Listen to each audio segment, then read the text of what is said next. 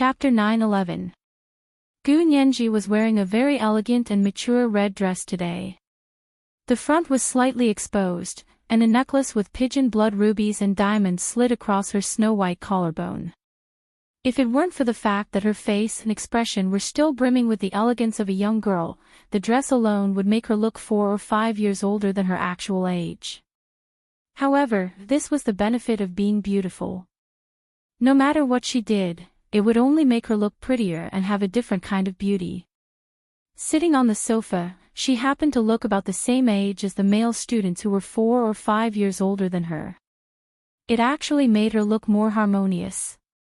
Beside these students, she looked at ease, and her smile was relaxed and carefree. Unlike when she was with Hu Xiaoheng, her attitude was reverent but distant. Unlike when she was with He Zhichu, her expression was always respectful but distant. He Zhichu laughed self-deprecatingly and was in no hurry to walk over. He would let Gu Nianji enjoy the happy time with her peers. He couldn't lock her up in a cage, could he? Although he really wanted to do that, it was only a thought. He Zhichu walked to the bar next to the dance floor and sat down. He pointed to the bartender, "Give me a tequila sunrise." Tequila sunrise was a world-famous cocktail. It used tequila as the base and mixed with various freshly squeezed juices. It had the sweetness of fruit wine and the spiciness of tequila. It was very suitable for He Zhichu's current mood. The bartender's hair was dyed red, and his forehead was dyed gold. The color of his hair would have been an eyesore under natural light, but it was surprisingly fitting in the glass with the Christmas lights shining on it. He looked at He Zhichu and asked with a smile, "Are you also with those students?" The bar had been booked by the master's students from the B University Faculty of Law. He Zhichu didn't look like a student, so the bartender wanted to confirm it. He Zhichu nodded, "I'm their professor." "Oh." The bartender happily snapped his fingers to indicate that he understood. He turned to take out a bottle of Mexican imported tequila from the liquor cabinet and began mixing it. At the same time, Hu Xiaoheng had just gotten out of the car at the entrance of the military auditorium. In the car, he changed into the military uniform that Fan Jian had brought for him. It was a formal Major General's uniform. The golden pine leaves on the epaulets shone with a golden star.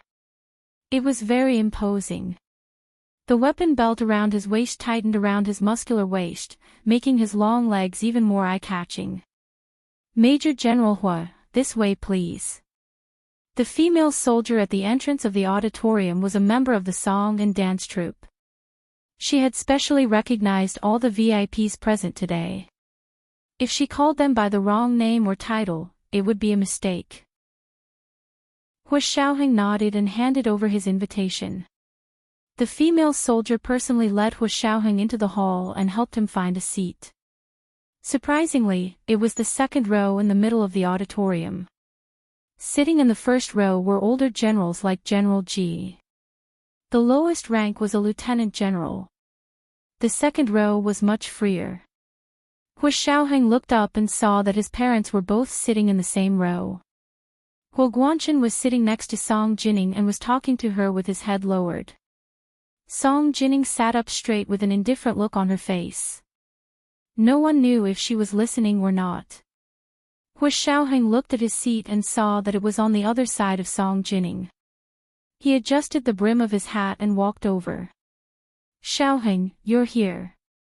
Song Jining looked up to see Hu Xiaoheng walking over. Ignoring Hu Guanchen's words, she stood up in surprise. Hu Xiaoheng nodded. "You're here too." He then sat down on the other side of Song Jining. Song Jining had arrived a little earlier and ended up being dragged away by Hu Guanchen to talk. She was about to die of annoyance, but she didn't want to embarrass him in public. If she did that, not only would Hu Guanchen be embarrassed, but she would also be embarrassed. She didn't want to embarrass herself because of someone she had nothing to do with. Therefore, she only sat there patiently and thought about her experiment. She didn't hear a single word that Hu Guanchen said. Now that Hu Xiaoheng was here, Song Jining finally breathed a sigh of relief. Otherwise, it would be a really sad night. Hua Xiaoheng sat down and looked at the seating arrangement. He vaguely felt that it was arranged in advance. The news of him attending the performance had been reported the day before yesterday. The people in the seating arrangement had arranged the three of them together. Hua Xiaoheng's eyes flickered slightly. He leaned towards Song Jining to listen to her. Song Jining's first words were, "Why did you come alone? Where's Nianji? You didn't bring her." Hua Xiaoheng choked. He quickly glanced at Song Jining and said dryly, "Nianji's class has an activity today. She went to participate." Oh. Song Jining accepted Hua Xiaoheng's explanation.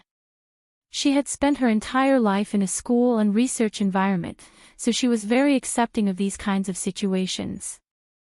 That's right. It's Christmas Eve today. University students all like to take this opportunity to have fun.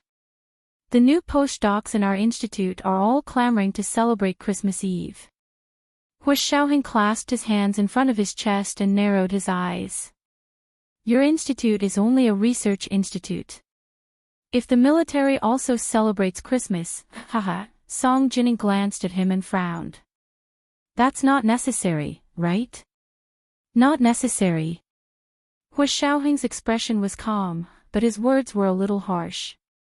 There has never been a performance on Christmas Eve. What do you think? A coincidence. Song Jining sighed and didn't speak. At that moment, a surprised voice came from Hua Xiaoheng's side. Major General Hua. Is that you? Hua Xiaoheng turned his head and glanced over coolly. He discovered that it was actually Kai Xingnan walking over and sitting next to him. On Kai Xingnan's other side, Prime Minister Tan Dongbang walked over and sat down. Separated by Kai Xingnan, Tan Dongbang extended his hand to Hua Xiaoheng and said happily, Major General Hua, nice to meet you. Hua Xiaoheng could only extend his white-gloved hand to shake his. Prime Minister Tan is also attending the military's performance. What an honor. Major General Hua is too polite. Prime Minister Tan's face was glowing as he pointed to the stage. Today is little darling's first performance. I was worried that she would have stage fright, so I came specifically to support her. Hua Xiaoheng withdrew his hand and smiled. Prime Minister Tan's beloved daughter is extremely skilled and has seen much of the world in the United States. How could she have stage fright? Prime Minister Tan is worrying too much. He then asked, where's Mrs. Tan? Why isn't she here? That's true, haha. Prime Minister Tan laughed heartily. My wife isn't feeling well, so she won't be coming. Xingnan will be attending in her place. Also, if I had known that Major General Hua would be here as well, I wouldn't have come. With you here, little darling will definitely not be afraid anymore. What a statement. It was as if Tan Guiren and Hua Xiaoheng had some sort of relationship. Even Hua Xiaoheng, who had always been calm and collected, couldn't help but twitch the corners of his mouth. Song Jining was infuriated listening from the side. She tilted her head with a straight face and said, it's Prime Minister Tan. Don't get impeached again if you speak so carelessly. If our Xiaoheng's pure reputation is ruined by one sentence from you, I won't just stand by and watch. Tan Dongbang's smug smile instantly froze on his face. It was like someone was strangling him, and his face almost turned purple. Although he had won the impeachment case, it was still embarrassing. Most people didn't dare mention it in front of him. He hadn't expected Song Jining, the director of the Institute of High Energy Physics, to retort. His expression quickly changed several times. Prime Minister Tan was about to speak when Kai Xingnan already made her move. Madam, may I ask who you are? Our Prime Minister's words and actions are all based on evidence. There is no slander. Please don't threaten my client. Kai Xingnan was the Prime Minister's secretary in Tan Dongbang's private legal team, so there was nothing wrong with her saying that Prime Minister Tan was her client. Tan Dongbang was greatly relieved and regained his smile. He pretended to be magnanimous as he patted Kai Xingnan's hand. "Little Kai, don't be so formal. I know your professional abilities are strong, but that Madame Song is Major General Hua's mother. Aren't you offending Major General Hua by saying that?" Ha ha ha ha. Kai Xingnan was shocked. She hadn't expected this stunning lady who looked only 27 or 28 years old to be Hua Xiaohing's mother. She was too young. Was she his biological mother? Kai Xingnan recalled the information she had gathered on the Hua Xia Empire's top officials. She regretfully discovered that most of her information was about the members of the Senate. She didn't know anything about most of the military officers, and even some of the important government officials. That was why she was blushing. She thought about it and leaned forward. She reached out to Song Jining with Hua Xiaohing in between them. "You are Madame Song, Major General Hua's mother. I really couldn't tell that you're so young and already have such an outstanding son like Major General Hua." Her arm hung across Hua Xiaohing's thigh. It was slender and natural, with the lingering charm of a ballet dancer. Kai Xingnan had indeed practiced ballet since she was young, so her bearing and temperament were much better than the average girl's. However, this posture didn't look very pleasant. Song Jining frowned at her and reached out to push her arm back. "Madame Kai wants to talk to me." "Okay." She turned to Hua Xiaohing and said, "Xiaohing, let's switch seats. You sit with your father. He's too noisy and it's affecting my ability to watch the program." Huo Guanchen had been smiling and watching the drama unfold. He hadn't expected Song Jining to sell him out in order to help her son out. His expression instantly darkened. Hua Xiaohing couldn't have asked for more. He took Song Jining's arm and stood up from the seat. "Please sit here." Then he said to Prime Minister Tan and Kai Xingnan apologetically, "Prime Minister Tan, Madam Kai, my mother really likes music. When she appreciates music, she doesn't like noisy people around her. I hope you can understand." These words made Prime Minister Tan and Kai Xingnan immediately blush. Wasn't chattering at a concert something that the most uncultured people did? Hua Xiaohing's words had needles hidden in them. They weren't rude at all, but the meaning behind his words was like a whip lashing at Prime Minister Tan and Kai Xingnan. He had said this to, on one hand, attack Prime Minister Tan and Kai Xingnan's spirit, and on the other hand, indicate that his family didn't want to talk to them, so they'd better shut up. This is the first update. Today is the third update. Asking for recommendation votes and monthly votes. Today is Monday. Especially for recommendation votes. At 1 p.m., monthly votes for 3,900 plus updates. At 7 p.m., the third update. P.S. Thank you to Momo Moshi, Bagel 16, and So Many Moms for the 10,000 Chidian coins each yesterday. Mwah. Chapter 9:12. Prime Minister Tan and Kai Xingnan were both from scholarly families, so it wasn't that they didn't know the etiquette of attending a concert. It was just that in their hearts, they didn't even consider a military arts performance as a concert. To them, this was another social occasion. Since they were going to socialize, talking was unavoidable. Furthermore, it wasn't even time to start yet. Hua Xiaohing saying this was completely disrespectful. Ever since the impeachment, Prime Minister Tan valued his reputation more and more. He couldn't tolerate the slightest bit of contempt or neglect from others. However, today, he had been reprimanded by Song Jining, the director of the Institute of High Energy Physics, and then slapped in the face by Hua Xiaohing, the Major General. It was really hard to swallow. His expression darkened and he was about to explode, but Kai Xingnan quickly gave him a look and said quietly, "Uncle, don't make things difficult for cousin." Thinking of his beloved daughter, Tan Guiren, Prime Minister Tan finally let out a long sigh and swallowed his anger. Not long after, General Ji and the others entered and sat down in the front row. Hua Xiaohing and Huo Guanchen both stood up to greet them. General G and the others also greeted Prime Minister Tan and said very kindly and politely, "It's rare for you to come to the performance. It's our honor that your daughter can join our military art troupe. I hope she can continue to shine and bring glory to our nation. Thank you for your kind words, General G. Little darling is a hardworking child and has talent. She has been longing to join the military art troupe this time." As Prime Minister Tan said this, he couldn't help but glance at Hu Xiaoheng. The corners of Song Jinning's eyes twitched. Just as she was about to beat Prime Minister Tan's thoughts back, she heard Hu Guangchen chuckle and say, "Prime Minister Tan, you're too kind. Actually, we've been longing for Miss Tan to join the military art troupe. Isn't that right, Xiaoheng?" Song Jinning finally understood where Prime Minister Tan got his confidence from. It turned out that someone had given him a reassurance pill. It was really hard to guard against a thief in the family. In front of so many people, it was up to these two old men to be shameless. Song Jinning snorted inwardly and was about to retort with a straight face when she saw the lights in the auditorium dim and the performance begin. She could only shut her mouth and enjoy the art troupe's performance with everyone else.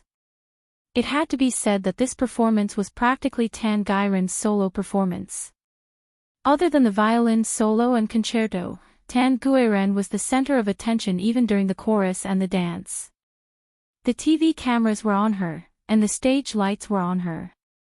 When she stands on the stage, all the people become her scenery board. She really plays the violin very well. When she picked up her piano, she only had her own piano in her heart and eyes. The melodious music flowed from her fingertips and reverberated throughout the performance hall.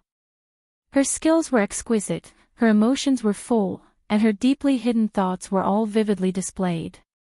She performed even better than when she won an international award in the United States. At the end of the song, the audience was silent for a few minutes before bursting into thunderous applause. Even Song Jinning had to admit that although this girl looked a little silly, her zither playing skills were superb. Jinling Bar did not prohibit smoking. He Jichu sat calmly in front of the bar counter, the sleeves of his custom-made olive green shirt rolled up to reveal a low-key but luxurious limited edition watch on his wrist. He held a lighter in one hand as he lit a cigarette and took a slow drag. As he waited for the bartender to make his drink, He Jichu turned around and looked at the large flat-screen TV hanging on the wall of the bar. Because the students had booked the entire place, the bar was much cleaner, and the faintly discernible old Christmas songs became background music. The bar, which was usually crowded with people from all walks of life, was now more elegant. The TV was originally playing a sports program, but when He Jichu saw the Hua Xia Empire's national men's soccer team playing, he immediately felt that it was worse than the bartender's blonde hair dyed red. He immediately changed the channel. When he changed the channel, it was actually the news channel. He Jichu turned up the volume. Soon, the students on the other side of the bar saw He Jichu. Several students immediately came over to greet him. "Professor He. I didn't think Professor He would actually come. What would you like to drink, Professor He?" "My treat." First, a few boys who wanted to get close to He Jichu ran around to get him food and red wine. Then a few courageous girls also came over. "Professor He, you're only here now." "Yes, Professor He, if you had come earlier, you would have been able to watch an idol drama." The girl who had just been jealous of Gu Nianji was angry. She couldn't stand the sight of the boys circling around Gu Nianji like bees to honey. He Jichu didn't say anything and smiled as he took a sip of his cocktail. The girl saw that He Jichu wasn't as cold and distant as usual, so she boldly asked, "Don't you want to know who's the lead in the idol drama?" He Jichu was in a good mood today. He smiled and blew out a smoke ring. He shook his head. "I don't know." He Jichu actually answered. The girl's heart skipped a beat. She immediately said, "It's Gu Nianji." She was kissing a man in a luxury car at the entrance of the bar. Everyone saw it, right? She nudged the girl next to her. The girl was a bit afraid of Hijichu. She muttered, "I didn't see it with my own eyes. I heard it from the boys over there. They were at the entrance to pick her up. I heard they saw it with their own eyes." "That's right, I didn't start a rumor." Gu Nianji didn't deny it when they were making a fuss. If she didn't deny it, then it was true. Although Hijichu was mentally prepared, he had to admit that he was still panicking. But what could he do? No matter how much he wanted to, he could only endure it until Gu Nianji graduated. Hijichu's expression didn't change at all. He coughed and said coldly, "What do you mean by telling me all this? You're telling the teacher about classmates dating. May I ask how old you are?" Hijichu said sarcastically. He turned around and took another sip of his tequila cocktail. The girl who passed the message froze and looked at Hijichu suspiciously. Wasn't there a rumor at school that Hijichu and Gu Nianji were in a student-teacher relationship? Was it not? He didn't seem angry at all. The veins on Hijichu's forehead were about to explode. Fortunately, the other girls were quick-witted and quickly said, "That's right, what's wrong with Gu Nianji being intimate with her boyfriend? You're such a busybody." As they spoke, they pushed the girl who had been jealous of Gu Nianji to the side and began to flatter Professor He. They didn't have to chase after Hijichu, but with Hijichu's status, they wanted to familiarize themselves with him. When they graduated, it would be very useful for finding a job or writing recommendation letters. Everyone wanted to suck up to him, so who would be stupid enough to make him angry? Hijichu's behavior was also very obvious. Other than the girl who had been jealous, Hijichu didn't say a word to anyone else. However, when it came to other students, be it boys or girls, he would talk to them in a pleasant manner. Whether it was about studies, work, or American universities, he would tell them everything he knew without holding anything back. His status in the hearts of the students rose by a few levels. In the past, Hijichu always had an air of superiority about him. He was the famous flower of the Faculty of Law. Now, he was gentle and kind.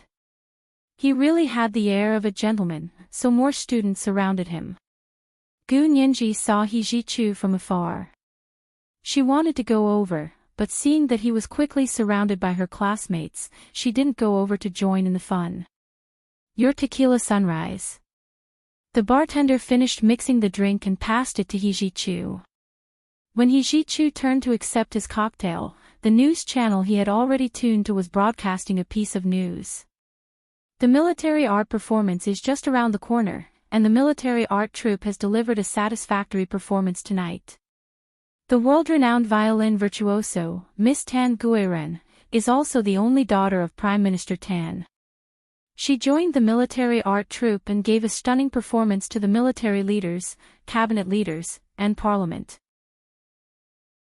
Immediately after, a melodious violin concerto played from the high-quality surround sound speakers.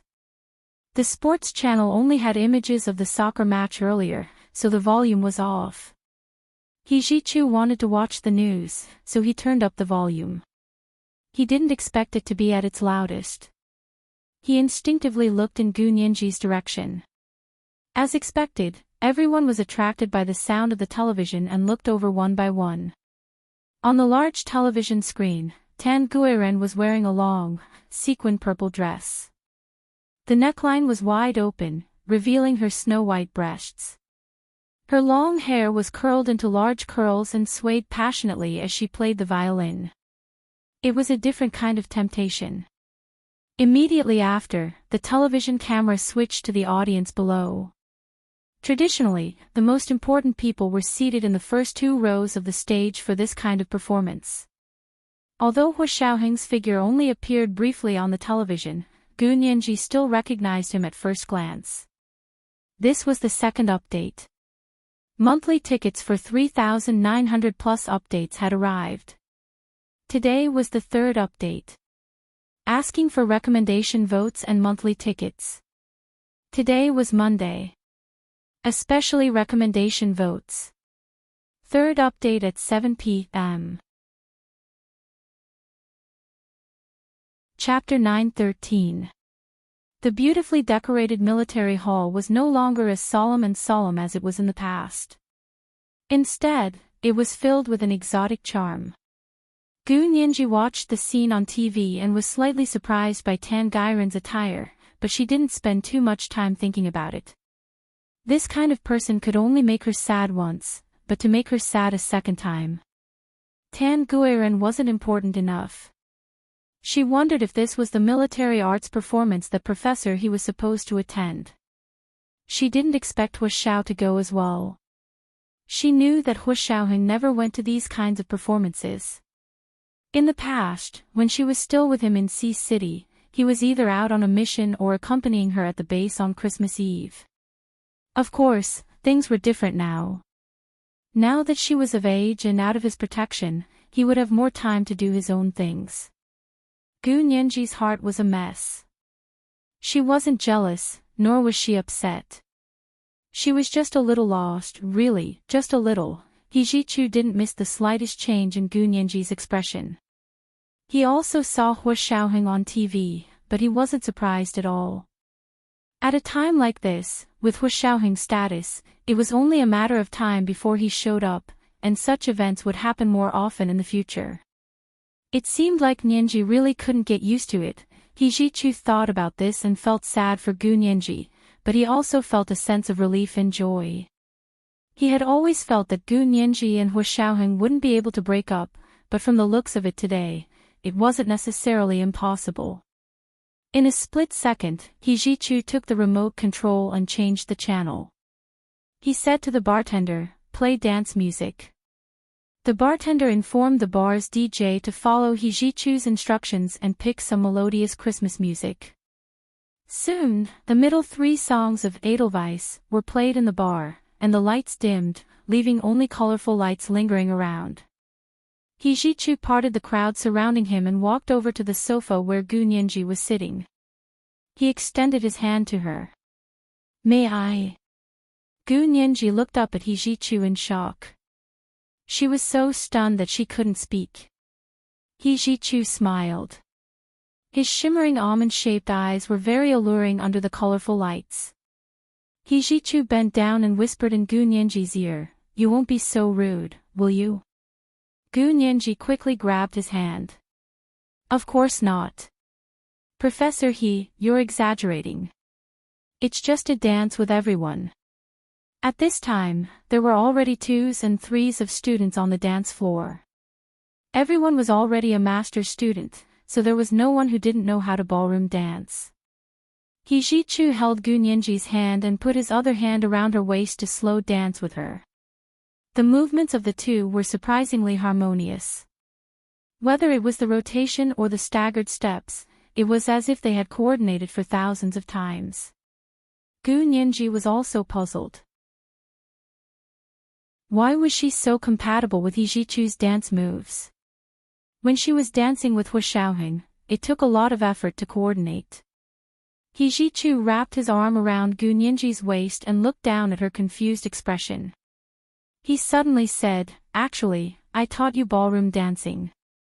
Gu Nianji, when you were young, when you saw my family holding a ball, you wanted to learn. I taught you personally." The corners of He Jichu's lips curled up bit by bit.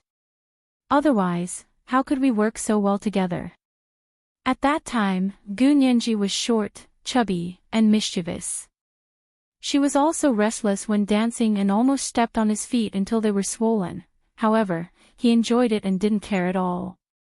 He taught her very carefully until he could teach her.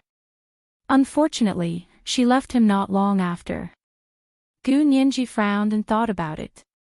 "Really? But I don't remember anything at all." The corners of He Jichu's mouth twitched.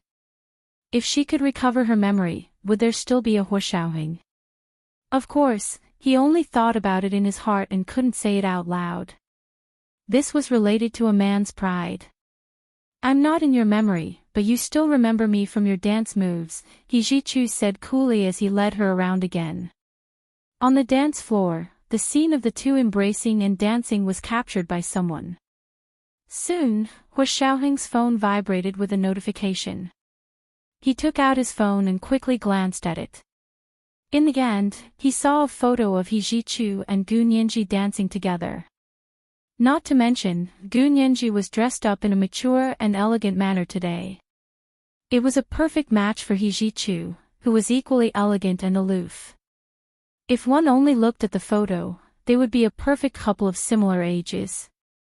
No one would be able to tell that they were actually 10 years apart. This photo was taken by the Special Operations Forces personnel protecting Gu Nianji. Otherwise, it wouldn't have reached Hua Xiaoheng's phone. Hua Xiaoheng quietly turned off his phone. However, he clenched his fist tightly and only relaxed it after a long time. He also didn't expect He Jichu to actually go to Gu Nianji's class's Christmas party. Therefore, the clothes and jewelry he picked for Gu Nianji today really helped He Jichu. The performance by the military art troupe was very successful this time. For 2 whole hours, Tan Guiren came out again and again to bow during the final curtain call. Everyone stood up and applauded enthusiastically. The audience even specially arranged for 2 children to hold large bouquets of lilies to present to her. Tan Guiren, who was hugging the lilies, was as beautiful as the lilies in her hands and naturally fragrant. Even Kai Xingnan, who somewhat looked down on her, had to admit that at that moment, Tan Guiren's beauty was truly incomparable. She couldn't help but quickly glance at Hua Xiaoheng. However, she saw that he was looking down at his phone and wasn't looking at Tan Guiren on stage. Kai Xingnan's depressed heart slowly rose with an indescribable joy. Fortunately, his flirtatious and talented cousin didn't attract Major General Hua's attention tonight. After the performance ended, Kai Xingnan calmly walked backstage to congratulate Tan Guiren. "Cousin, you played so well today. I felt like I was back in the Golden Hall of Carnegie Mellon in the United States and saw the international award-winning Miss Tan," Kai Xingnan said as she kissed Tan Guiren's cheek. Tan Guiren was also very nervous and excited. She grabbed Kai Xingnan's hand and said repeatedly, "Cousin, are you serious? I really played well today. I'm telling you, I was even more nervous today than when I participated in the international competition. If there was one note wrong, I would definitely jump off the stage on the spot. How could that be? You played really well." Kai Xingnan encouraged her again before taking Tan Guiren, who had removed her makeup, to the small performance hall next door for the celebration party. Hua Xiaoheng originally wanted to leave, but his father, Hua Guanchen, pulled him back and forced him to talk to General Ji and the others. Hua Xiaoheng had no choice but to be patient and chat with General Ji and the other VIPs. General Ji was also very busy today. After talking to Hua Xiaoheng for a bit, he went to the other side with the VIPs for tea. Hua Xiaoheng didn't follow them and turned to walk out the door. From the corner of his eye, he saw his father, Hua Guanchen, stopping his mother, Song Jining. He didn't know what he was going to do. He frowned and walked over. "Miss Song, do you want to go back with us?" Song Jining couldn't have asked for more. She quickly said, "Yes, I was just about to go." Hua Xiaoheng said to his father, "Hua Guanchen, dryly, General Ji and the others are all over there for tea. Shouldn't you go too?" Hua Guanchen really wanted to go, but he had an appointment with Prime Minister Tan. Seeing that they weren't coming, he panicked and saw that Hua Xiaoheng and Song Jining had already walked out of the small recording studio. He quickly chased after them. In the hallway outside, he could only see Hua Xiaoheng and Song Jining's backs. They turned a corner and were about to go out. Hua Guanchen hurried a few steps and was about to call Prime Minister Tan when he saw 3 people in front of him. It was Prime Minister Tan, Kai Xingnan, and Tan Guiren. Hua Guanchen exhaled deeply and quickly walked in front of Hua Xiaoheng and Song Jining. He said to Prime Minister Tan, "You're finally here. Did something happen?" Kai Xingnan realized that Hua Xiaoheng hadn't left yet and raised her eyebrows in surprise. She had tried to delay Tan Guiren for a while, but she still hadn't succeeded. Huo Guanchen praised Tan Guiren again. At the same time, he said to Huo Xiaoheng, "This is Miss Tan, whom I often mention to you. You also know her. Since everyone is free today, why don't we?" Song Jining didn't wait for Huo Xiaoheng to speak. She already put on a smile and interrupted Huo Guanchen. She said to Prime Minister Tan, "Prime Minister Tan, I can testify that General Huo Guanchen has always been full of praise for Miss Tan and can't forget her. Don't worry, General Huo Guanchen and I have long since divorced. If he wants to remarry, I'll raise both hands in approval. If it's Miss Tan, then it'll be an even better match. It'll be even better." It was the third watch. Today was the third watch, asking for recommendation votes and monthly votes. Today was Monday, so I'm especially looking for recommendation votes. Moi, everyone. P.S. Don't worry, everyone. I'm your biological mother. Chapter 9:14. After Song Jining finished speaking, everyone except for Huo Xiaoheng, who remained calm and collected, looked as if they had been struck by lightning. Huo Guanchen could already feel a sweet, fishy taste in his throat. He almost vomited blood on the spot.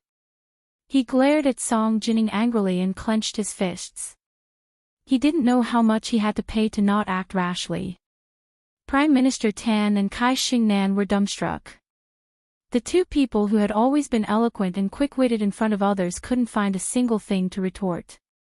Tan Guiren was the only one who seemed to be scared out of her wits and couldn't think straight. She couldn't care less about being reserved and avoiding suspicion. Trembling with fear, she asked Huo Xiaoheng, "Major General Huo, you think so too?" "But I don't." Her eyes were brimming with tears, and her frail body was trembling. She looked like a frightened rabbit.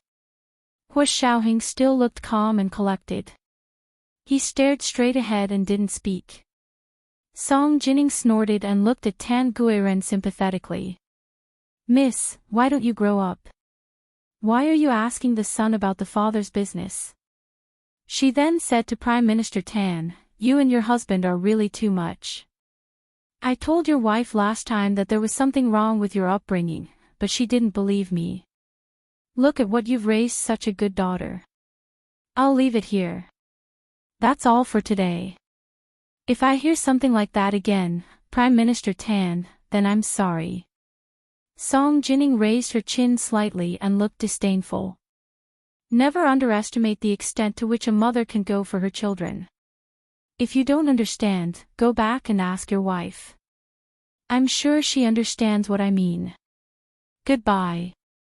After Song Jining finished speaking, she walked away. Huo Xiaoheng didn't say anything and quickly followed her out of the military auditorium with Song Jining. Looking at the backs of the mother and son, Tan Guiren finally knew that her beautiful dream had been shattered into pieces. She would never be happy in this lifetime. Covering her face, tears dripped from between her fingers and wet the front of her shirt. Kai Xingnan was happy and sad at the same time. Her emotions were very complicated as she hugged Tan Guiren's shoulder and said firmly, "Cousin, don't cry. It's okay. It's definitely okay." Prime Minister Tan watched as the apple of his eye sobbed. His heart ached so much that he wanted nothing more than to strangle Huo Guanchen to death. He took a step forward and blocked Huo Guanchen's way. He lowered his voice and said, "What does Director Song mean? I didn't offend her, did I? This is what you meant by no problem. Shouldn't General Huo give us an explanation?" Huo Guanchen was so angry at Song Jining that he gritted his teeth. He couldn't be bothered to play along with the Tans now. He didn't expect Song Jining to have such a bad impression of Tan Guiren and react so strongly.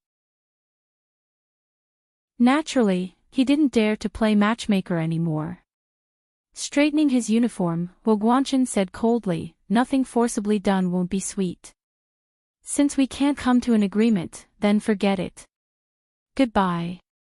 With that, he hurriedly left the military hall. All three members of the Huo family had left, leaving only Prime Minister Tan Guiren, and Kai Xingnan in the hallway. "Uncle, are you giving up just like that?"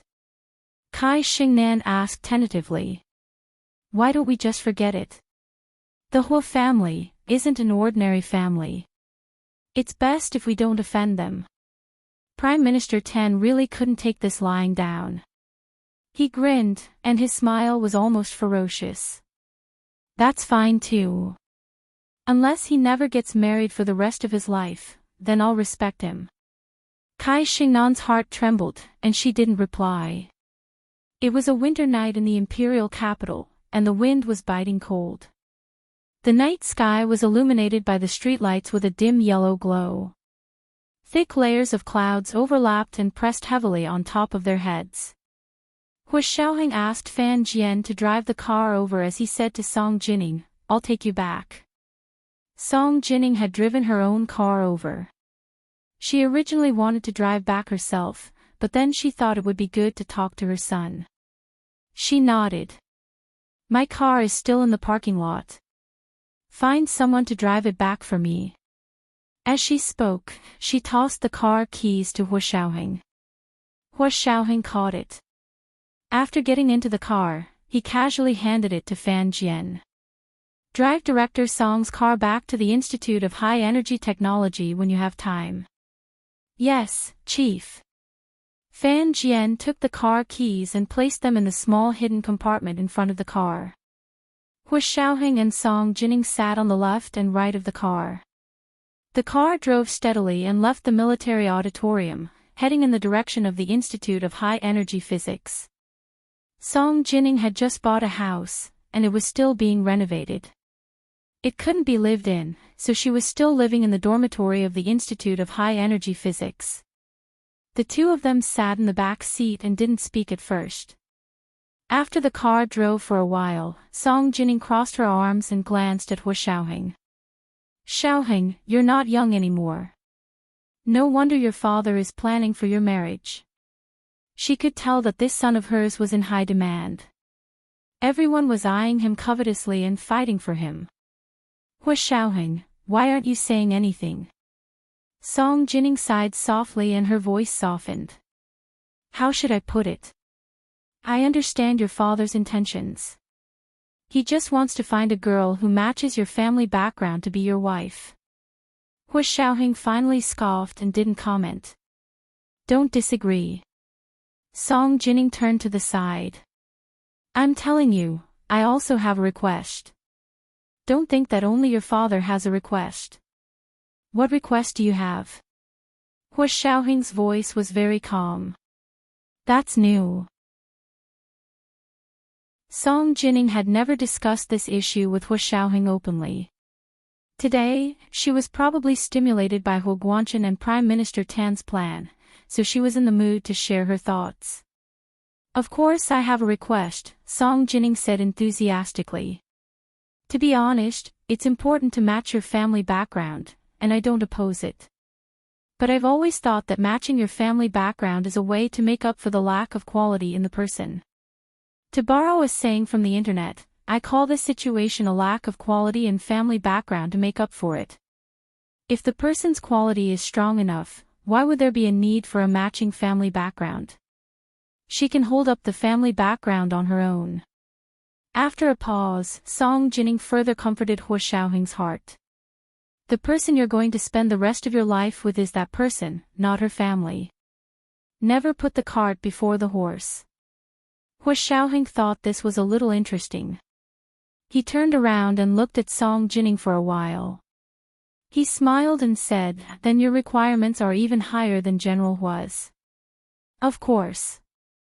Song Jining didn't hide her bias at all. "Your mother doesn't have any other requirements. Family background and appearance aren't important.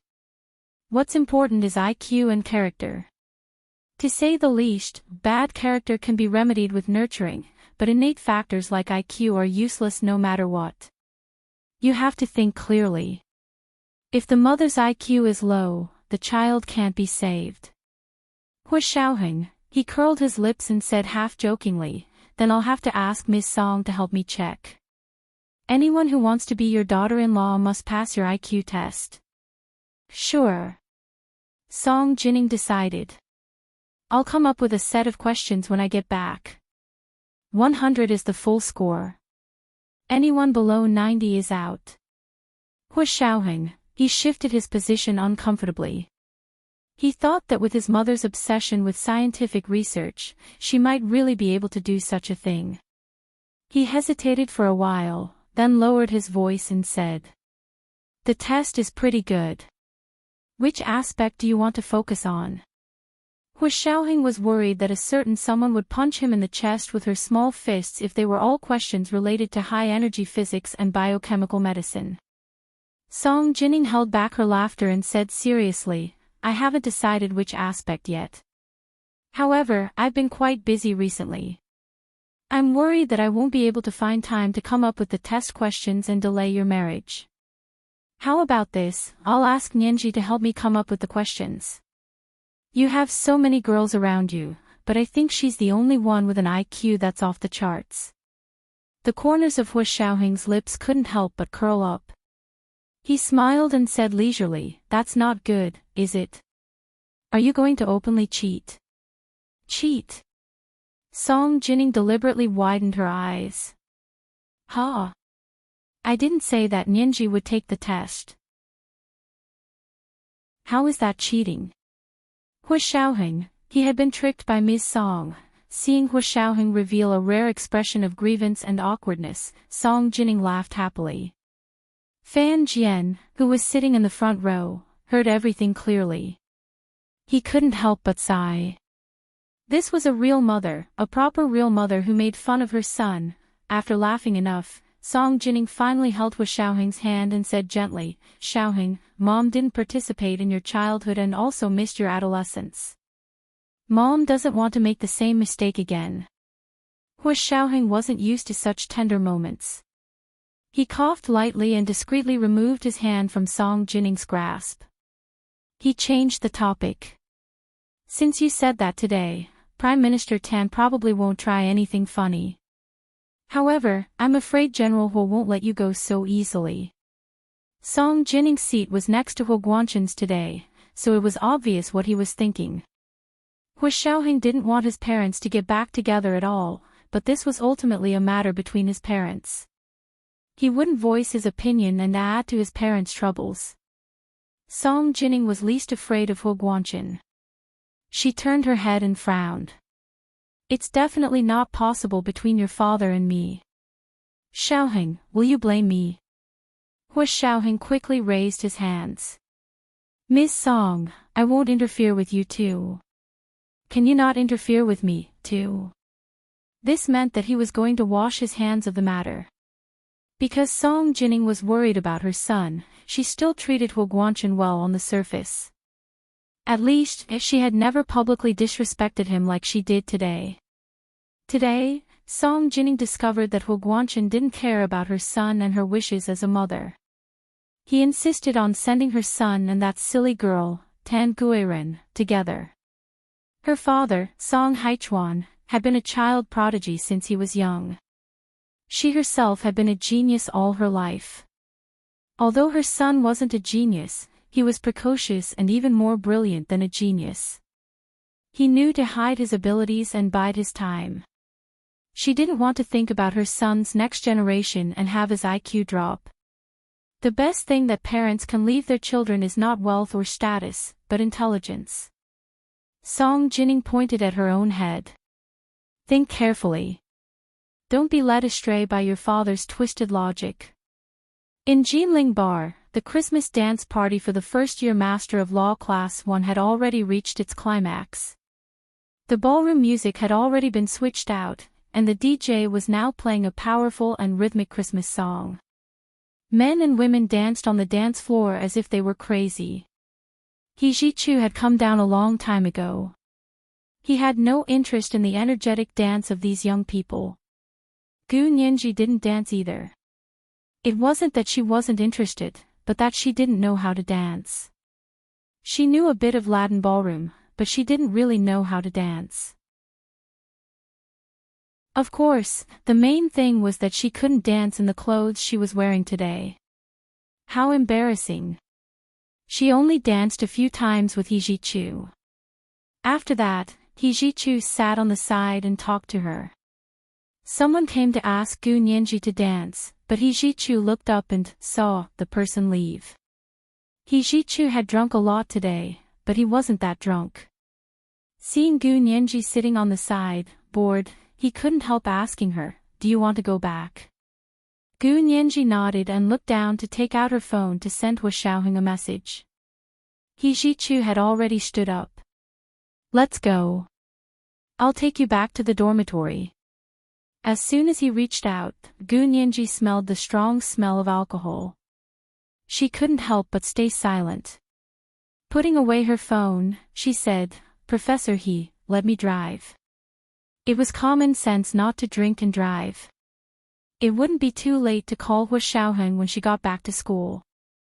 Hijichu shook his head. "I'm fine. Let's go." He led the way. Gu Nianji was worried about Hijichu, so she hurriedly said something to a classmate and followed. Not long after they left the bar, someone made a phone call to someone outside. Gu Nianji got into Hijichu's car, got into the driver's seat, and started the car. Hijichu sat in the front passenger seat and put his hand across his forehead. He popped a pill into his mouth and said dryly, "I have sobriety pills. I'm fine." Gu Nianji wrinkled her little nose. "I'll open the window for a bit. I smell alcohol." Hijichu smiled and waited for the alcohol in the car to dissipate. He was already sober, so he said to Gu Nianji, "Let me drive." "I'm fine." Gu Nianji refused. "I'm good at driving too. Don't worry." She drove slowly anyway, so she wasn't afraid. Hijichu saw that she was insistent, so he didn't say anything else. He sat quietly to the side and watched as she stepped on the gas and drove onto the street. There was almost no traffic on the streets of the imperial capital late at night.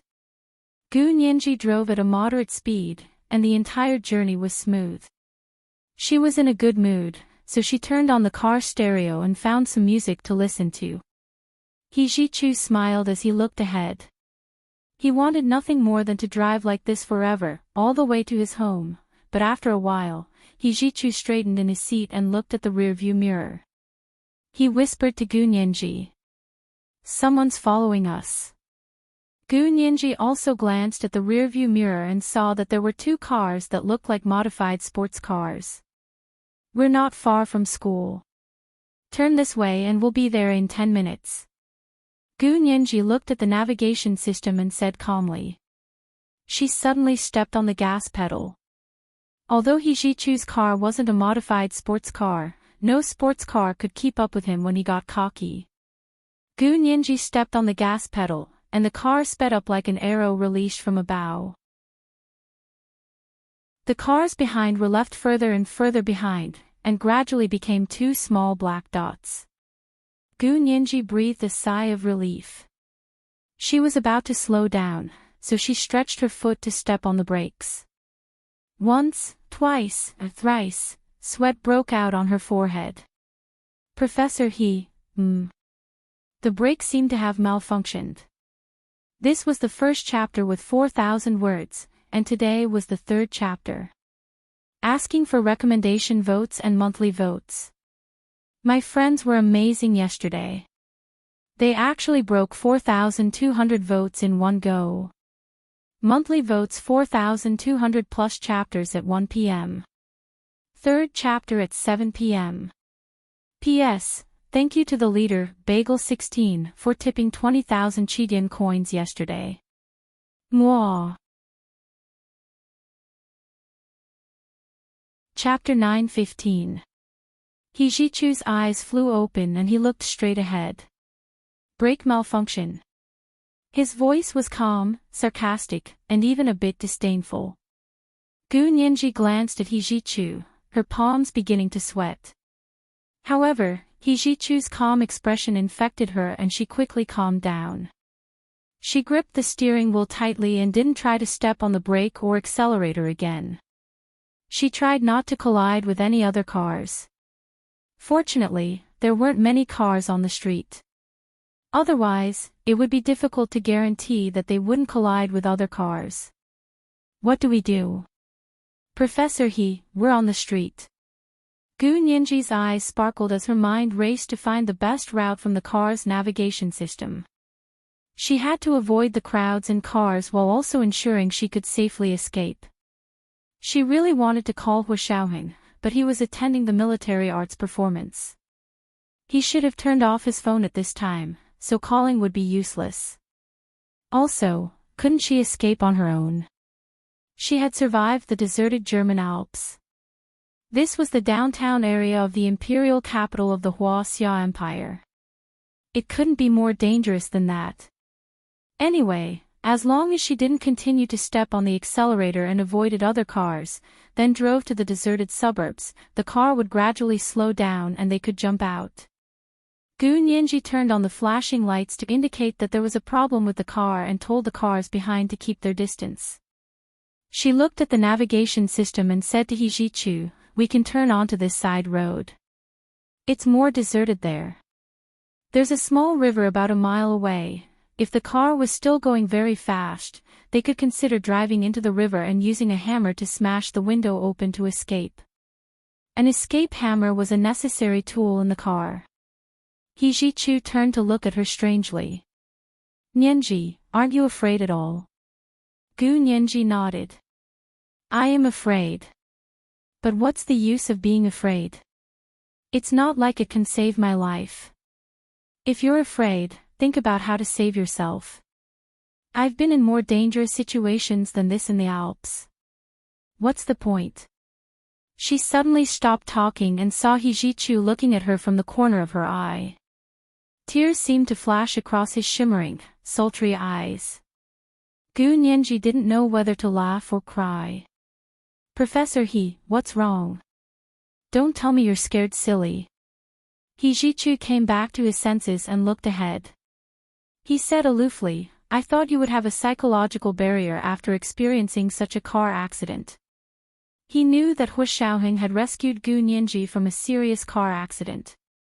He also knew that Gu Nianji had suffered a huge shock and lost her memory. Gu Nianji, you think too much. How many years has it been? Hu Xiao has long cured my psychological illness with the 10-kilometer cross-country weight-bearing run. Besides, shouldn't you be thinking about how to inform the police? Gu Nianji thought He brain had gone haywire. To talk about psychological problems at a time like this. Ors. Looks like I really need to thank Hu Xiaoheng. He muttered. He lowered his eyes and thought and snorted. Are you sure you want to call the police? Why not? Gu Nianji was even more confused. Shouldn't we call 110 to find the traffic police for this kind of thing? He crossed his arms and said calmly, use your brain. Think about it carefully before you decide if you should call. Gu Nianji, Professor shouldn't that be the first reaction for this kind of thing? Gu Nianji was confused. The brakes don't work, and it's a busy city. Shouldn't we call the police and wait for the car to crash? Yes, that should be the first reaction. That's why you fell into a trap. He looked at her from the corner of his eyes and suddenly reached out to help her turn the steering wheel to the side. Gu Nianji realized that she had been driving against the white line. She quickly focused her attention on the road ahead and thought about He words. She said thoughtfully. Okay, if we shouldn't call the police, then why? You can think of it this way. What did the other party want to do by breaking my brakes? Murder. Gu Nianji said tentatively. She blushed when she heard He snort and immediately said, no, this isn't a big downhill or a highway. Even if we hit the curb now and force the car to stop, it won't be life-threatening. Okay, that's interesting. Then what? Then they aren't trying to murder you, but why would they break your brakes? He glanced at her. Yes, they broke the brakes so you could call the police. Gu Nianji, she seemed to understand. Under normal circumstances, if the brakes were broken, they would have to call the police whether they hit the curb or crashed into another car to stop. The other party wants us to call the police. However, the other party is going through all this trouble not to give the police a chance to save us, but... Gu Nianji seemed to remember something, and her face paled. That's a trap. Once we call the police, we'll walk right into the trap. He nodded with satisfaction. You're worth teaching. He was about to explain further when his eyes flashed and he saw the flashing police lights in the rearview mirror. He said dryly, "Look, they're here even if you don't call the police. They're obviously trying to set us up." Gu Nianji looked up at the rearview mirror and was shocked to see a series of police cars appear behind them. They were flashing their lights and locked onto their car, trying to force them to stop. Gu Nianji was extremely nervous and turned the steering wheel into the small road. The navigation system showed that there was a small road that led to a small river not far away. Are you scared? He tilted his head to look at her. If you're not scared, then switch seats with me. I'll drive. Gu Nianji glared at He and couldn't help shouting, "Are you crazy? The brakes are broken, and there are police behind us. You want to switch seats with me now?" He held the steering wheel and smiled. "Look, the brakes are broken, and we can't continue to step on the accelerator. When the police catch up, we'll be in trouble." "What trouble?" Gu Nianji refused. "Professor He, you drank alcohol. It's trouble for you to drive." "I'm fine. I took some sobriety pills and am fine now." He didn't want to reason with Gu Nianji anymore. He held the steering wheel with one hand and unbuckled Gu Nianji's seatbelt with the other. He nodded at her. "I'll count to 3. Make room for me. I'll sit over there." Gu Nianji suddenly realized that He who looked thin and tall, had shockingly strong hands. She was completely immobilized by him. She could only nod and murmur, "I'm also crazy." As she spoke, she heard He count to 3. She bent over and stood up. He sat sideways behind her and held the steering wheel with both hands before moving his legs over. Gu Nianji quickly climbed into the passenger seat and put on her seatbelt with trembling hands. He turned to look at Gu Nianji and said, "Nianji, promise me that you won't tell anyone about anything you see or any equipment, including Huashaoheng. Can you promise?"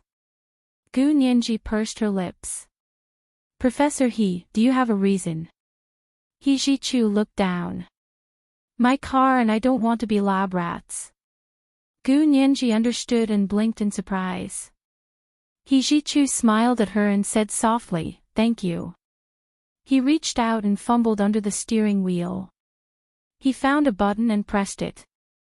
A small LED screen rose up from under the steering wheel. It looked like a control screen. He said dryly, "The person who broke my brakes definitely doesn't know that my car has 2 systems." As he spoke, he placed his finger into the groove of the LED control screen and used his fingerprint to unlock the second system. The car let out a low roar, and the engine even stopped for a moment before it suddenly started again. Even Gu Nianji could clearly feel that the entire performance of the car was different. It was quieter and more comfortable.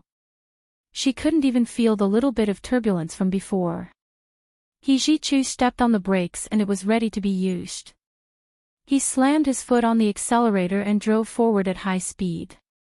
From the rearview mirror, Gu Nianji could vaguely see that the police car they had just shaken off had caught up. He pursed his thin lips and quickly pressed a few times on the LED control panel to switch to video mode. Gu Nianji looked over and was shocked to find that it was like a car recorder. The difference was that this recorder recorded the entire car at all times, including under the car. On the LED control screen, she could clearly see 2 perverted men crawling under the car and destroying the brake system. Then they took out 2 bags of white powder and stuck it tightly to the car's chassis with black tape. Gu Nianji's mind was instantly filled with thousands of mythical beasts galloping. This move was truly vicious.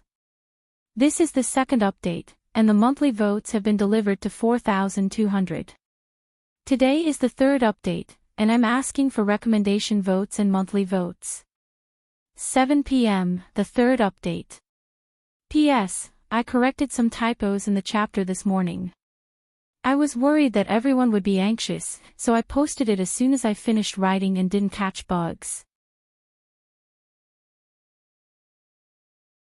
Chapter 9:16. Gu Nianji was now able to think through the entire incident in a coherent manner. First of all, the other party had predicted their reactions almost perfectly. They seemed to have predicted that Gu Nianji wouldn't look for Hu Xiaoheng, because Hu Xiaoheng was watching a performance in the military auditorium. Under normal circumstances, his phone should be turned off. Under normal circumstances, she should be looking for the police, especially the traffic police. As long as she called the traffic police and got them to rescue her, the car would fall into the hands of the police, and the white powder under the car would undoubtedly be discovered by the police. Getting into this kind of trouble on the eve of her graduation would be like pouring dirty water on herself. Even if she could clear her name, it would still leave traces. She was a law major, so what future did she have? Not to mention her, even He Zhichu would probably have to retire from the legal world, especially since the other party had 2 packets of white powder on them. She and He Zhichu each had 1 packet. In other words, the other party had also predicted that she would get into He Zhichu's car. Gu Nianji couldn't help but sneer. Hu Xiaoheng had just sent Song Jining to the entrance of the Institute of High Energy Physics when he heard his phone ring. He answered the call with his Bluetooth headset and asked simply, "What happened?" It was the Special Operations Forces member who had been following Gu Nianji. The person's voice was a bit anxious through the Bluetooth headset. "Hu Xiao, Miss Gu just got into He Zhichu's car and was chased by the police. Should we chase after them?" Hu Xiaoheng was slightly taken aback. "Why are they being chased by the police?" "Wait." He immediately switched to Gu Nianji's phone number and called her. Gu Nianji heard Hu Xiaoheng's special ringtone and quickly picked up. She said nervously, "Hu Xiao. The performance is over." Hu Xiaoheng was speechless. He suddenly felt a bit guilty. He replied. "What happened? Why are the police chasing you?" Gu Nianji sighed in relief. "You know. That's great, Hu Xiao. It's like this." Gu Nianji quickly explained the predicament they were facing and finally said, "We're in a difficult position now. Someone probably tampered with the car, so we don't dare to let the police catch up." She restrained herself from mentioning the 2 systems in He Zhichu's car, as well as the video recorded on the omnidirectional video recorder. She only mentioned the part of what He Zhichu had asked her to deduce. Anyway, when Hu Xiaoheng and the others searched the car, they would find the 2 packets of white powder stuck to the bottom of the car. Hu Xiaoheng took out his phone and turned on the GPS. He quickly found Gu Nianji's location and sent the coordinates to Zhao Liangze. He texted him, "This area is within a 5-mile radius. Send the Special Operations Forces to seal it off as a special situation." Zhao Liangze received the news and immediately took action. First, they notified the Imperial Capital Police Headquarters and obtained authorization from them to lock down the area within a 5-mile radius of the coordinates that Gu Nianji had sent.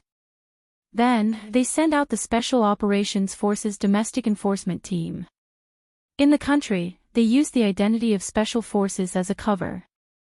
All of them wore hoods that covered their faces, revealing only a pair of eyes. They also wore night vision goggles. They could be considered armed to the teeth. Even if they were secretly photographed, they would definitely not be able to tell who was who. Because Hu Xiaoheng was close to the place and it was the weekend, he temporarily acted as the commander and ordered Fan Jian to drive there immediately. The Special Operations Forces enforcement team sat in an armed patrol car and quickly rushed to the destination with the authorization from the police headquarters that Zhao Liangzi had sent over. At this time, the police cars were almost at Gu Nianji's location. He Zhichu parked the car by the river. The wheels sank deep into the mud by the shore. This explained how a car with broken brakes could stop. He had already put away the second system. The system in the car returned to normal. Other than Gu Nianji, no one knew the true condition of the car. Gu Nianji got out of the car and waited by the river for a while. She felt a little cold. The coat she wore was cashmere. It was light and stylish. It was fine to wear outdoors for a short period of time, but it wouldn't keep her warm for long. In addition, the Dior dress she wore was a spring style and didn't have much wool. She began to shiver after a while. Her feet were numb from the cold, and her lungs ached from the cold air when she breathed. He Zhichu also only wore a mid-length cashmere coat and a Burberry cashmere scarf around his neck. With the light from the car lights, he caught a glimpse of Gu Nianji's snow-white face and bloodless lips. He Zhichu untied his scarf and wrapped it around Gu Nianji. Gu Nianji quickly refused. "Professor He, I'm not cold. You can put it on yourself." He Zhichu grabbed her hand and held it in his. "Your hand is already cold. How can you say it's not cold?" As he spoke, he untied his coat and wrapped it around Gu Nianji. Gu Nianji wanted to refuse, but his embrace was really warm. Inside the coat that he had just unbuttoned, there was steam rising, and there was a very pleasant smell. It was not the fragrance of flowers, nor was it a man's perfume. It could be the shower gel he used, or it could be his own clean and refreshing smell. This scent was unexpectedly familiar. Gu Nianji closed her eyes and didn't refuse anymore. She was really cold. Why wasn't Hu Xiaoheng here yet? At this time, the Special Operations Forces enforcement team was outflanking them. The police didn't have the specific coordinates. When they arrived, they discovered they couldn't get in. A soldier wearing night vision goggles and a hood walked out of the darkness with a semi-automatic rifle. He gestured for them to turn back. "This place has been locked down. You can't go in." "Why?" A police officer jumped out of the police car. "We received a tip-off that there was a big crocodile here. We chased it for a long time to get here. This is the authorization letter from your police headquarters." The man shook his hand and showed them a printed authorization letter. "Step back. If you come any closer, you'll be violating military orders." The man's voice wasn't loud, but his unhurried tone was oppressive. The police officer looked at the authorization a few times and was unwilling to give up. He took out his phone and called headquarters. When he confirmed that it was indeed an order from headquarters, he glared at the man and pointed. "I'll remember you. When are you guys leaving? Don't interfere with our official duties." The man ignored him and only aimed his gun at him. The police also had guns, but how could a small pistol compare to a semi-automatic rifle? These people were tall and burly. One look and you could tell they weren't easy to deal with. There was no other way. The police officer looked curiously in the direction that had been locked down and waved his hand. "Go back and check the tip-off number." The police cars roared and left. Only the police light seemed to remain on his retinas. When Hu Xiaoheng arrived in Fan Jian's car, he saw that the Special Operations Forces enforcement team had already locked down the area. The police hadn't been able to enter in time. He nodded slightly and put on his night vision goggles. He got out of the car and walked in. He didn't walk far on the dirt road. After turning a corner, the view in front of him suddenly widened. At this time, the thick clouds in the sky had already dispersed. The sky was filled with twinkling stars. It was a vast plain with no end in sight. Not far away, a small river flowed quietly. The bright moonlight shone on the water, causing it to sparkle. A car plunged into the mud by the river. A man and a woman stood next to the car, hugging each other. It was as beautiful as a silhouette in an oil painting. This is the third chapter. Today is still the third chapter. Please recommend and vote. P.S. The previous chapters have also been revised. Some have corrected typos, and some have changed some details. If you have time, you should notice some differences when you read it from the beginning. Chapter 9:17. Hu Xiaoheng stopped abruptly and didn't continue forward. Looking at the scene in front of him, a poem suddenly appeared in his mind. The stars hang over the vast plains, and the moon surges over the great river. He then thought of a few lines from the Book of Odes, passed by the osprey, in the state of the river. A fair lady is the lover of a gentleman. His fingers moved, and he took out a cigarette from his pocket. He lowered his head and closed his hand slightly. The lighter flashed, and he lit the cigarette in his hand. He took a slow puff. The flame between his fingers flickered in the dark night. He Jichu saw a flash of light from the corner of his eye. He quietly looked up and saw a tall figure standing not far away. He held a cigarette in his hand and silently looked over. He didn't expect Hu Xiaoheng to come in person. He Jichu immediately pressed the self-destruct button on the car key in his hand and calmly destroyed the second system in the car. The engine of the car that was stuck in the mud had long since died, and the self-destruct mechanism had silently twisted the two systems into a ball. Even if the most powerful mechanic dismantled the car, they would not be able to tell that there used to be two systems here. He Jichu nodded at Hu Xiaoheng and let go of Gu Nianji. He took a step back, took off his coat, and draped it over Gu Nianji. Gu Nianji sensed something was wrong and followed He Jichu's gaze. The tall, unmoving figure not far away was Hu Xiaoheng. Gu Nianji restrained herself. Her eyes flashed quietly, but she didn't walk over. Hu Xiaoheng looked away and half-turned to call the people behind him. Go, find out what's going on with that car. The mechanical experts, criminal investigation experts, and intelligence experts of the Special Operations Forces immediately walked over to the car that was stuck in the mud. Hu Xiaoheng followed behind them and arrived in front of He Jichu and Gu Nianji. Gu Nianji's little face was as pale as snow, and her lips were as pale as a lotus under the moonlight. The tip of her nose was slightly red, and it was obvious that she was freezing. Hu Xiaoheng glanced at her and looked at He Jichu. What happened? Do you have any clues? He Jichu shook his head and said coldly, unexpected disaster. I have no idea what happened. But did you encounter the police on your way here? I did. Hu Xiaoheng nodded. The police also have a lot of problems. You have to be mentally prepared. I'm afraid they won't stop so easily. Gu Nianji pursed her lips and tightened her coat around her. Taking a deep breath, she said, We were chased by a police car. They should know our license plate number. The moment the traffic police checked the license plate, they knew who the car belonged to. Therefore, even though Hu Xiaoheng had sent the Special Operations Forces to stop the police who had received the tip-off would not let the matter rest. He Jichu said sarcastically, Of course. They should be investigating by now. What do you want to do? Hu Xiaoheng held a cigarette in one hand and put the other in his trouser pocket.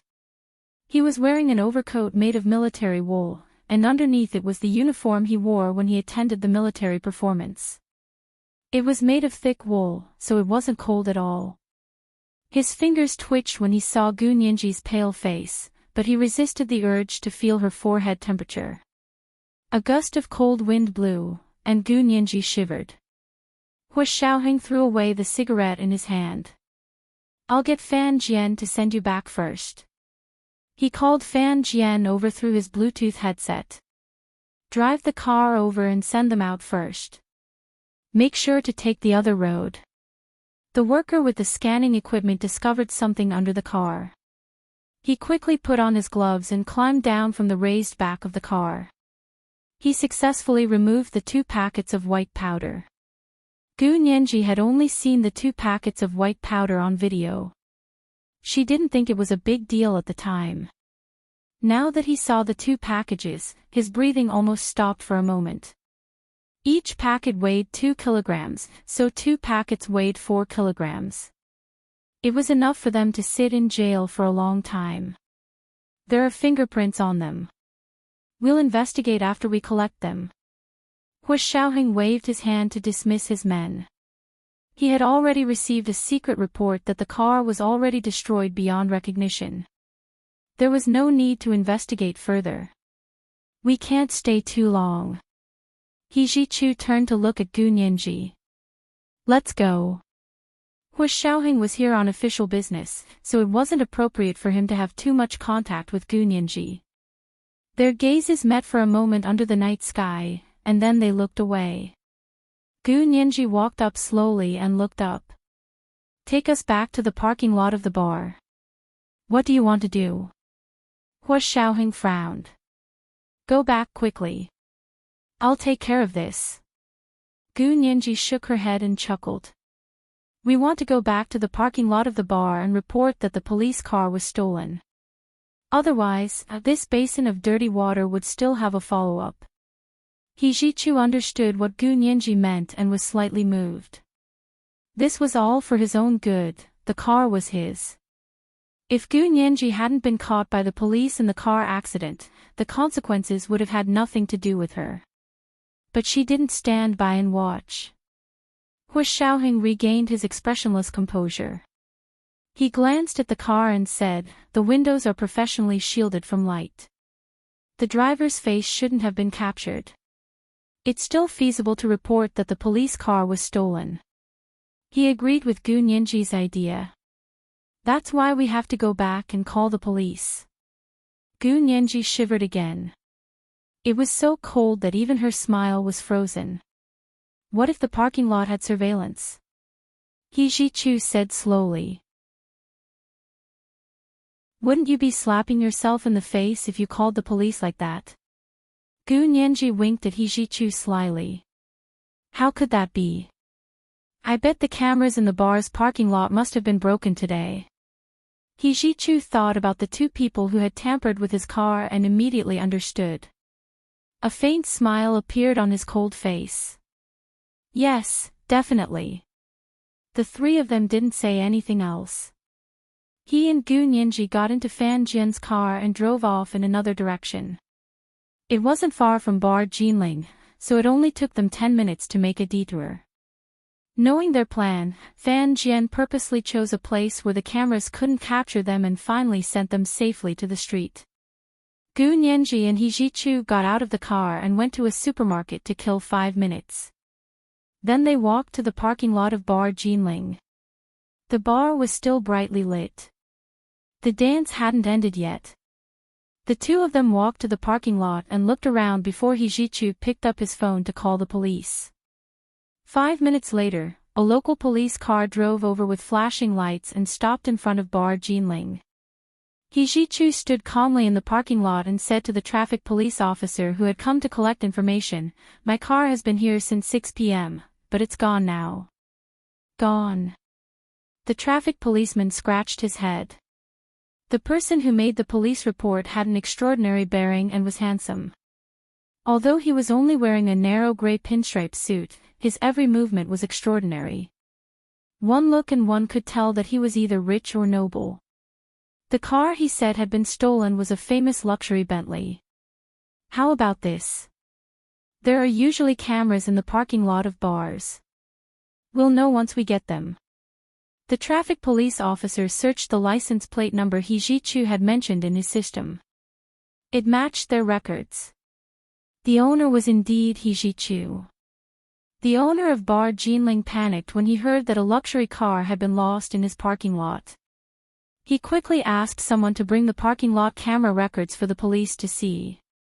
However, the person on duty said with a sad face, "Boss, the parking lot camera was broken a few days ago. We requested to replace it, but you haven't approved it yet, the owner was extremely embarrassed and yelled, "How could you not remind me of such an important matter? Dereliction of duty. Don't even think about getting a cent of this year's year-end bonus." Ji-chu looked at the owner coldly as he pushed all the blame to the person on duty. He shook his head slightly and said to the traffic police, "Then what should we do? Without the camera records, our car was lost for nothing." "Not necessarily. Your car is too expensive. It shouldn't be hard to find," the traffic police said as he reported Ji-chu's report. Not long after, his walkie-talkie rang. Someone wanted him to take the call. The traffic police officer was confused.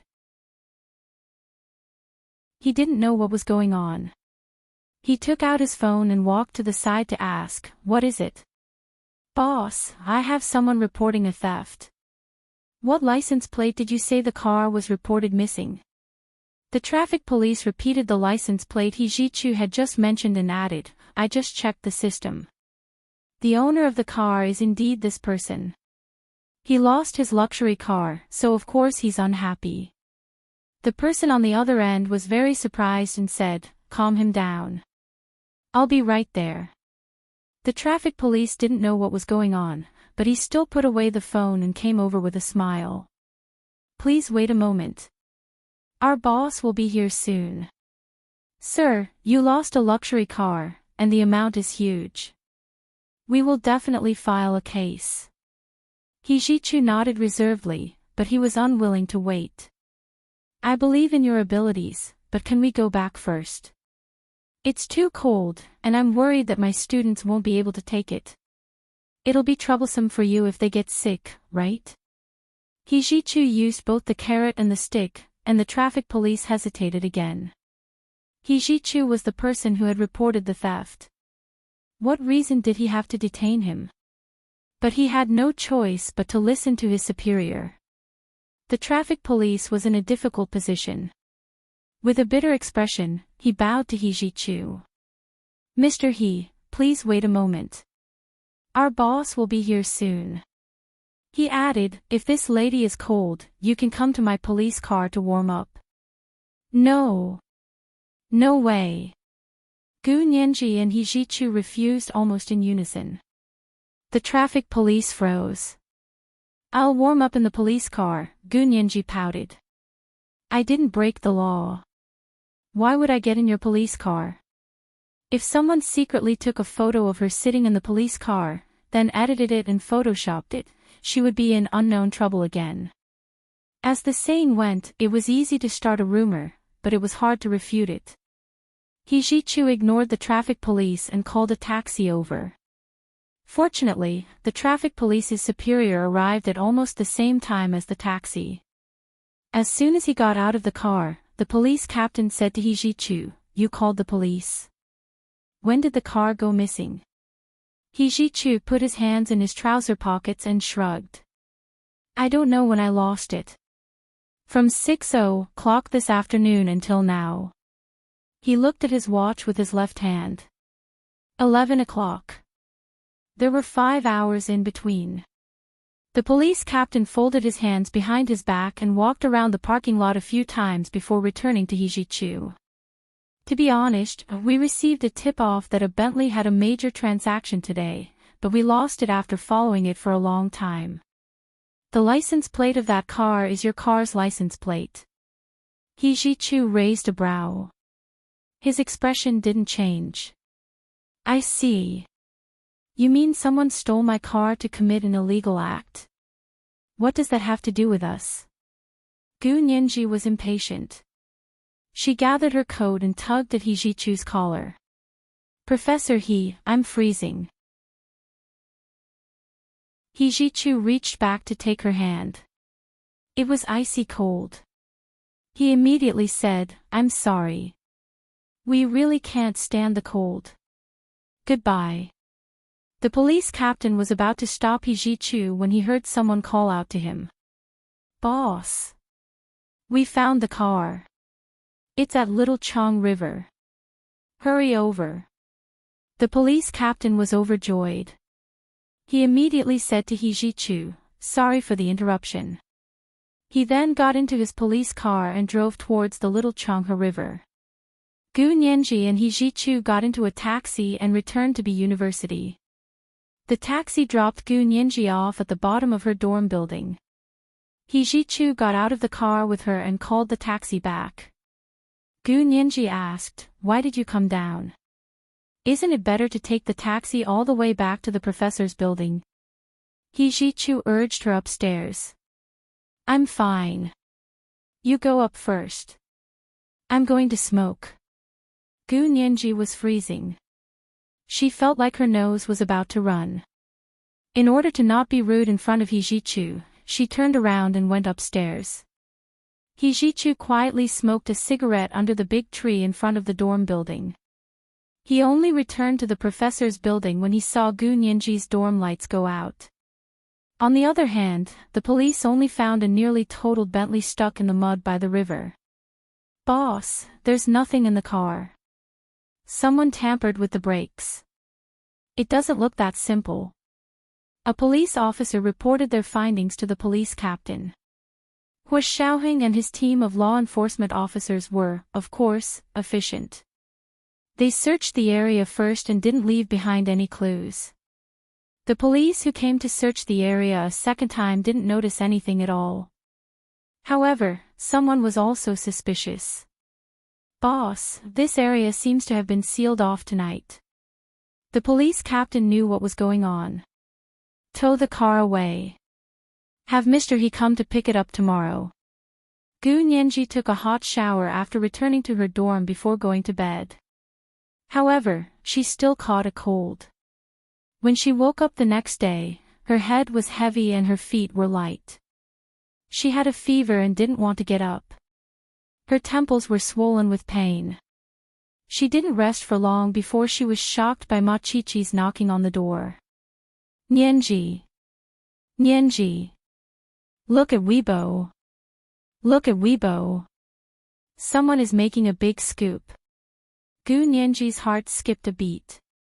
She quickly took out her phone and opened Weibo. She saw that her homepage was filled with photos of a luxury car late at night. Someone posted on the official blog of Peace in the Capital and claimed that they had captured a large police operation on Christmas Eve. They were chasing a luxury Bentley, and the owner of the luxury car happened to be acquainted with He Jichu, the famous professor of law at B University. They asked Peace in the Capital what had happened. Very quickly, another verified account came out and said that they had received a tip from a police insider. They had sufficient evidence to prove that the Bentley was suspected of transporting drugs. The amount was very large and the nature was extremely serious. He Jichu was also a famous person on Weibo. Not only did he have his own official blog, but he also had his own fan club. Therefore, when this news came out, He Jichu's fan club was the first to explode. This group of Mrs. He's fans all came out and fought with the verified account and the secondary account that leaked the news. It was a bloodbath and their fighting power was off the charts. Gu Nianji quickly glanced at the marketing accounts and fake accounts that were stirring up trouble. She immediately called He Jichu. "Professor He, there's indeed someone on Weibo who's stirring things up. Please use your official Weibo account to make a statement." He Jichu had also just woken up. He took out his phone and looked at it when he heard Gu Nianji. He immediately went to the official police blog that he had reported to the police yesterday and said, "Looks like there are clues about my lost car. Please investigate them and see where they got the information. Someone stole my car to commit illegal acts. Not only did they commit theft, drug trafficking, but they also planted evidence and slandered others. I reserve all rights to pursue civil compensation." At the same time, he attacked the verified account and the secondary account that leaked the news. "Wait for my lawyer's letter." This was the first chapter of 4,400 words. Today, there were 2 chapters asking for recommendation votes and monthly votes. The monthly votes should reach 4,500 tomorrow. It would be the 3rd chapter then. The 2nd chapter at 7 p.m.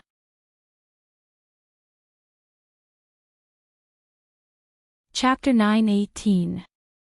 As soon as Hijichu posted on his official Weibo account, his fan club instantly went wild. Hubby, kiss me. As expected of my husband. Madam will cook delicious food for you tonight. Those irresponsible influencers are too much. How dare they frame my husband? You must be tired of living. Hubby is so handsome. The lawyer's letter is awesome. I want it too. Tens of thousands of reposts and likes flooded Weibo.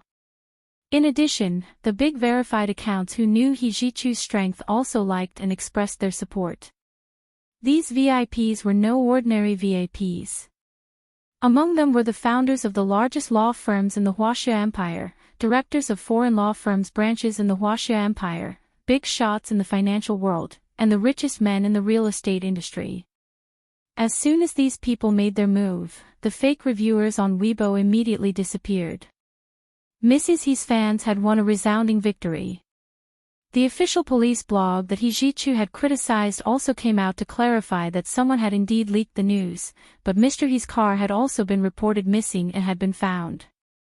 They attached the photo of the luxury car stuck in the mud by the river as evidence, stating that the car had been severely damaged and did not have anything that the informant had claimed. Therefore, the police were investigating the truth behind it and would severely punish the person who had started the rumor. It could be said that the police's response on Weibo, as well as the accompanying pictures, had truly turned the situation around. Even passers-by began to side with Hijichu and condemn the marketing accounts that liked to spout nonsense. At this time, the marketing V's small office was in chaos. He held the phone and roared. King set me up. Didn't you say it was definitely poison? The police are investigating. How did the car get stolen? How would I know? He told me about it. Besides, you also received money. It's a few million. The person on the other side of the phone was a little guilty. A few million. A few million yen, my brother. Do you think it's worth that much? It's not even enough for my lawyer's fees. The verified user slammed the table and roared, if I'm sued, just wait for me to drag you out. The other party panicked and hurriedly comforted him, don't worry, wait a minute, I'll help you ask. Actually, a lawsuit was not a big deal. Could it be that people were not allowed to speak? You're also revealing information, aren't you? Don't worry, I won't let you suffer for nothing. The president said that if the other party really wants to sue, we'll play with them to the end. You know how powerful the Ishihara Corporation is. Although Hijichu is powerful, that is only in the United States. In the Huaxia Empire, he is not as powerful as the Ishihara Corporation. These Japanese corporations had been operating in the Huaxia Empire for many years and were even more powerful in the early years. In recent years, due to the rise of the Special Operations Forces, they had retracted their claws and teeth and gradually faded out of the Huaxia Empire. But the foundation and connections they left behind were still there, and they could be used to serve the interests of Japan at any time. Only then did the verified account's anger dissipate. He did not want to be in a deadlock with the other party. Peace was the most important thing when doing business. In any case, he would scam whoever paid for it. He would clearly mark the price and not cheat anyone. Besides, he was only spreading the news. It wasn't like he was making something up. The police had indeed taken action last night. This was confirmed news, and he even took a screenshot of the police's Weibo account. With that thought in mind, the verified account marketing changed the topic and began to speak softly again. I'm not an inexperienced person. I've been online for so many years and have experienced all sorts of ups and downs. Including those celebrities. Wouldn't they be blacklisted as well? I didn't see anyone actually sue me, but everyone said that they would send me a lawyer's letter. T. Do you think I'm scared? That's right, that's right. Brother De is amazing. We are not afraid of this matter. He Ji-chu must have bribed the police to cover up for him. If he dares to sue, I have even more information for you. The person on the other end of the phone saw that the verified account marketing had admitted defeat, and his backbone stiffened again. This verified account marketing was known as Brother De. He had been online for 15 years and had grown from a small water army to the current verified account marketing. He could earn tens of thousands of yuan with a casual repost and promotion of a Weibo post. He could be considered to have a way of making money. With the Ishihara Corporation backing him up, he was indeed not afraid of anyone. Sunday was Christmas. Gu Nianji watched He Ji-chu's fan club fight against the verified account marketing and the secondary account that exposed He Ji-chu, and she finally got out of bed. She had just finished washing up when she received a call from He Ji-chu asking her to come over. Gu Nianji rushed over without even having breakfast. She knew that it was to discuss last night's incident.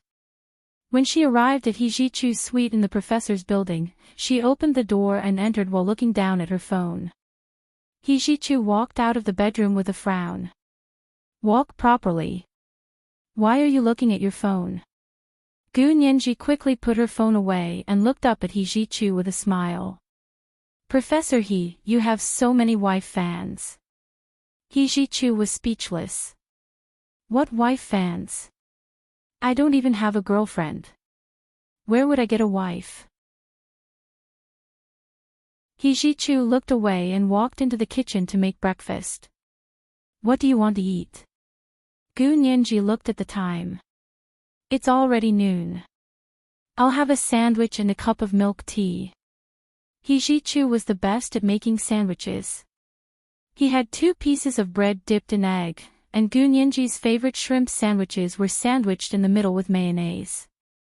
He then cut 2 slices of tomato and a piece of lettuce before rolling them up and placing them on a snow-white bone china plate.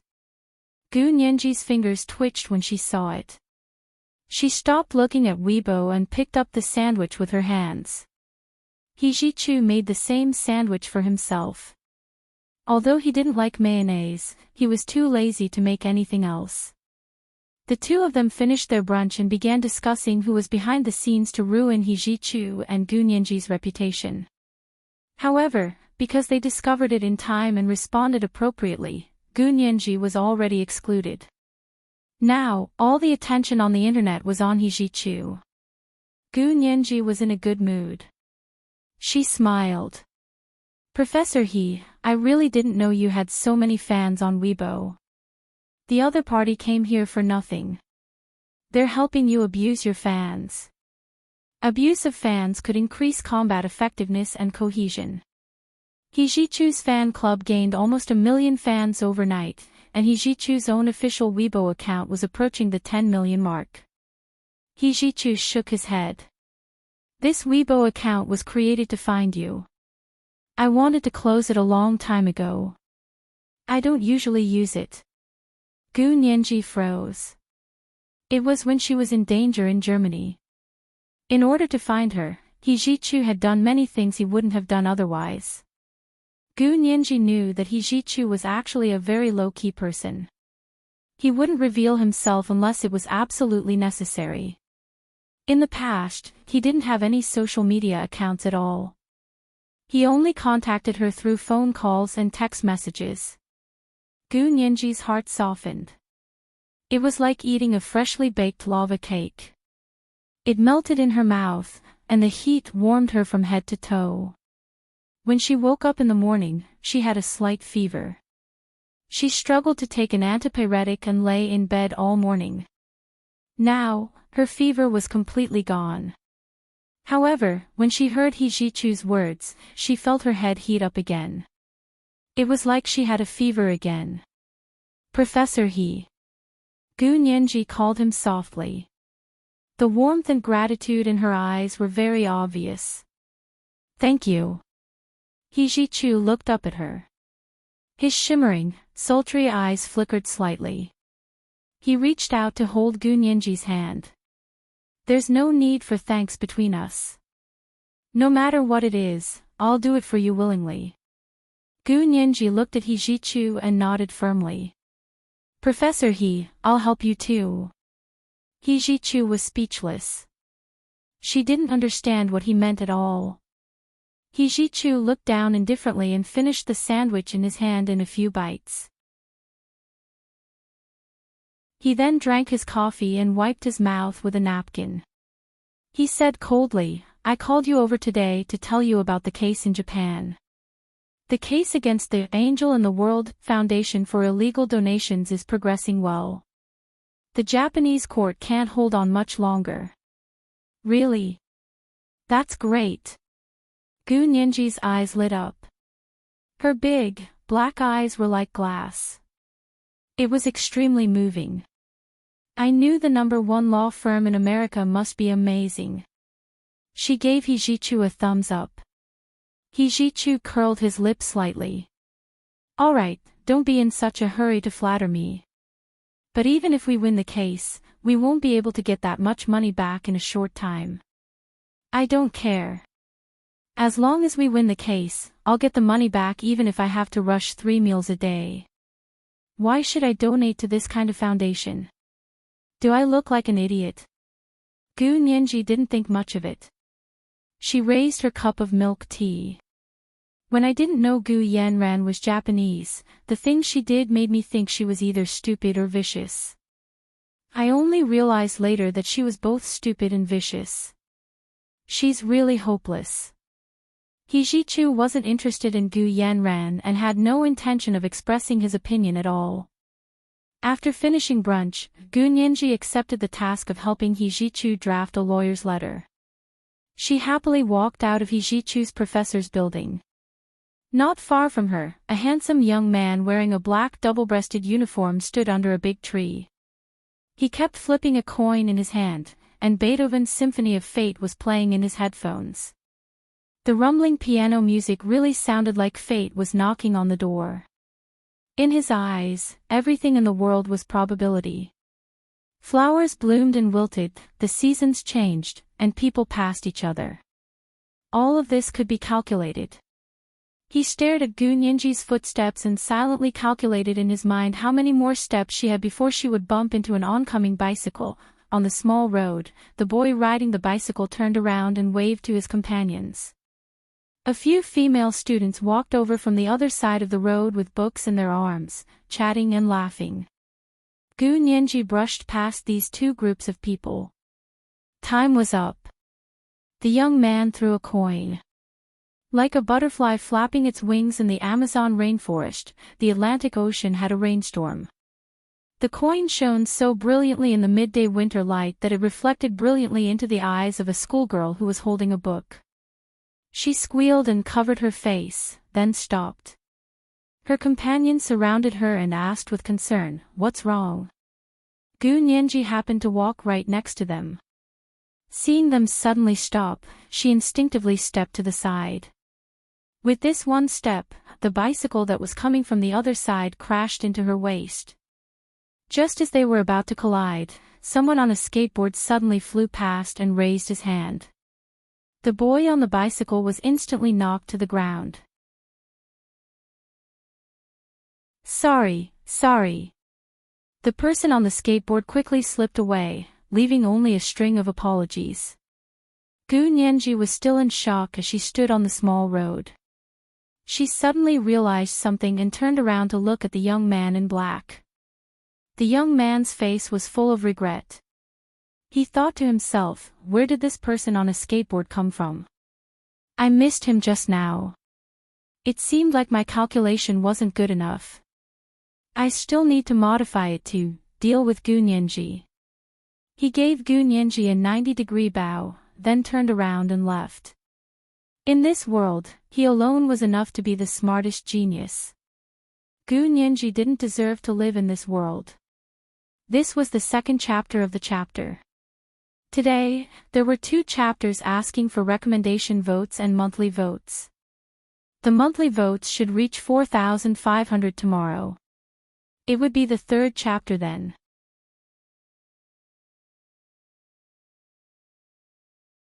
Chapter 9:19. The youth in a black double-breasted uniform left B University and got into a black Rolls-Royce in front of the school gates to return to the U Mountain Villa area in the imperial capital. U Mountain was quiet but warm in the blue sky and blue clouds of winter. It was a hot spring mountain with large and small springs on the mountain. The geothermal heat was sufficient, so the mountain was still green like spring. Under the shade of pine and cypress, a Japanese building with white walls and black tiles appeared in front of him. The youth pushed open the quaint bamboo fence and walked in. There was a small pond on the left of the courtyard. The water was clear and not frozen, so the geothermal heat was sufficient. On the right was the startled deer stone bowl, and the entire courtyard was designed in the standard cushion court style. The youth walked to the bottom of the doorstep and changed into brown and black wooden clogs. A middle-aged woman in a lotus-colored koi kimono opened the mahogany door and bowed deeply to him. "Young Master Taro, you're back." "Yes." The youth's voice was clear and had gone through puberty, but it didn't sound rough like an adult man at all. He walked into the house and sat on the floor in the living room. He called out to an old man with white hair and beard who was kneeling behind a small coffee table, "Grandfather." A large cursive Zen character hung on the wall behind the old man, and a pot of freshly planted winter jasmine was placed in the corner of the small coffee table. It was bright yellow, so it should have been cultivated in a greenhouse. The old man smiled at him and put down the ladle he was using to get hot water from the pot. His kneeling posture was very proper. "Taro, I heard you went to B University today." The youth nodded, "Yes." There was stubbornness on his face. "How was it? Did you see Gunyenji?" The old man in the same kimono crossed his arms and closed his eyes. "I saw her." The youth didn't say anything else and moved over to make tea for the old man. "How was it? Did you succeed?" The youth's heart palpitated and he put down the teacup in his hand, unconvinced, almost. "So you didn't succeed?" The old man opened his eyes, his gaze like lightning. "You still insist on your theory of order in chaos?" "Yes." The youth nodded, his gaze unwavering. "The theory of chaos states that everything in the world is disorderly and unpredictable. Even the creation of the universe is accidental." "But I don't think so. I think chaos is order and can be summarized and predicted by mathematical algorithms." The old man nodded slightly. "And then? Did you prove your algorithm?" "My algorithm has just been put into practice. There are some deviations, but as long as I modify it, I can still succeed." The young man lowered his head. "I hope grandfather will give me another chance." The old man sighed and looked at the winter jasmine next to the coffee table. He muttered, "Back then, your father and Gu Xiangwen went to America to study under the world's greatest physicist. Your father is the genius of our Yamato nation, while Gu Xiangwen is known as the Chinese genius. Unfortunately, your father is still slightly inferior." The young man's face revealed an arrogant expression. "Grandfather, I don't think father is worse than Gu Xiangwen. He's just too much of a gentleman. Gu Xiangwen is a villain." "No, Gu Xiangwen is not a despicable person." The old man shook his head. "He's just too smart. He's so smart that all schemes are useless in front of him. What your father lacks the most is breadth of mind." Back then, my father and Gu Xiangwen took part in the competition at the same time. My father clearly won, but Gu Xiangwen actually said that the questions were wrong. The young man punched the coffee table angrily. "Yes, that's why your father is inferior to him. Because the questions were indeed wrong, your father's first place in the competition became a joke." The old man's face showed deep wrinkles. "But your father's research always lagged behind Gu Xiangwen's. When Gu Xiangwen's research on the blue planet's magnetic field had a major breakthrough, your father finally couldn't take the pressure. At that time, the famous genius physicist Ishihara Bai-san, who had already made a name for himself in Japan, committed seppuku. I will avenge father. The young man waved his fist. Even if father can't compare to Gu Xiangwen, I, Ishihara Taro, will definitely not be worse than his daughter, Gu Nianji. The old man looked at him deeply. Can you? Grandfather, I used the chaotic order algorithm to predict a series of events, and almost all of them were correct. Ishihara Taro was excited, and his handsome face flushed red.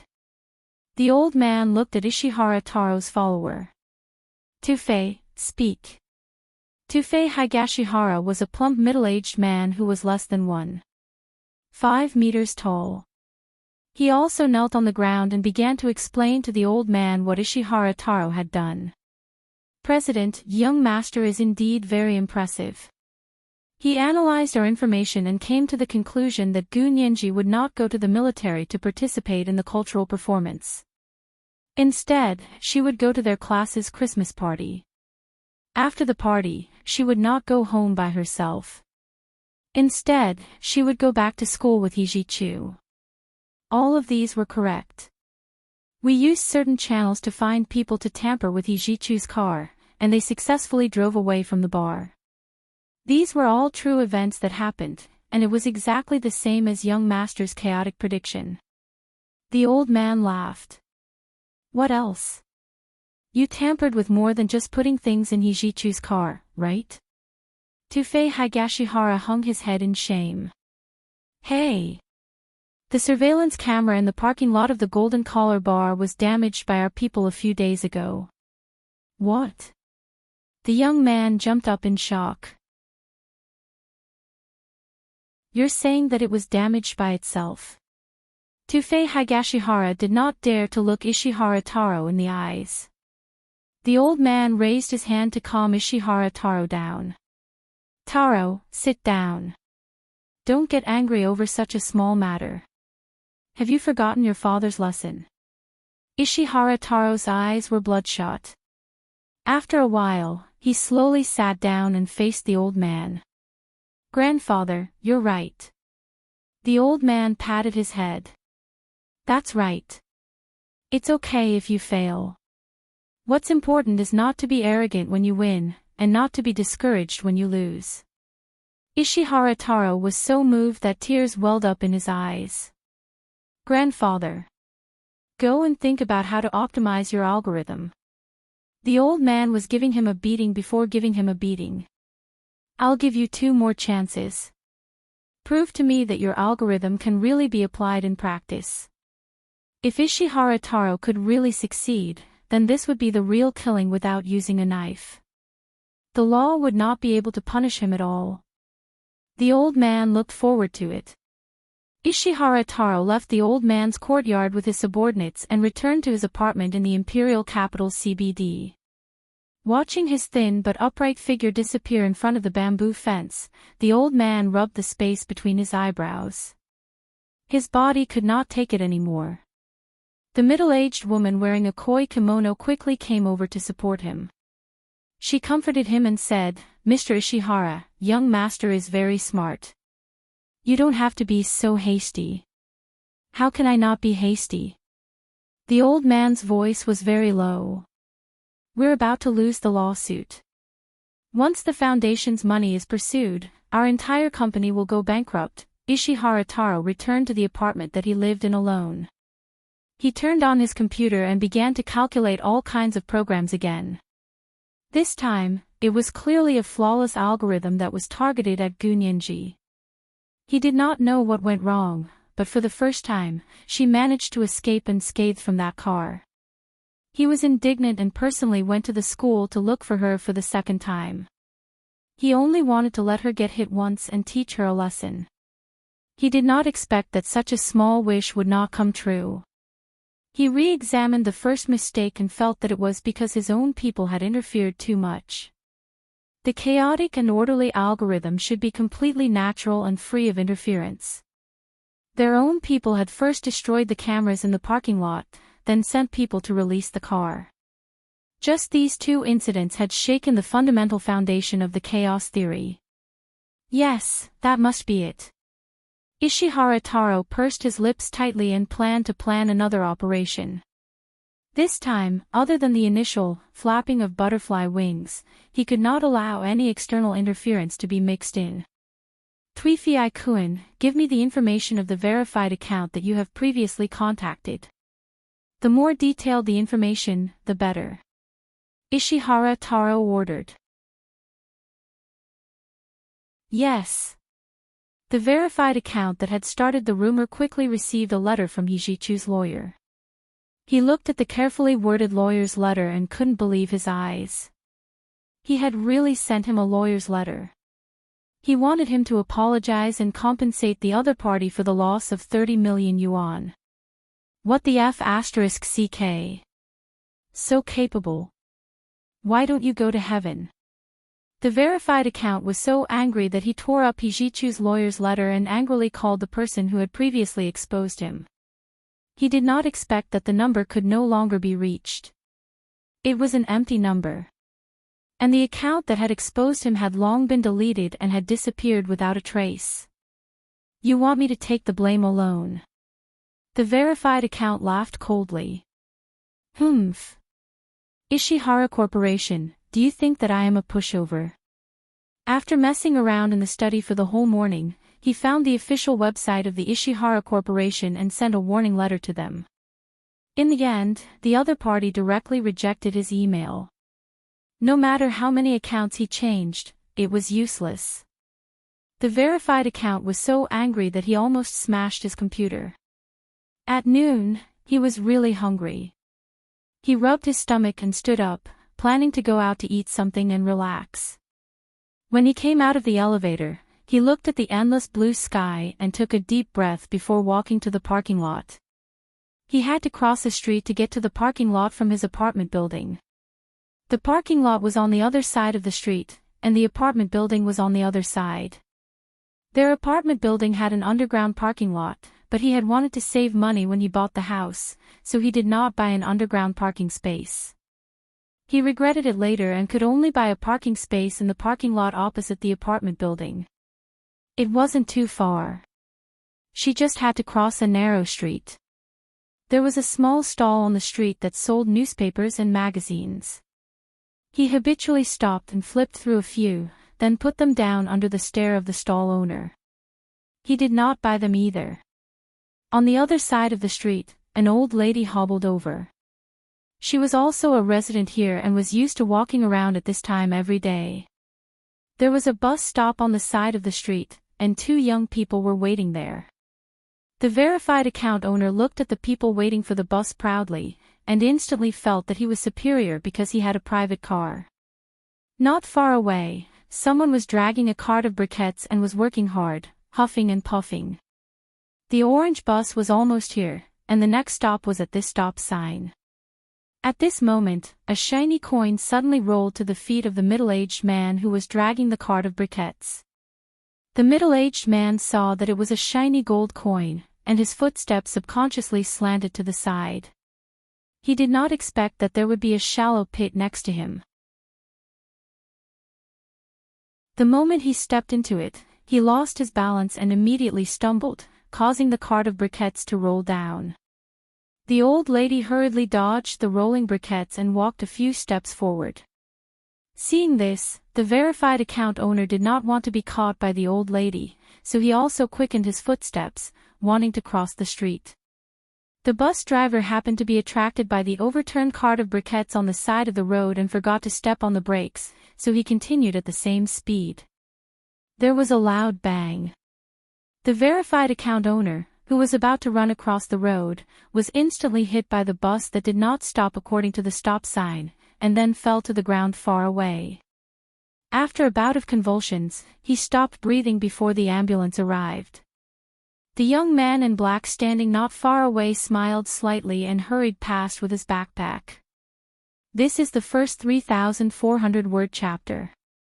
Today's third chapter is asking for recommendation votes and monthly votes. At 1:00 in the afternoon, the monthly votes are 4,500 plus chapters. At 7:00 in the evening, the third chapter.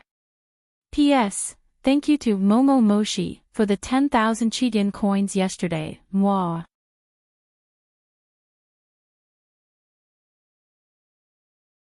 Chapter 920. He Jichu's legal letter to the verified account was terminated because of his sudden death. After the police investigation, they determined that it was a traffic accident. The bus driver was responsible, but the verified account himself was also partly to blame for crossing the road. Therefore, in the end, the matter was left unsettled.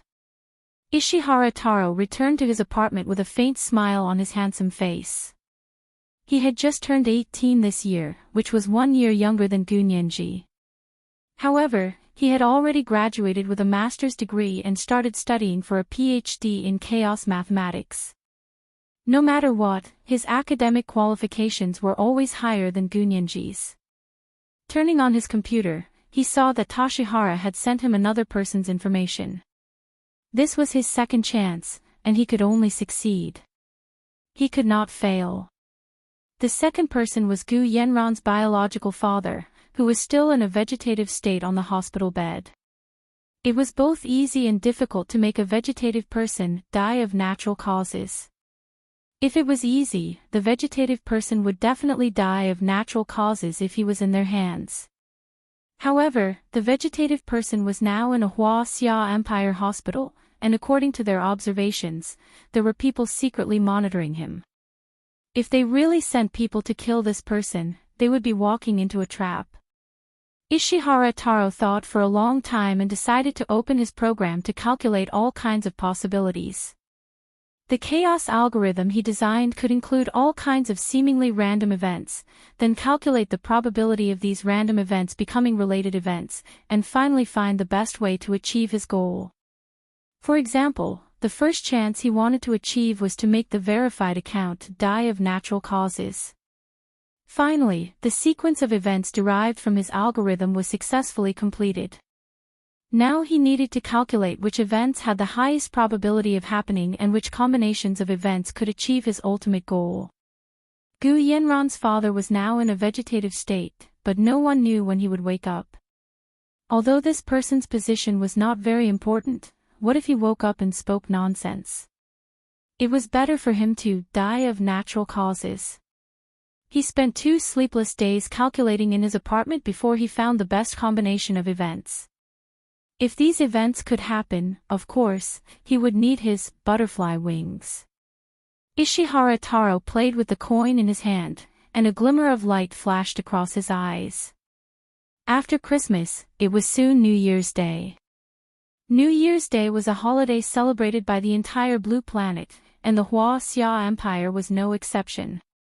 On the morning of December 31st, the sky was gray and looked like it was going to snow. This year's winter in the capital was not too cold. There were small snowflakes, but there had not been any heavy snowfall. However, judging from the weather today, it was probably going to snow. As soon as they arrived at work, everyone became absent-minded and waited for a long vacation. In an ordinary hospital on the 4th ring road of the imperial capital, the doctors and nurses at work were in a good mood because the holidays were coming soon. After breakfast, doctors and interns began to do. He checked the rooms one by one and asked the patients one by one. Perhaps because it was the New Year's Day. The doctor was pleasant, the patient was polite, and the relationship between doctors and nurses was harmonious and loving. Gu Yenran's comatose father had been transferred to this hospital for a while. Gu, an intern Ran, had asked. Gu doctor, Gu. Of course, the hospital could not make the decision. If the Special Operations Forces did not say anything, they would not dare to pull it out. But he didn't take care of her much. When they arrived at the vegetative ward where Gu Yenran's father was, the doctor frowned in disgust and said to the interns, "This patient has been in a vegetative state for 7 years and is about to enter his 8th year.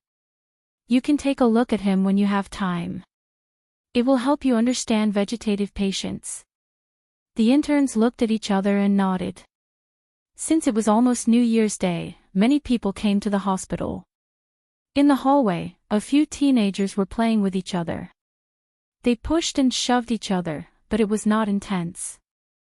They were just playing with each other, so no one paid attention. They were tired, and their hands were itchy. They wanted to smoke, but this was a hospital. They did not dare to. They could only endure it. A nurse pushed a surgery cart from the other end of the hallway. She was wearing a white gown and a nurse's cap. She walked slowly. She was going to the operating room at the other end of the hallway to prepare for the next surgery. At this moment, a golden coin rolled over from nowhere. It was just a coin. It would not have caused any trouble for the cart, but it was too shiny. But the coin was too shiny. As soon as it rolled over, the nurse lowered her eyes and a golden light flashed in front of her eyes. She was stunned and lost her footing, falling to the side. The surgical cart crashed into a teenager who was standing at the side. The teenager, who had been tortured by his addiction, immediately glared and kicked the cart over. The nurse was furious. She shouted, "What are you doing? This cart is prepared for surgery. You kicked it over. What about the surgery? I don't care what you're going to do." The teenager pushed the nurse impatiently, pushing her into Gu Xiangwen's ward. What happened? The doctor who was doing his rounds turned around and asked. The nurse immediately told him what had happened. In the end, she said pitifully, "I just told them to be careful, but look at them." The doctor was also impatient. He said to the teenagers, "This is a hospital. Stop causing trouble. Go back to where you came from. Go back. You hurt our comrade's waist. Who's going to pay for it?" A taller teenager spat in disdain. "Do you dare? You're talking nonsense. How heavy can a surgery cart be? And hurt his waist? Don't tell me you're pretending." The sharp-tongued nurse immediately retorted. "Ha! Pretending? Come on, take off your clothes and let this nurse have a look." The tall youth commanded his companion, commanding him in a very proper manner. The doctor was stunned. He was about to stop them when he saw one of the teenagers take off his shirt and pants. He was only wearing shorts in the ward. "Put them on. What are you doing?" The doctor felt that it was an eyesore. He quickly turned around and scolded them. Unexpectedly, none of the teenagers were willing to give in. Once they heard the doctor scolding them like a parent, they became furious. In the end, they didn't know who started the fight. In short, everyone was fighting. The equipment and power supply in the ward were damaged. The boys protected the girls. The doctor protected the students. They were all fighting with a group of gangsters. Of course, they couldn't beat this group of teenagers who were experienced in street fights. Soon, the lights in the ward flickered twice. They went out and lit up again. Only then did everyone stop. The surveillance equipment in the ward captured the scene of everyone fighting. No one knew when the nasal feeding tube on the vegetative patient on the hospital bed fell. Without the nasal feeding tube, the equipment was all over the place. Some of the equipment already had problems, and they had to call someone to fix it. When the light bulb was changed and the ward saw light again, the doctor who was doing the rounds realized that the vegetative patient on the hospital bed had stopped breathing. This is the second monthly vote of 4,500 plus updates. Today's third update is asking for recommendation votes and monthly votes. P.S. It's almost the end of the month. If you can still cast your monthly votes, hurry up and vote. If you've already cast 5 votes, more. At 7 p.m., the third update.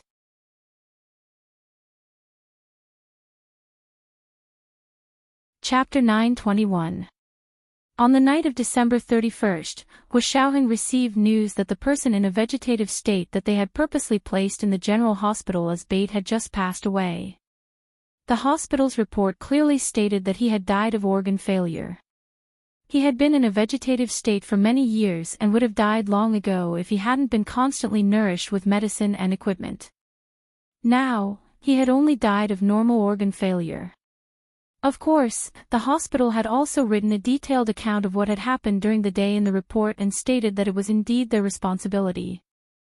They had already punished the doctor who had been on duty and the nurse who had pushed the surgical cart. Hu Xiaoheng frowned and looked at it for a long time before calling back the Special Operations Forces members who had been monitoring the hospital. What's going on with Gu Yanran's father?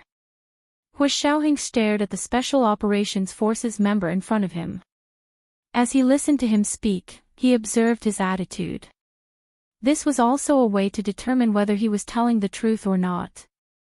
The member said with a bitter expression, "We've always had people watching over there, even this morning. But a group of teenagers suddenly started fighting outside the ward because of a surgical cart. We were also caught off guard.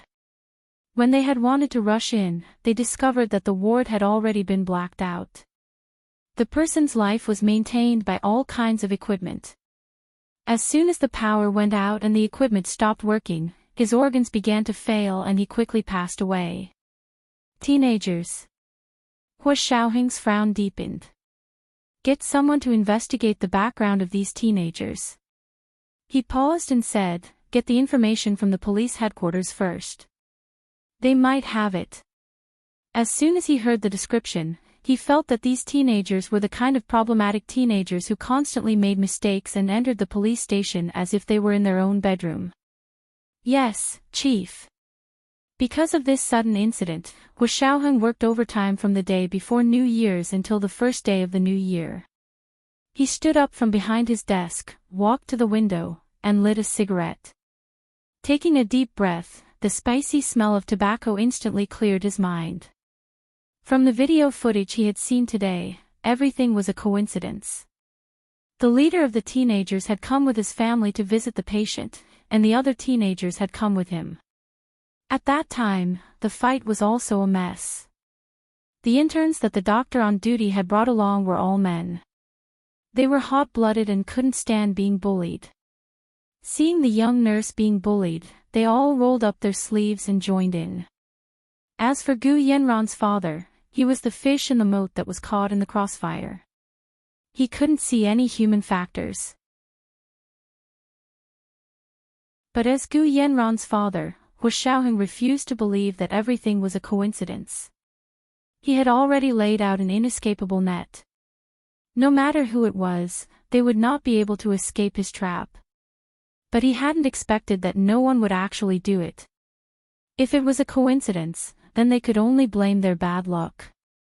If it wasn't a coincidence, then the mastermind behind this must be extraordinarily powerful. It was done cleanly and flawless. Not to mention suing him, even the police didn't have any evidence to file a case. Ishihara Taro, who was wearing a black double-breasted uniform, walked into the courtyard of the Yu Mountain Villa district once again. This time, his face was not as anxious and fearful as the last time. Instead, it was filled with confidence. His two successes gave him greatly of that of and success of Cheng. His followers were all itching to put him on a shrine. "Young Master Taro is here." A middle-aged woman dressed in a sakura kimono opened the door and let Ishihara Taro in. "Master." "Young, the young." The middle-aged woman nodded. "We were waiting for you." Ishihara Taro nodded and walked in respectfully. Standing in front of his grandfather once again, Ishihara Taro suddenly realized that his grandfather was too old. After not seeing him for a few days, his eyes, which used to be bright and full of spirit, were now turbid and listless. "Grandfather, did you not sleep well last night?" Ishihara Taro knelt down beside the old man and naturally helped him brew tea. The old man nodded. "The mountain wind was very strong yesterday. I was worried that it would snow today, but it hasn't yet. I've been thinking about it." Ishihara Taro smiled and poured a cup of tea for the old man. He raised his hands above his head and said, "Please have a taste." The old man took the frozen stone teacup and took a sip with a smile. Putting down the teacup, the old man patted Ishihara Taro's head. "You are a promising young man, a promising young man." I finally felt relieved. Taro, you're better than your father. Ishihara Taro felt that his hard work over the past few years had not gone to waste after receiving such a compliment from his grandfather. I have to thank grandfather for giving me 2 more chances. Otherwise, I wouldn't have been able to successfully prove my algorithm. Success gave him confidence and courage. He was no longer the same frustrated and depressed young man from last time. This is the result of your own hard work. The old man retracted his hand and got to the point. Since you've already succeeded twice, have you ever thought of doing something serious? The so-called serious matter was to deal with Gu Nianji. Gu Nianji had hired a lawyer from the largest law firm in the United States to help her fight the lawsuit in the Japanese court. One had to admit that this move was really vicious. Japanese judges were not even afraid of their own country's politicians, but they were afraid of Americans. It could be said that the Japanese's obedience to Americans was engraved in their bones. Under the pressure of the American lawyer, the Japanese court was about to announce the verdict. Once the other party was declared to be the winner, they would have no choice but to return the $15 billion that Gu Yanran had donated. Gu Nianji also requested for the return of the profits that the foundation had earned from the $15 billion over the past 7 years, including but not limited to interest, dividends, investment returns, and so on. That was the worst part. They were not giving them a way out at all. Ishihara Taro nodded solemnly. I'm already planning, but there are too many uncertain factors around Gu Nianji. I haven't found the best solution yet. Please wait patiently, grandfather. When the old man heard the words, wait patiently, he was so angry that he started coughing violently. Ishihara Taro quickly massaged the old man's back to calm him down. Grandfather, is the matter very urgent? Ishihara Taro could see that the old man's emotions were not too stable. The old man did not want Ishihara Taro to know too much because it would bring him unnecessary pressure. But he had to say it now. Taro, do you know that Gu Nianji is fighting a lawsuit against us in Japan? Ishihara Taro nodded with a gloomy expression. She won't win. How can we take back the money that we've given away? She can take it back, and she will definitely win. The old man looked at Ishihara Taro with a complicated expression. So you have to plan for the worst and find the best solution as soon as possible. If Ishihara Taro wanted to find the best algorithm, he would need sufficient information. In the first opportunity, he was able to successfully make the verified account die in a car accident because he had collected a lot of information, including information on everyone in the area where the verified account lived. That was how he was able to discover the old lady who often went out for a walk at certain times, as well as the bus stop, and where the verified account's car was parked, and in the second opportunity, he obtained even more information. Because Gu Yanran's comatose father was also someone they had been secretly watching. That was how he was able to know the habits and personality traits of the doctors, interns, and nurses in that hospital like the back of his hand. They also had information on the patients and their family members in the hospital in their hands. This was the only way for his algorithm to work. But what about Gu Nianji? There was simply too little information on her. This is the 3rd monthly vote. Today, I'm asking for recommendation votes and monthly votes. P.S. It's almost the end of the month. If you can still cast your monthly votes, please do so quickly. If you've already cast 5 votes, moi.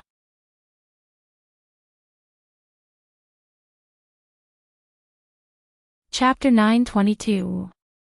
It was New Year's Day, a new year, a new day. Gu Nianji woke up in her dorm room but still didn't want to open her eyes. The room was quiet. Machichi had gone home to celebrate New Year's with her family. In order to graduate early, she had crazily taken classes and had at least 3 times more homework than Machichi. Graduate students mostly had to write theses. She entered school half a year later than her peers and had to graduate a year and a half earlier than others, so she only had 1 year to study. She had to pay a higher price to finish what others took 3 years to complete in 1 year. But it was all worth it. If everything went smoothly, she would be able to graduate after the final exams this winter. But before that, she had to finish the first draft of her graduation thesis and show it to He-ji-chu. Then, she had to find a thesis defense teacher before the final exams. Only then would she be able to graduate. Counting on her fingers, she realized there weren't many days left. This year's New Year was in early February. The first day of the New Year happened to be February 14th, which was Valentine's Day in the West. Festivals are all clumped together. Hashtag I feel like my body is being hollowed out. Hashtag Gunyenji sighed deeply and finally rubbed her eyes before sitting up in bed. She looked around groggily before picking up the phone on the bedside table to check it was already 10 in the morning. Gunyenji put the pillow on top of the bed and leaned back to pick up her phone to start her daily routine. She went on social media, checked the news, texted, and checked the progress of the cases she was following. When Hu Xiaoheng's call came in, Gunyenji switched back to her phone mode and said, "Hi." Hu Xiaoheng didn't go back to sleep after working all night.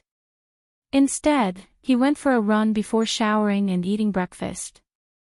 He only called Gunyenji when he saw that it was past 10. He knew that Gunyenji had been busy with her graduation thesis and homework and had been staying up late every night.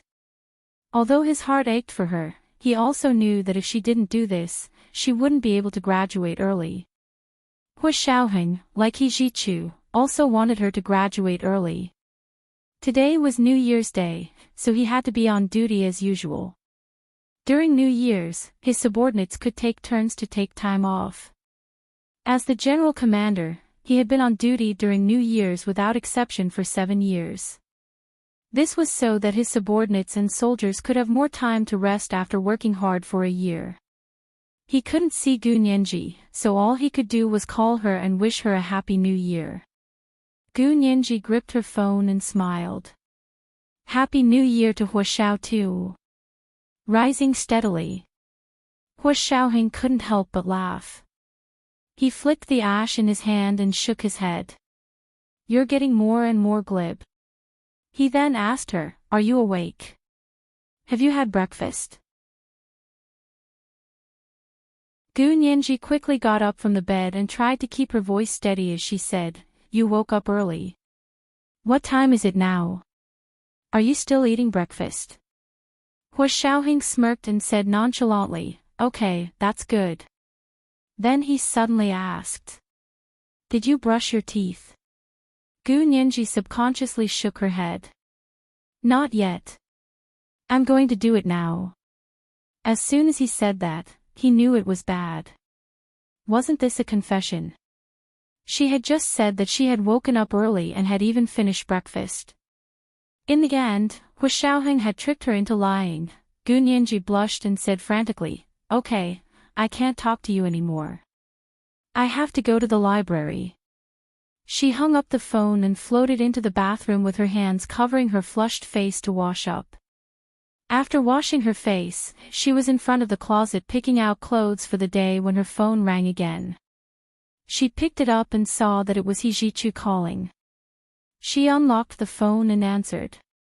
Happy New Year, Professor He.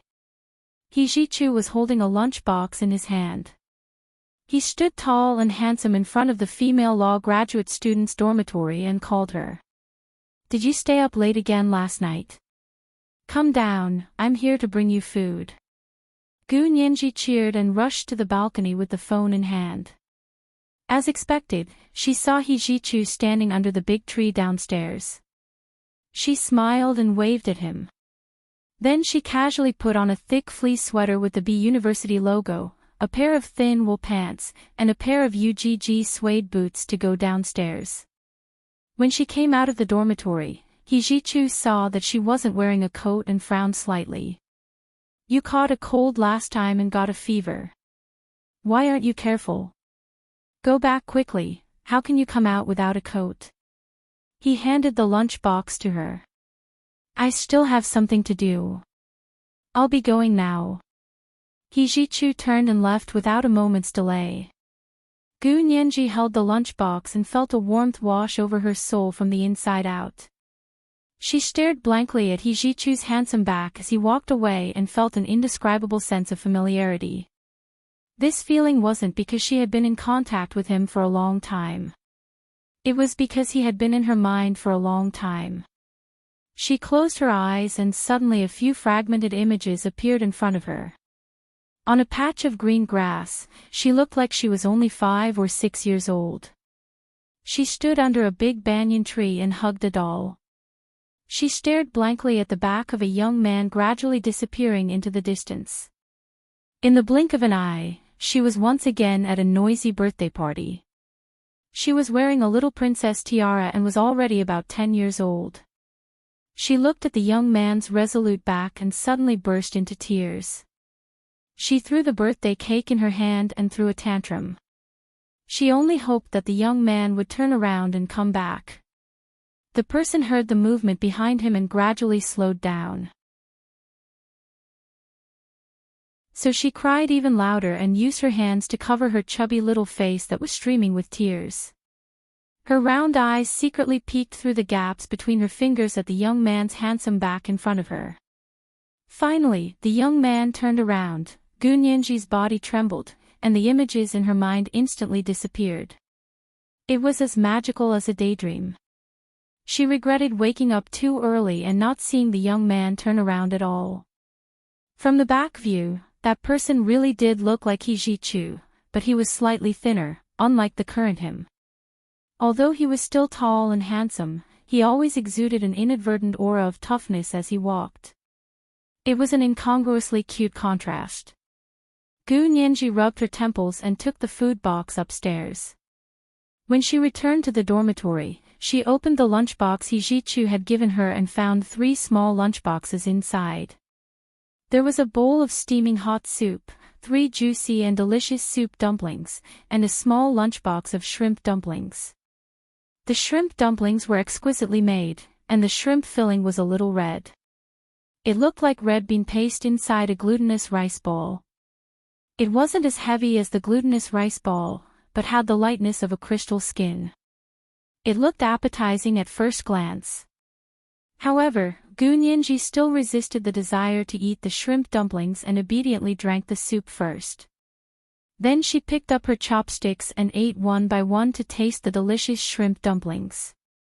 Although she really wanted to eat, she resisted the urge to gorge herself. She ate 4 shrimp dumplings and stopped eating. However, she finished all the soup dumplings and licked the corners of her mouth. She stretched as if she hadn't had enough. How nice. A new year and a new day began with a full stomach and warm clothes. Gu Nianji made a face at the mirror and found a small box to put the remaining shrimp dumplings inside. Then she washed the food box Hijichu brought, dried it, and packed it up. She planned to bring it back to him when class started. After a sumptuous brunch, Gu Nianji looked at her watch and realized it was almost 11 o'clock. If she went to the library at this time and came back at 5 o'clock in the afternoon, she could study for 6 hours. She packed her bag and took her laptop downstairs. She wrapped a scarf around her neck and rode her bike to the library. The campus was quiet on New Year's Day. Many students had gone to participate in the countdown to New Year's Day last night and only returned to the dormitory in the middle of the night. They were still sleeping at this hour. She was the only one riding on the spacious campus road. She instantly felt relaxed and happy. She even tried to ride the bike with one hand. When she arrived at the library, she parked her bike in the shed in front of the library and ran up the steps with her bag. At this moment, a tall young man wearing a gray coat came out of the library. He had his head down and was walking quickly. This person was Ishihara Taro. Gu Nianji was also adjusting her scarf and didn't pay attention to where she was going. The two of them almost bumped into each other. Fortunately, Gu Nianji was agile and realized something was wrong at the last moment when they were about to bump into each other. She took a step to the side in time and avoided crashing into the arms of this strange man. She quietly looked up and sized up the man. It turned out to be a handsome young man. He looked at most 15 or 16 years old. Ishihara Taro also looked up at Gu Nianji at this moment. He only felt that the girl's eyes were like dark black glass. They were full of brilliance and glowed like treasures. He couldn't help but be slightly stunned. Gu Nianji looked at him and suddenly remembered that she had seen him before. On Christmas Day, she was also coming out of the library and was almost hit by a bike. When she turned around, she saw this young man and even bowed to her. "Sorry to disturb you." Ishihara Taro bowed his head respectfully and looked very polite. Gu Nianji looked at him silently and ignored him. She walked directly into the library. When she was completely out of sight, Ishihara Taro finally turned around and stared at the library door. He snorted and muttered, "How rude. That's all there is to him." He shook his head and left the university to return to his apartment. As soon as he returned to his apartment, he opened his email on his computer and replied to a letter. "Can you help me get a place as a first-year master's student at B University's Faculty of Law?" After this letter was sent, he received a reply very quickly. "Of course, you're most welcome." B University's Faculty of Law had a cooperative relationship with Tokyo University's Faculty of Law. The Ishihara family was very influential in Japan, and he himself was the last disciple of the president of Tokyo University. It was completely effortless for him to use his connections to get a place as a first-year master's student at B University's Faculty of Law. Things that were very difficult for others were as easy as lifting a finger for him. After the new year, the students gradually returned to school. Gu Nianji attended classes with Hijichu, so she didn't interact much with her classmates.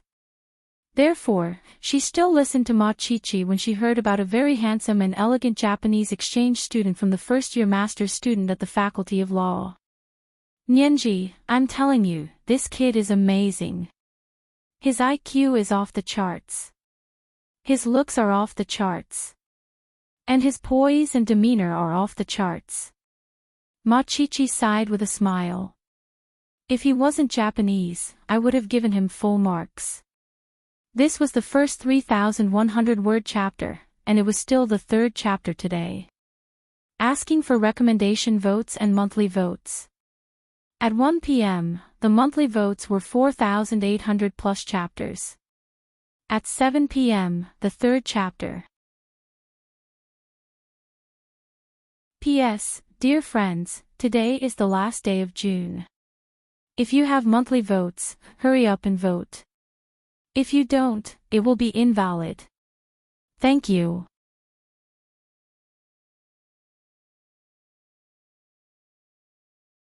Chapter 923. Gu Nianji was amused and sat in front of the computer without looking up. What about now? What's the score? Ma-Chi-Chi sat down on the single sofa next to her and pulled her panda pillow over to hug. She sighed. Since he's Japanese, no matter how hot he is, he still doesn't pass. Gu Nianji glanced at her and smiled. That's more like it. She saved the document and closed the computer before turning to Ma-Chi-Chi. I believe there are good people among Japanese, but the percentage of good people is too low. It's so low that it's statistically negligible. So overall, I'm discriminating against this group of people in a politically incorrect way. Ma-Chi-Chi extended her arm and patted her shoulder. Good job. I support you. Gu Nianji pushed her hand away with a smile and winked at her. That's it. In that case, should I tell Brother Xiong that our Chi-Chi met a little fresh meat whose IQ is off the charts, looks off the charts, and manners off the charts? Don't you dare. Ma-Chi-Chi panicked and threw the panda pillow away to pounce on Gu Nianji. She scratched Gu Nianji and laughed until she couldn't breathe. She begged for mercy. Chi-Chi. Good Chi-Chi. I won't do it again. I won't do it again. Stop tickling me. Machichi knew she was ticklish, so she tortured her for a while before letting her go. She pretended to be fierce. Remember this, girl. You can eat whatever you want, but you can't say whatever you want. I won't hold back if you say whatever you want. As she spoke, Machichi blew on her fingers and acted as if she was going to continue tickling Gunyenji if she didn't agree. Gunyenji quickly hid to the side and smiled. I won't say it, I won't say it. I really won't say it. She paused and added, I'm not interested in Japanese young men. They don't have the guts to make me mention them. Only then did Machichi relax. She and Gunyenji went to the cafeteria to eat and whispered to her on the way, Nyenji, Brother Xiong is going to my house for New Year's this year, and then he's taking me to his house. Gunyenji was speechless. She was meeting his parents so soon. This was going so fast. You guys are serious. Gunyenji was nervous as well. Chi-Chi, have you really decided to marry Brother Xiong? Both of them wanted to meet each other's parents, so they probably had the idea of getting married. Machichi nodded solemnly. Yes, Nyenji. I'll be 24 next year. I know what I'm doing. Brother Xiong is very nice, and he treats me sincerely. I understand him, and I know that marrying him is the right choice. Gunyenji was confused. How did you know?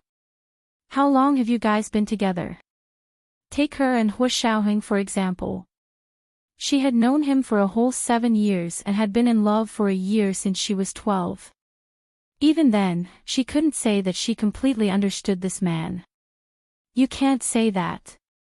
Machichi hugged Gunyenji and rested her chin on her shoulder. Haven't you heard of this saying?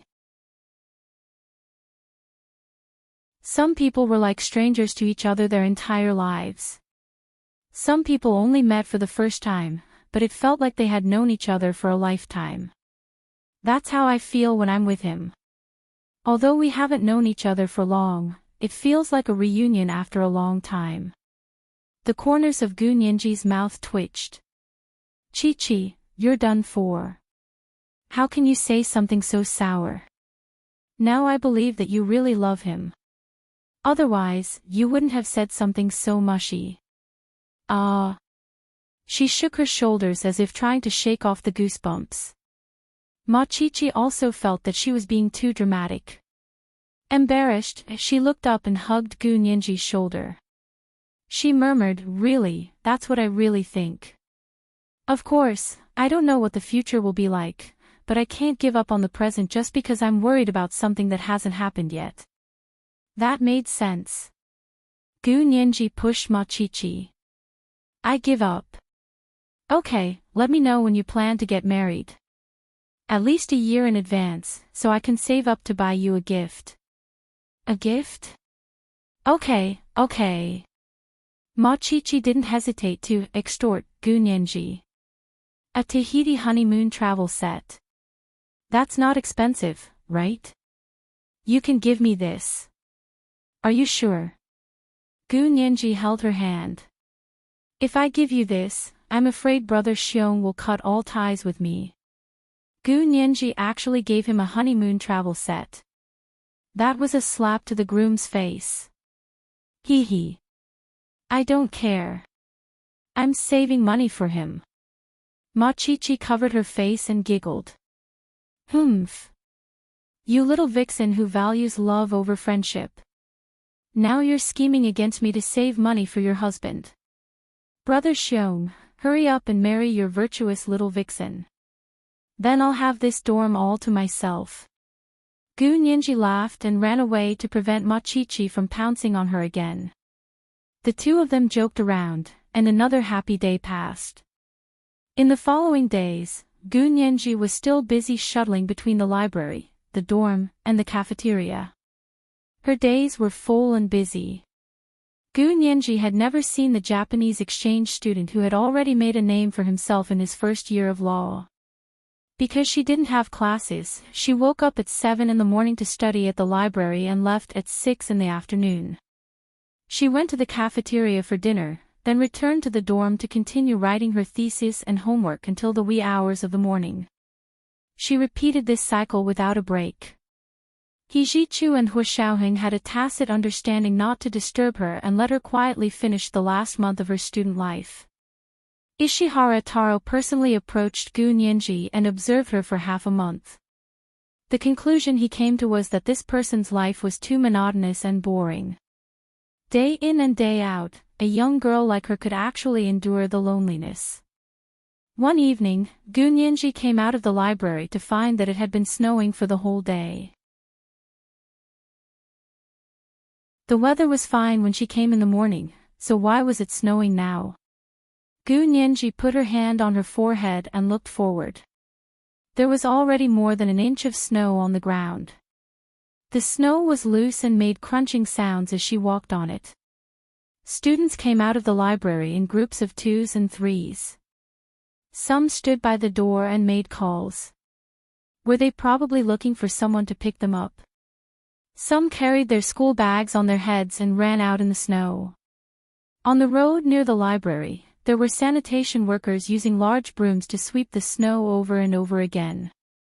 There were also snow shovelers driving back and forth on the campus paths. They shoveled the snow and sprinkled salt to prevent it from freezing. Gu Nianji originally wanted to call Ma Chi-Chi but decided against it after thinking about it. It was snowing and not raining anyway, so it was better not to bother her. She put on the hood of her coat and checked her school bag and laptop bag again to make sure that the zippers were closed. Only then did she imitate the other students and carry her school bag on her head to walk forward. Gu Nianji rushed into the heavy snow after she went down the stairs of the library. Snow particles flew everywhere and mixed in with the large patches of snow. Occasionally, some of them floated to her face and were quickly melted by her warm skin before freezing again. It hurt a little. She simply took out the silk scarf around her neck and wrapped it around half her face. Then, she put on her sunglasses to feel better. At this moment, the black-clothed youth who was standing not far away took out a handkerchief from his pocket and wiped his hands. Along with the handkerchief, a shiny golden coin rolled forward along the path that had just been cleaned. A boy with a school bag on his head ran forward with his head lowered. His heart skipped a beat when he saw the coin. The shiny gold color, could it be a gold coin? He couldn't help but bend down to pick up the coin. As he bent down, a sanitation worker who was cleaning behind him couldn't dodge in time and was knocked to the ground by him. The snow shoveler that was about to drive over quickly swerved to the side to avoid the sanitation worker who had fallen to the ground in front of him. Gu Nianji carried her school bag and happened to walk to the blind spot of the snow shoveler's rearview mirror. The driver of the snow shoveler didn't expect a student to walk to his blind spot at that time. He only cared about avoiding the sanitation worker who had fallen to the ground in front of him. He turned the steering wheel vigorously, and the large bucket of the snow shoveler cut across to the side. "Ah, be careful. There's someone over there." A few sanitation workers and students saw this scene and shouted in unison. Although Gu Nianji had her head down, she still noticed the sudden change of direction of the snow shoveler. She quickly twisted her body and retreated to the side of the road. In the end, she was so busy avoiding the snow shoveler that she didn't notice that there was a rock garden on the side of the road. Stumbling back from the main road, her feet inevitably slipped on the thin layer of ice on the side of the road. The back of her head suddenly crashed into a sharp rock protruding from the rock garden. Ishihara Taro, who was standing not far away, saw this scene that he had personally calculated. Even he couldn't help but get excited. Crash! Crash! As long as she hit the back of her head, she would be crippled even if she didn't die. But at that moment, a rock flew out of nowhere and hit Gu Nianji's knee. Her legs turned to jelly, and before she could fall back, she sat on the ground and fell hard on her butt. This is the second update. Monthly votes of 4,800 plus updates have been delivered. Today is the third update. Please recommend votes and monthly votes. 7 p.m., the third update. P.S. Dear friends, today is the last day of June. If you have monthly votes, hurry up and vote. If you don't, it will be invalid. Thank you.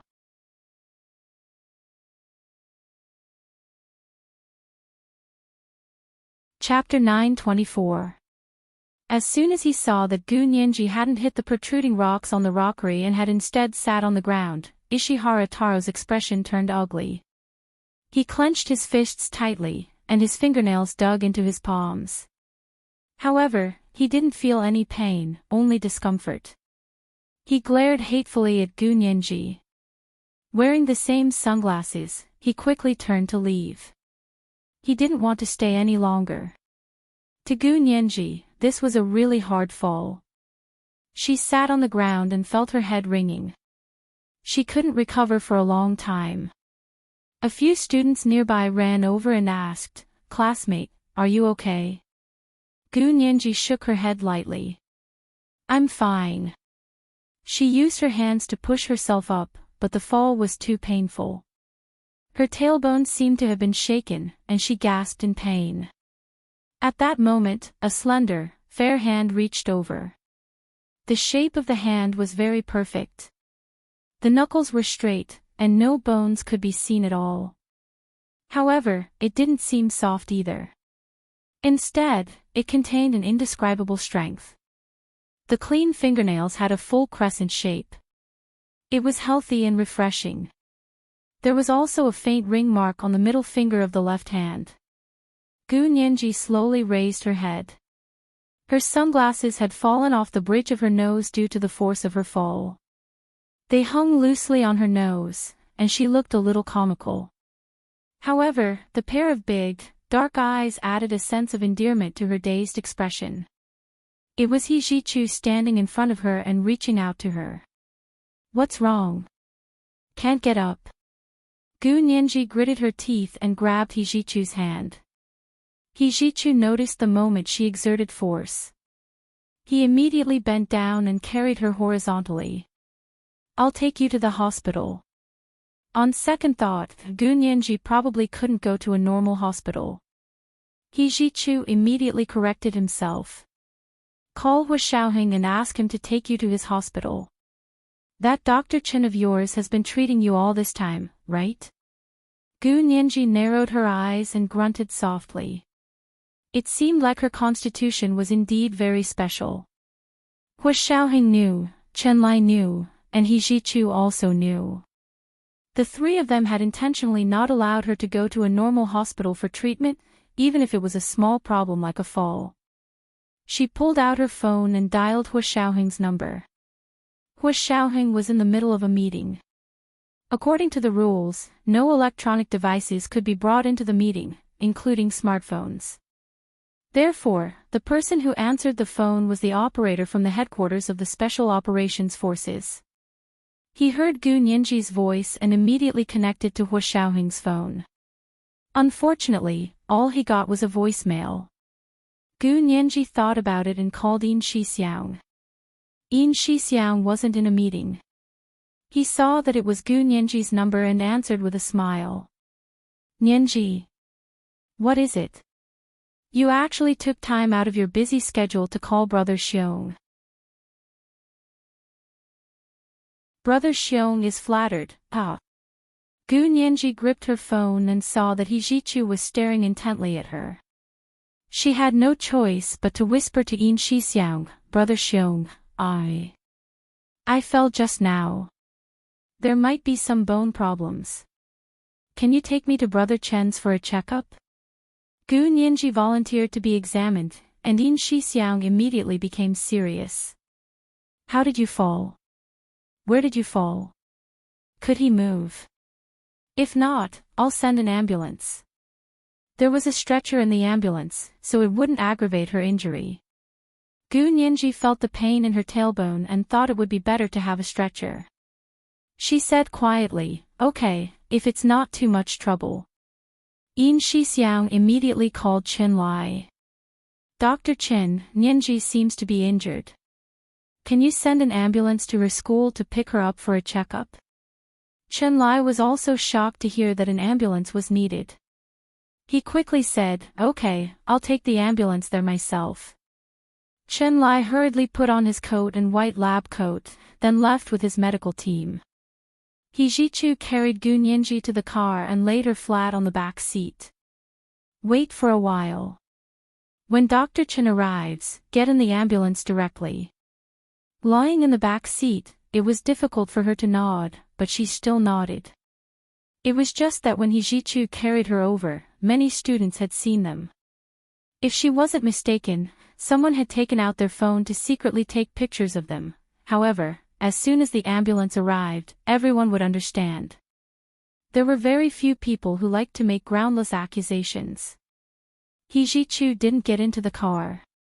Instead, he stood outside the car door and scanned everyone with an indifferent gaze. It was still snowing, and the students who had been watching were a bit embarrassed. They gradually dispersed, but there was still a steady stream of students who expressed their curiosity. His car was parked on the snow-covered grass on the side of the road.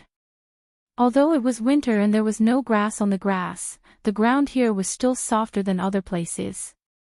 Gu Nianji asked He Jichu in the car, "Professor He, why did you drive here on such a snowy day?" He Jichu crossed his arms and crossed his long legs. He replied dryly, "I came to pick you up." Gu Nianji was speechless.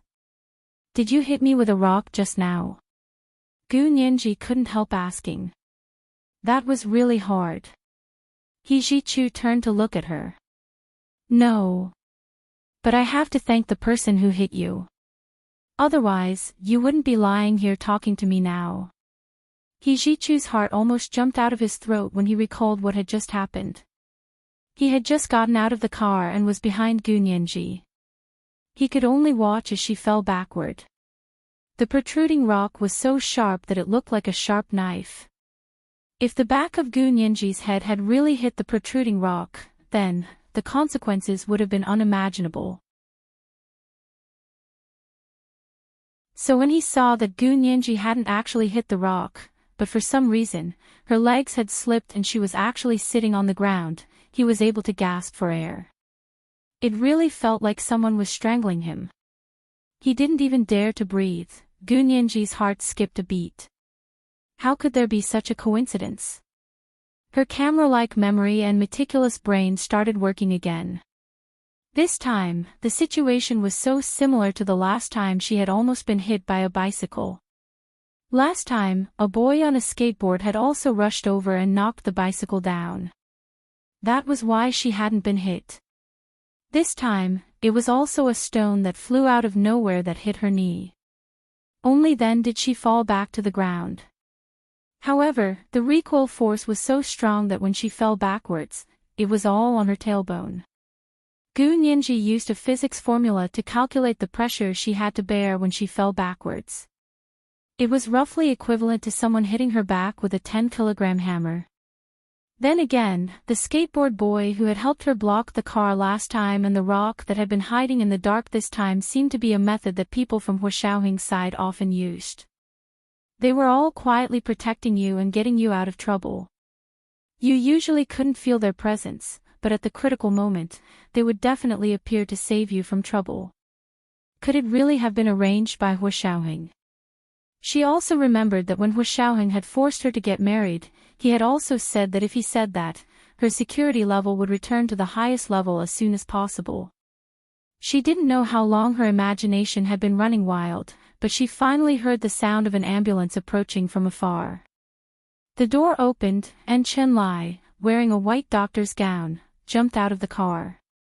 Behind him was a stretcher team, and they rushed to He Jichu's parked car on the side of the road.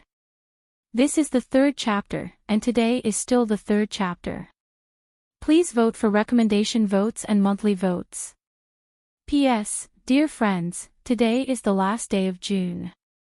If you have monthly votes, hurry up and vote. If you don't, it will be invalid. Thank you.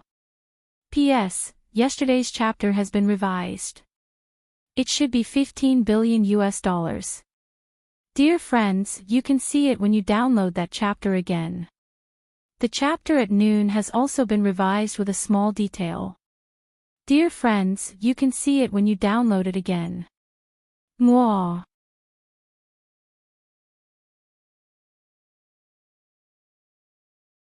Chapter 9:25. Ji-chu stepped to the side and opened the door. He bent down to carry Gu out. Chen-Lai froze and turned to call for a stretcher. Ji-chu ignored Chen-Lai's scrutinizing gaze and carefully placed Gu on the stretcher. His gaze was gentle and loving, as if she was his most precious treasure. Chen-Lai pursed his lips and thought to himself that he was the one who saw this. If it had been Hu Xiao, he shuddered. Hu Xiao had always been a man of few words. Now that he had gained experience, he wasn't happy with material things or sad about himself. He had never been as cold as Ji-chu. He always had a faint smile no matter who he was. It wasn't obvious and was almost invisible, but it made people feel like they were sitting on a spring breeze. They admired him from the bottom of their hearts and even submitted to him. They were only willing to listen to his orders. He didn't seem unapproachable, but his calm and unperturbed appearance was even more unfathomable, causing others to be unable to make head or tail of him. This was the quality of a true leader. Even Chen-Lai, who had been his brother and comrade in arms for so many years, couldn't figure out what he was thinking. That was why Hu Xiao was getting higher and higher, while Chen-Lai was still stuck at the rank of senior colonel. It was difficult for him to advance any further. Chen-Lai shook his head and thought to himself that he really had nothing better to do. How could he think of such nonsense at a time like this? He also knew very well that no matter how reserved Hu Xiaoheng was, Gu Nianji would always be someone special to him. There was no doubt about that. Chen-Lai followed the stretcher back to the ambulance and waved to Ji-chu. Professor He, thank you for notifying us in time. I'll send you Nianji's condition after the hospital examination. Ji-chu folded his hands behind his back and looked inside the ambulance. Gu Nianji was lying on the stretcher and was already secured by several straps. No matter how the ambulance bumped, she wouldn't suffer any further injuries. He nodded and said, then I'll have to trouble you. Colonel Ian has my number if you don't know. Okay, I'll ask him, Chen-Lai said politely and closed the back door of the ambulance. Soon, the ambulance left the B University campus with its lights flashing.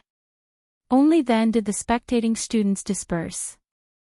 It turned out that the girl had suffered such a serious injury. No wonder Professor He had carried her. The students who had secretly taken photos felt embarrassed, and most of them deleted the photos on their phones. However, there were also a few people who were indignant and secretly kept the photos. Especially the last photo of Ji-chu carrying Gu Nianji onto the stretcher. Anyone with eyes could tell at a glance that he loved her deeply. The ambulance flashed its lights and moved smoothly on the road. Soon, it arrived at the medical building of the Special Operations Forces headquarters. Chen-Lai opened the car door and got out. He found Hu Xiaoheng and Yin Shixiang already waiting at the entrance of the medical building. He was still wearing the military uniform from the meeting. The military cap on his head was pressed low, covering his eyebrows. His deep eyes were extremely black, but also extremely bright, like a torch in the dark night. On the surface, there was a raging flame burning under the calmness. He stood there calmly, his tall and strong body wrapped in a general's uniform. The seams of his trousers were perfectly straight, and the collar button was neatly buttoned without a single crease. A stretcher was wheeled out of the ambulance, and Gu Nianji was immobilized by straps. Hu Xiaoheng quickened his steps to the stretcher and quickly looked at Gu Nianji. Where are you hurt? Hu Xiaoheng reached out to touch Gu Nianji's forehead out of habit. When she was young, whenever she felt unwell, Hu Xiaoheng would always touch her forehead to see if she had a fever. This habit was deeply ingrained and had remained until now. But she had hurt her tailbone, not a headache or fever. Gu Nianji curled her lips and wanted to laugh. But when Hu Xiaoheng's warm palm touched her forehead, she couldn't laugh anymore. An iron-blooded and unyielding man occasionally revealed a trace of warmth. No matter how strong her defenses were, she was completely defeated by his gentle touch that brought back memories of the past. Gu Nianji lay on the stretcher and smiled at Hua Xiaoheng. As she smiled, she realized tears were flowing down her cheeks. Hua Xiaoheng thought Gu Nianji was crying from the pain. Although he was extremely anxious, he only took out a tissue to wipe her tears. He then said to Chen Lai calmly, "Don't delay. Get her to the operating room now." Chen Lai shuddered and didn't dare to joke with Hua Xiaoheng anymore. He quickly turned to his medical staff. "Get into the elevator and get her to my special infirmary." His medical staff were all well-trained experts. He didn't need to say anything else. They had already worked together to send Gu Nianji to Chen Lai's special infirmary. Chen Lai performed a full-body CT scan on Gu Nianji as soon as she arrived to be safe. He was worried that other than her tailbone, there might be other problems. But Gu Nianji's foundation was too good. Although the fall had caused her tailbone to hurt unbearably, only her tailbone was severely fractured. Everything else was fine. Chen Lai's CT results came out, and he carefully checked it twice to make sure there were no other problems before letting her return to the bed. Because it was a bone problem, she was in a special bed this time. It was like an inverted human body. She could lie in it and maintain a motionless posture. Under normal circumstances, someone with a severe fracture like Gu Nianji's would have to lie in a bed like this for at least 3 months to wait for the bone to heal. But because of Gu Nianji's special constitution, Chen Lai felt that 2 weeks should be enough. Hua Xiaoheng had been waiting outside the ward the whole time. He didn't speak. He held a cigarette in one hand and stood in the hallway facing the window. It was still snowing outside, and the weather was getting colder. Hua Xiaoheng only wore a woolen military uniform with a casual shirt underneath, but he felt extremely hot. Even the cigarette in his hand couldn't calm him down. Of course, no one could tell how anxious he was just by looking at his appearance. He opened the window, and the cold wind and snowflakes rushed in. It was refreshing. He wore a Bluetooth headset and was listening to the report from the Secret Service personnel next to Gu Nianji. "Hua Xiao, this is what happened this time." The situation was very chaotic, but fortunately, there were 4 of us and we could cover her from 4 directions. Therefore, when I realized that she might fall backward and hit the sharp rocks on the rockery, in a moment of panic, I hit her knee with a rock. This way, she wouldn't fall backward, but her center of gravity would shift and she would sit on the ground. After a pause, the person said carefully, "Hua Xiao, is Miss Gu's injury very serious? Did I make a mistake?" The 4 of them were responsible for secretly protecting Gu Nianji. In the past, they had easily resolved some of the small matters. The last 2 times, however, had become more and more intense. This time, in order to prevent her from being more seriously injured, they had chosen a less damaging measure. But she was still injured. Compared to the consequences of hitting the back of her head and dying, the consequences of falling to the ground and not being able to move were unimaginable. The Secret Service personnel felt that he had made a mistake and was very upset. "Hua Xiao, you can punish me. I didn't do my job well. If I had appeared earlier, I could have directly sent her back to the dormitory." Hua Xiaoheng didn't blame him at all. His voice was very calm and gentle. "It's fine. You did very well. You didn't do anything wrong. Why should I punish you? Because you saved Miss Gu's life, so I have to punish you. Do you think I'm such a muddle-headed boss?" The Secret Service personnel didn't expect Hua Xiaoheng to not blame him at all. He was so touched that his insides burned. The burly man's eyes actually heated up and tears flowed down his cheeks. He quickly wiped them with the back of his hand and said as naturally as possible, "Yes, I understand. Thank you for your understanding, Hua Xiao. I'll be more careful in the future. You did very well." Don't blame yourself. Hua Xiaoheng didn't continue the topic. Instead, he said, from your report, Nianji has been in a lot of situations recently. Did you compare the frequency of these situations with the previous ones? The person quickly said, the four of us were planning to have a meeting. It's been a bit strange recently. We'll write a report for you after we've summarized all the situations. Hua Xiaoheng nodded. Okay, send it to my email when you're done. He paused and reminded them, the sooner the better. As soon as he hung up, Chen Lai called. Hua Xiao, the situation has been checked. You can come in now. Hua Xiaoheng immediately threw away the cigarette in his hand and turned to return to Chen Lai's special infirmary. He glanced at Gu Nianji, who was lying on the hospital bed. He didn't walk over directly. Instead, he entered Chen Lai's office. How's the injury? Hua Xiaoheng sat in front of his desk and picked up the CT report to look at. Chen Lai displayed the CT image and explained to him, the fracture of the tailbone is very serious. To be honest, most people with this kind of injury will have difficulty moving for the rest of their lives. Hua Xiaoheng looked up at Chen Lai. He didn't say anything, but his gaze was so heavy that Chen Lai almost couldn't breathe. He could only say, of course, Nianji is an exception. It's not like you don't know about her constitution. Hua Xiaoheng looked down and grunted. What will happen to her? She'll be in bed for 2 weeks. She should be able to heal, Chen Lai said tentatively. The truth was, he wasn't sure how much it would heal. After all, this was Gu Nianji's first time having such a serious fracture. It was just like the old scars she had when she was young. Although they had healed, they inevitably left scars. Hua Xiaoheng's grip on the CT report tightened, and he almost tore the report into pieces. The corners of Chen Lai's mouth twitched. His heart ached as he looked at the data in his report. He wanted nothing more than to pounce on Hua Xiaoheng and snatch his treasure from his hands.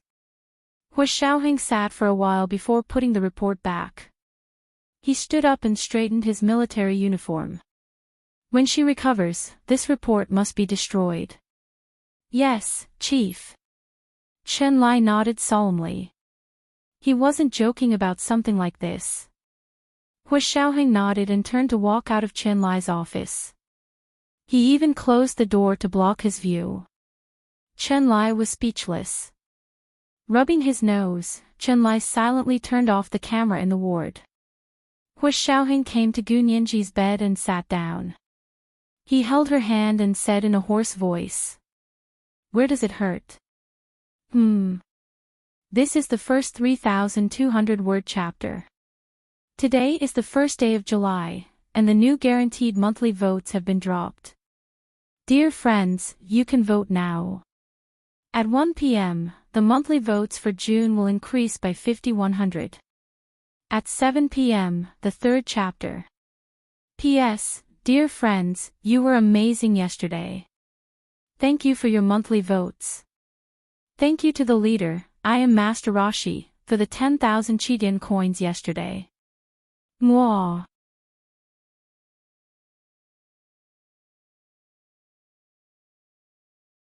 Chapter 926.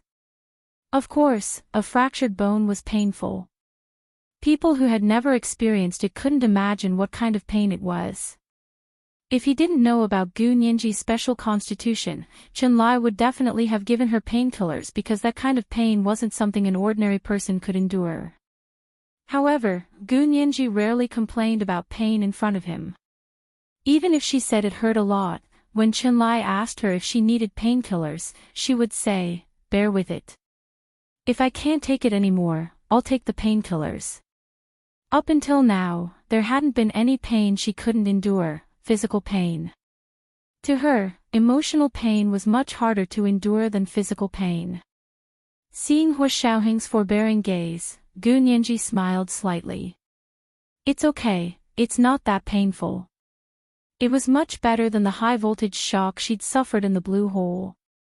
It was about the same pain as when she'd been electrocuted by ALS in Germany. Although that was the case, it was still unbearable for most people when the pain was reduced from 10% to 80%. Because she was enduring it, her palms began to sweat. Hu Xiaoheng felt the wetness in her palms and knew very well that she was in so much pain that she was sweating, yet she still insisted it didn't hurt. Staring at her forehead that was gradually drenched in sweat, Hu Xiaoheng closed his eyes. Sleep. It won't hurt anymore after you sleep. I'll stay here with you. It was actually very difficult to fall asleep with so much pain. However, since Hu Xiaoheng said that, Gu Nianji still closed her eyes and tried to sleep. After a while, Hu Xiaoheng saw Gu Nianji's eyes roll slightly under her tightly shut eyelids. He tried his best to smile but couldn't. He gently put her hand back under the blanket. Can't sleep. Gu Nianji opened her eyes and answered honestly. Seeing that Hu Xiaoheng's expression was too cold and stern, as if he would pull out a gun and kill her the next second, Gu Nianji thought about it and said slowly. Sing me flying bugs and I'll fall asleep. Hu Xiaoheng was speechless. His eyes quickly glanced at the place with the camera and secretly decided to go to Qinlai's place later to get him to delete this part. Gu Nianji didn't really want Hu Xiaoheng to sing. She only wanted to use this opportunity to eliminate Hu Xiaoheng's murderous aura and anger. This was not good. For someone in Hu Xiaoheng's position, it was a big taboo. This person rarely had such strong emotional fluctuations. In the past, Gu Nianji only felt that he was too calm and didn't respond to her feelings and passion. After suffering such a huge blow, she was very disheartened. Now that she realized that he was finally angry, she began to worry about his safety and future. Gu Nianji endured the pain rising from her tailbone and slowly reached out from under the blanket to cover the back of Hu Xiaoheng's hand. She forced a smile at him and said gently, I'm fine, don't worry. Hu Xiaoheng turned his head abruptly and looked up at the sky. Suppressing the tears in the corners of his eyes, he turned back and placed her hand back under the blanket. He secured it with a belt and sang softly, the dark sky hangs low, the bright stars follow, the insects fly, who are you thinking of? The stars in the sky shed tears, the roses on the ground wither, the cold wind blows, as long as you are with me. Insects fly and flowers sleep. Only pairs of them are beautiful.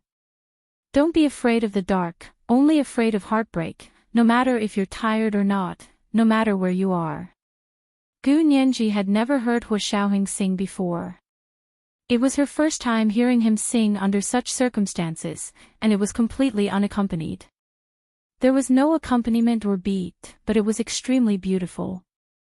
Hu Xiaoheng's voice was already on the low side. Now that he had lowered his voice to sing without any accompaniment, the heavy impact of the subwoofer on the scene made Gu Nianji, who was a fan of sound, want to kneel down. She looked at Hu Xiaoheng almost obsessively. Her eyes were filled with longing, which greatly encouraged Hu Xiaoheng and pleased him. He sat on the edge of her bed and sang "Flying Bugs" over and over again until she gradually fell asleep. Qinlai worked in the office for a while and remembered to send He Zhichu a message. He found Yin Shixiang's number and called. He asked for He Zhichu's number and sent a message saying that Gu Nianji was fine. She only had some broken bones and needed to rest. After sending the message, he was hungry. He looked at his watch and wanted to go out to find something to eat. He opened the door and saw Hu Xiaoheng sitting by Gu Nianji's bed. His body leaned forward slightly, his hands clasped together to support his chin. He looked at Gu Nianji intently and sang to her over and over again. Qinlai's knees went weak and he really slid down the door.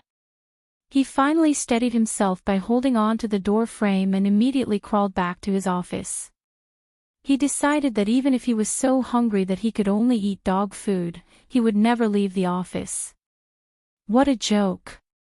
If Hu Xiaoheng found out that he had eavesdropped on him singing to Gu Nianji, he would die. The office door quietly closed and Chenlai began working again. It was not until it was dark that he thought he would not sing again, so he secretly opened the office door to take a look. Fortunately, Gu Nianji was already asleep, and Hu Xiaoheng was not singing again. Thank God, he could go out to eat. Chenlai clutched his stomach as he walked out of the office. He followed the corner of the wall and wanted to slip out without attracting attention. But even if Hu Xiaoheng did not look away, he knew he had come out. Stop. Chenlai immediately stopped in his tracks and smiled apologetically. Hu Xiao, what's the matter? Hu Xiaoheng looked down and adjusted the blanket for Gu Nianji. Is there a camera in this ward? Yes, of course there was. Chenlai replied excitedly. But Hu Xiao, don't worry, I turned it off just now. Ever since Nianji came, the camera has been turned off. Hu Xiaoheng turned to look at him. Really? I can make a military pledge. Chenlai almost pointed to the heavens and swore. At least you know what's good for you, Hu Xiaoheng snorted and waved his hand. You can leave.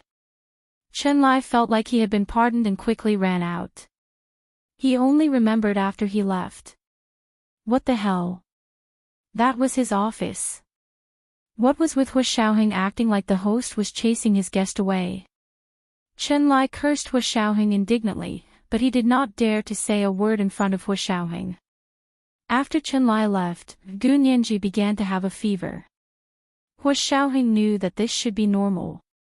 Gu Nianji's body seemed to need a fever to stimulate the body's immunity and recovery ability. Every time she was seriously ill or seriously injured, it would be accompanied by a high fever. He just didn't know how long the fever would last this time. Hu Xiaoheng began to pay attention to the changes in Gu Nianji's body temperature. The special hospital bed was fully equipped, and Gu Nianji's body temperature and heartbeat were all monitored by special equipment. Chenlai returned from dinner and brought Hu Xiaoheng a box of food. Hu Xiao, it's time for dinner. Chenlai placed the box in front of Hu Xiaoheng. At that moment, he noticed that Gu Nianji's body temperature was rising rapidly. He was surprised and said, "This curve is rising faster than before. It looks like we'll have to take turns sleeping tonight. We can't be without people here." Hu Xiaoheng did not turn his head. Go to sleep. I'll watch. It was the second night, and the June monthly tickets had been delivered at 5,100 plus night. Today was the first day of July, and the new guaranteed monthly tickets had already been dropped. Dear friends, you can vote now. The third night at 7 p.m. P.S. Flying Bugs was a children's song written by Mr. Lin Shi and composed by Mr. Chen Guangrong. It was very nice, especially with a male voice singing in a low voice. The effect was simply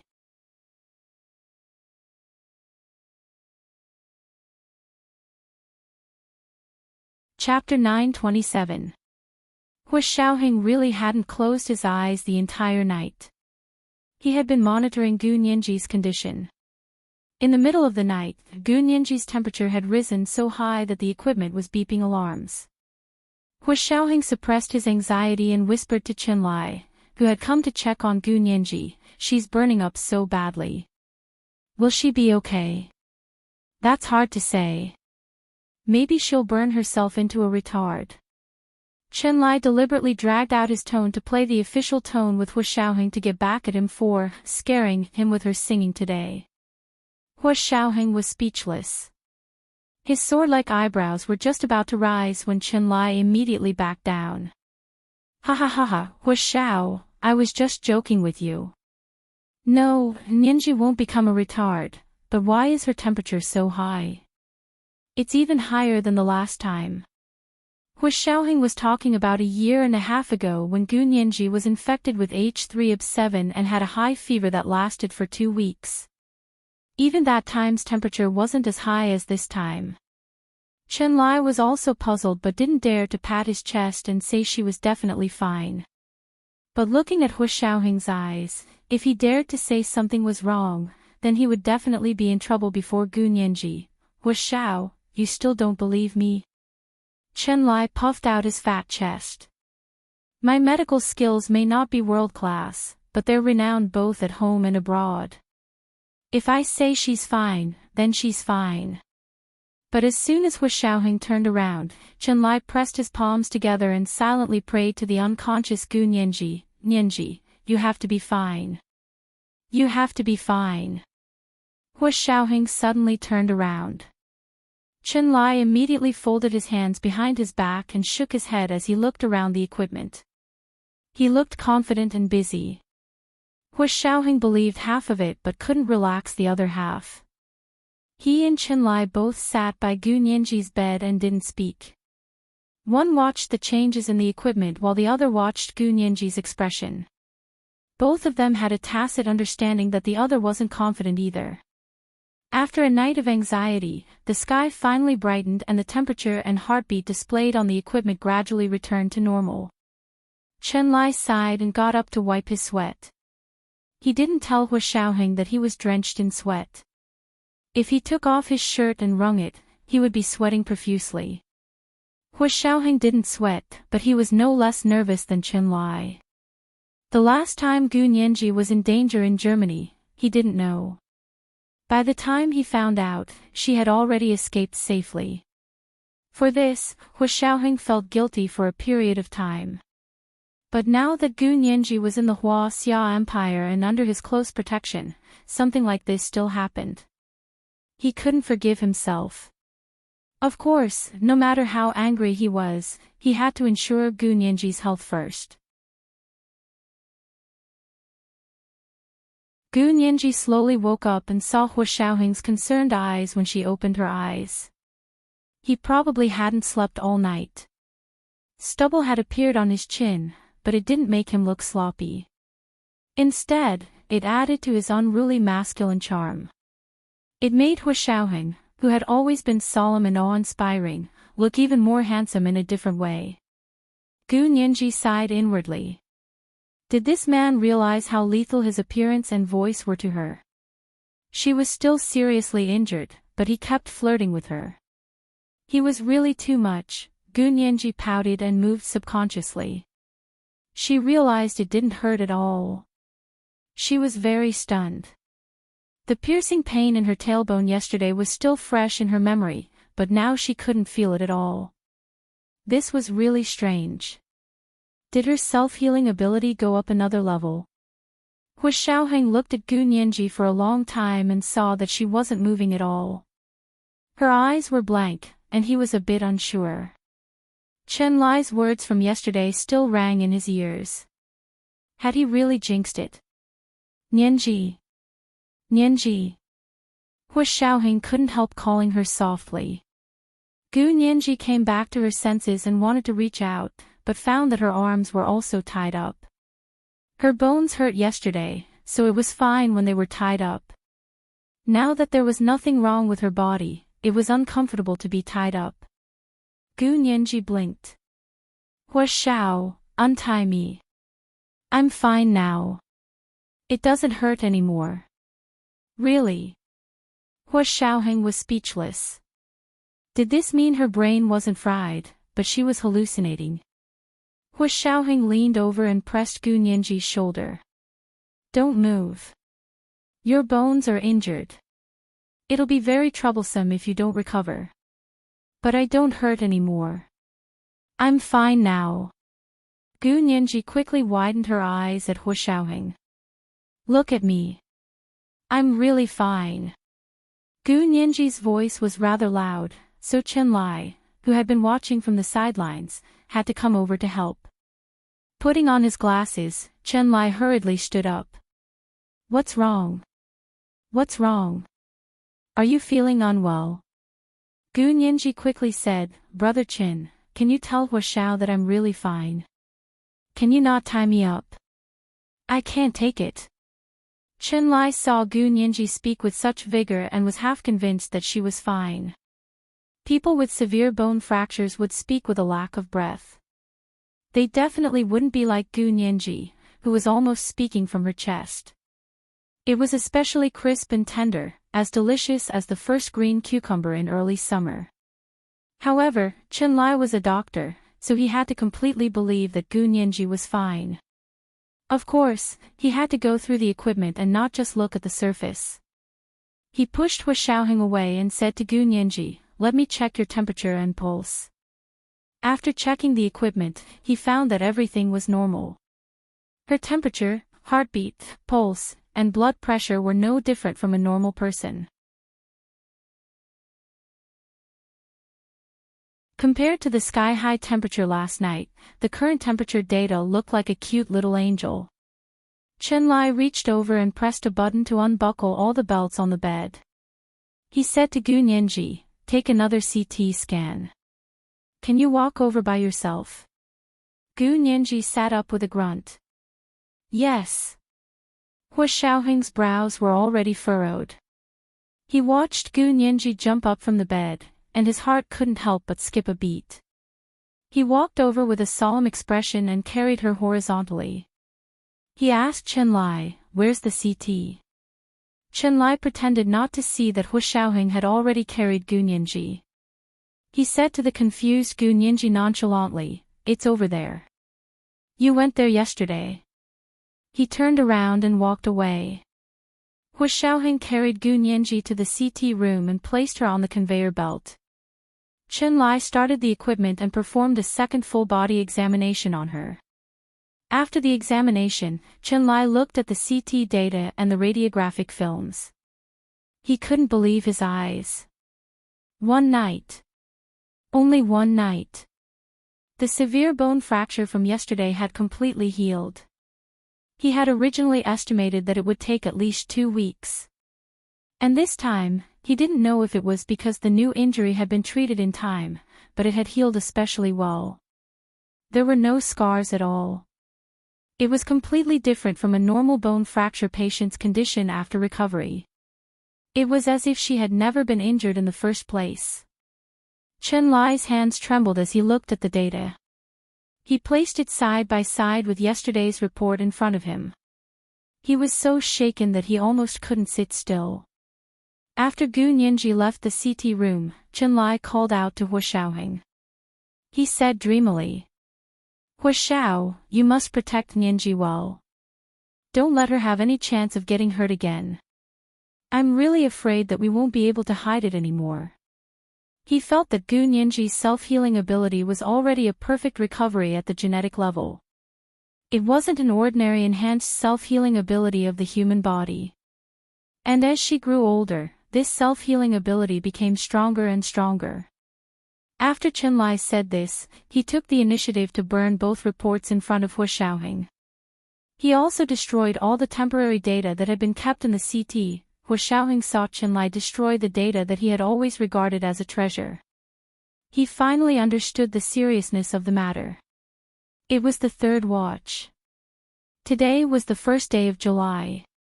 The new guaranteed monthly votes had already been dropped. Dear friends, you can vote now. Good night, dear friends.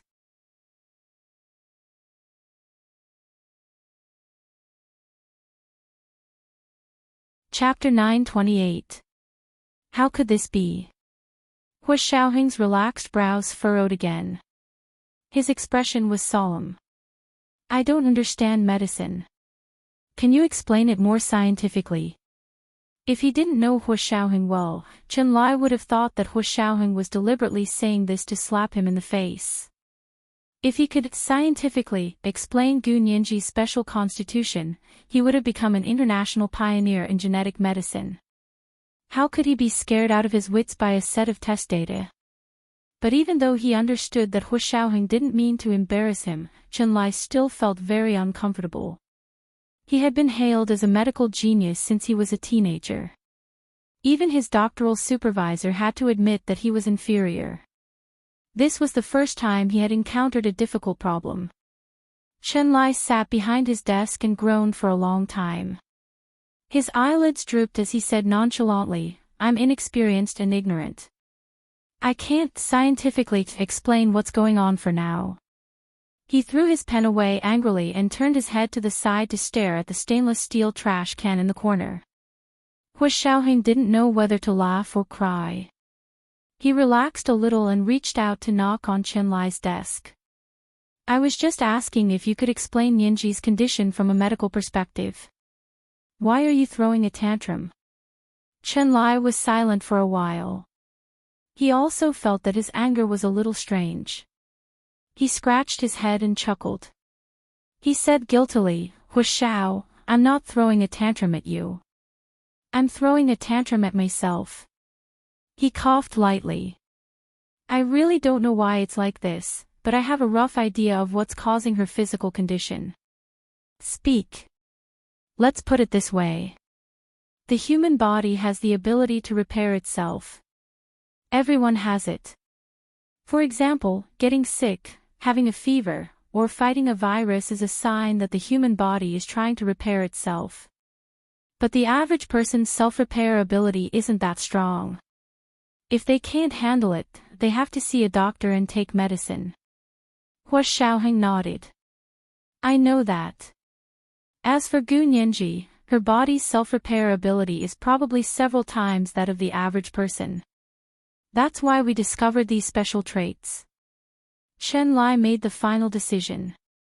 Also, from the example of your mother accepting her bone marrow cells and successfully recovering, her self-repair ability can be transmitted. That means that her genes are like medicine and can cure other people. That's the scariest thing. Hu Xiaoheng had been in the army since he was 18 years old and had been in the army for more than a decade. He had been through life and death situations and had seen as much as the generals during the war.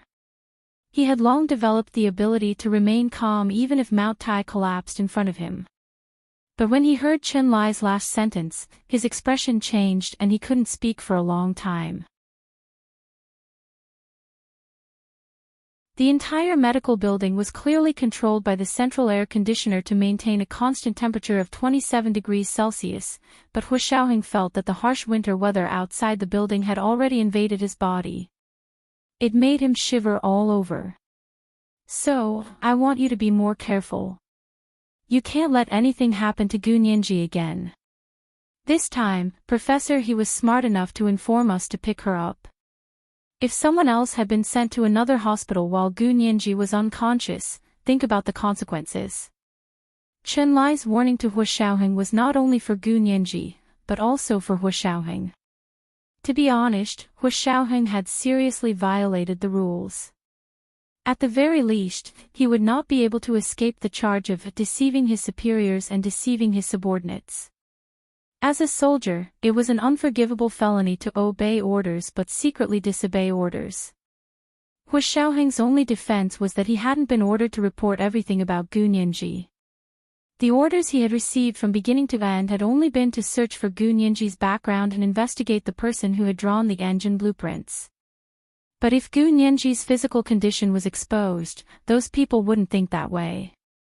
They would only say that Hu Xiaoheng was playing with words and still put the label of disobeying orders on him. For Gu Nianji, Hu Xiaoheng was practically risking his entire future. In the face of Chen Lai's warning, Hu Xiaoheng only shook his head nonchalantly. He stared at Chen Lai and said, "As long as you keep your mouth shut about this, I promise there won't be any problems." "Of course I won't say anything." Chen Lai glared at Hu Xiaoheng. "I see Nianji as my own sister. Who would want their own family to be a lab rat? You can set your mind at ease." "Okay." Hu Xiaoheng stood up and adjusted his military cap. "Then it's fine. I'll take Nianji to my official residence for 2 days and think about what to do in the future." Chen Lai didn't object. He winked at him. Go. But she's still recovering from her injuries. Take it easy." Hu Xiaoheng pretended not to hear the perverted meaning in Chen Lai's words. He turned around and walked out of his office to the intensive care unit outside. Gu Nianji sat on the sofa and stared blankly at a cup of hot water. She looked up to see Hu Xiaoheng come out. Gu Nianji looked up, her dark, glassy eyes wet. she said pitifully. Hua Xiao, I'm hungry. Hua Xiaoheng was speechless. He was originally worried, but seeing her like a little kitten begging for food, all his unease disappeared. Food was the most important thing in the world. Let's go to my place. Hua Xiaoheng walked to Gu Nianji and helped her stand. I'm fine. I can walk by myself. Gu Nianji didn't want him to help her. She wasn't injured, so why was she pretending to be sick? Hua Xiaoheng gave her a sidelong glance. Aren't you hungry? You can still walk. Okay, that was true. Gu Nianji stopped struggling and obediently allowed Hua Xiaoheng to help her back to his official residence. On the way there, Hua Xiaoheng called the kitchen to prepare food for her. The official residence's kitchen was stocked with all kinds of ingredients all year round, and all kinds of broth were constantly simmering. Hearing that Gu Nianji hadn't eaten for a day and night, the orderly in the kitchen gave her a bowl of chicken soup with silver thread noodles made from Rehmannia. The Rehmannia chose free-range hens that were less than a year old and had been simmered in a slow cooker for an entire day. The oil had been skimmed off, and even the chicken had melted in the soup. 2 handfuls of green vegetables, some bean sprouts, and some salt were put in a small white porcelain bowl. Gu Nianji smelled the chicken soup as soon as she entered. Following the smell, she ran to the dining room first. Hua Xiaoheng followed her in and saw that Gu Nianji was already holding a small bowl of silver thread noodles. Her eyes were squinted as she ate, so he was relieved to return to his room. His room was on the 2nd floor. It was a suite that was connected to the study, office, bedroom, and living room. After entering, he immediately turned on the computer to receive the work report sent by the Secret Service personnel. After the meeting, the 4 Secret Service personnel summarized the situation during this period and wrote a detailed report. Hua Xiaoheng opened the email and read it attentively. The report wasn't long, only 3 pages, but Hua Xiaoheng read it for a full 15 minutes. The report detailed the various situations around Gu Nianji over the past few days. Aside from the daily trivial matters, there were a few things that made Hua Xiaoheng vigilant. For example, the time she was almost hit by a bicycle on campus. Also, there were some strangers who appeared around Gu Nianji recently.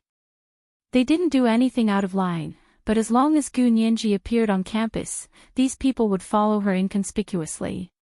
When it came to secretly following people, if the Special Operations Forces claimed to be second best, no one would claim to be first. These people's actions couldn't be seen by ordinary people. Even Gu Nianji didn't notice that there were people spying on her. But to the Secret Service personnel of the Special Operations Forces, it was nothing.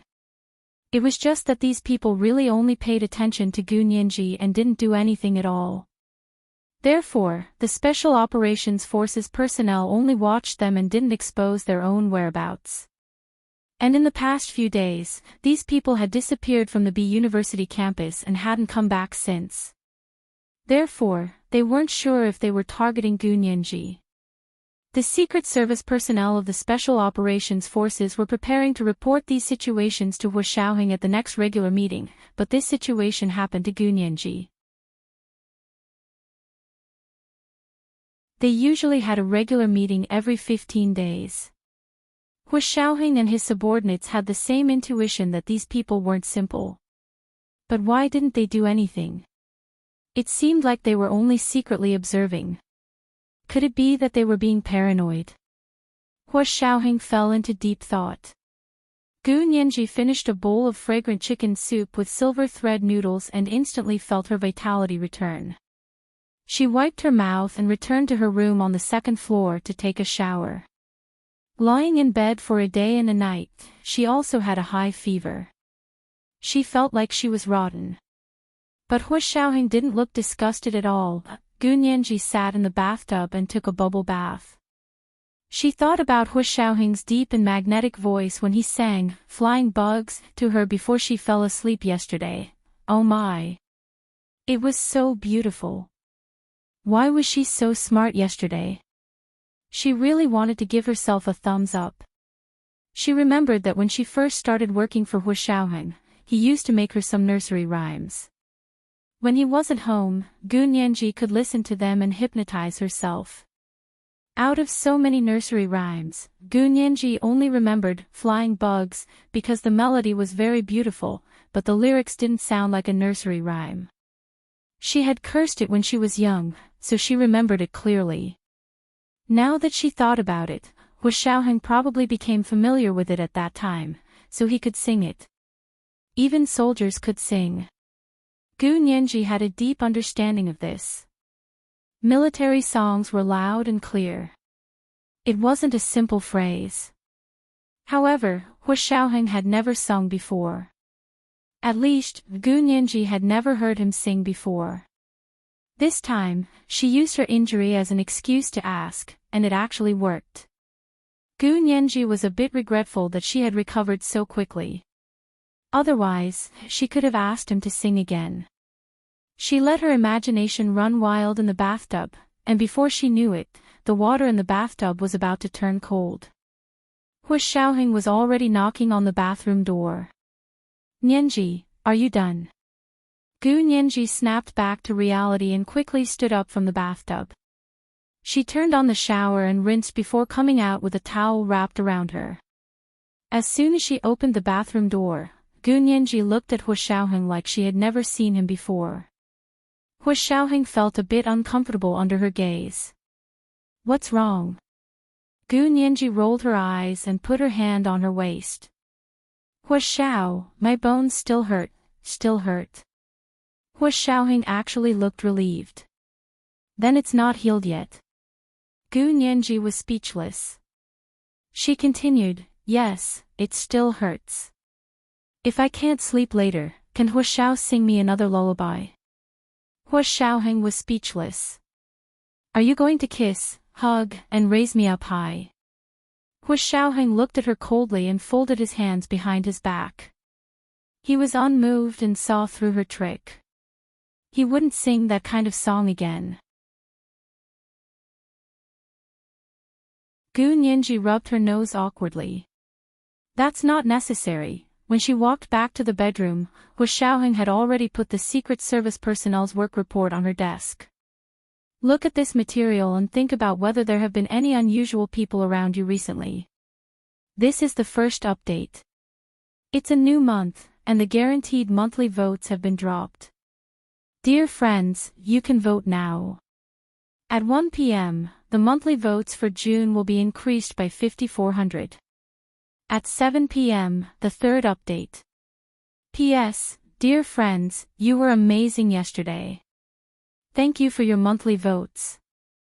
Thank you to Momo Moshi and Man Ling for their 10,000 Chidian coins each yesterday. Mwah.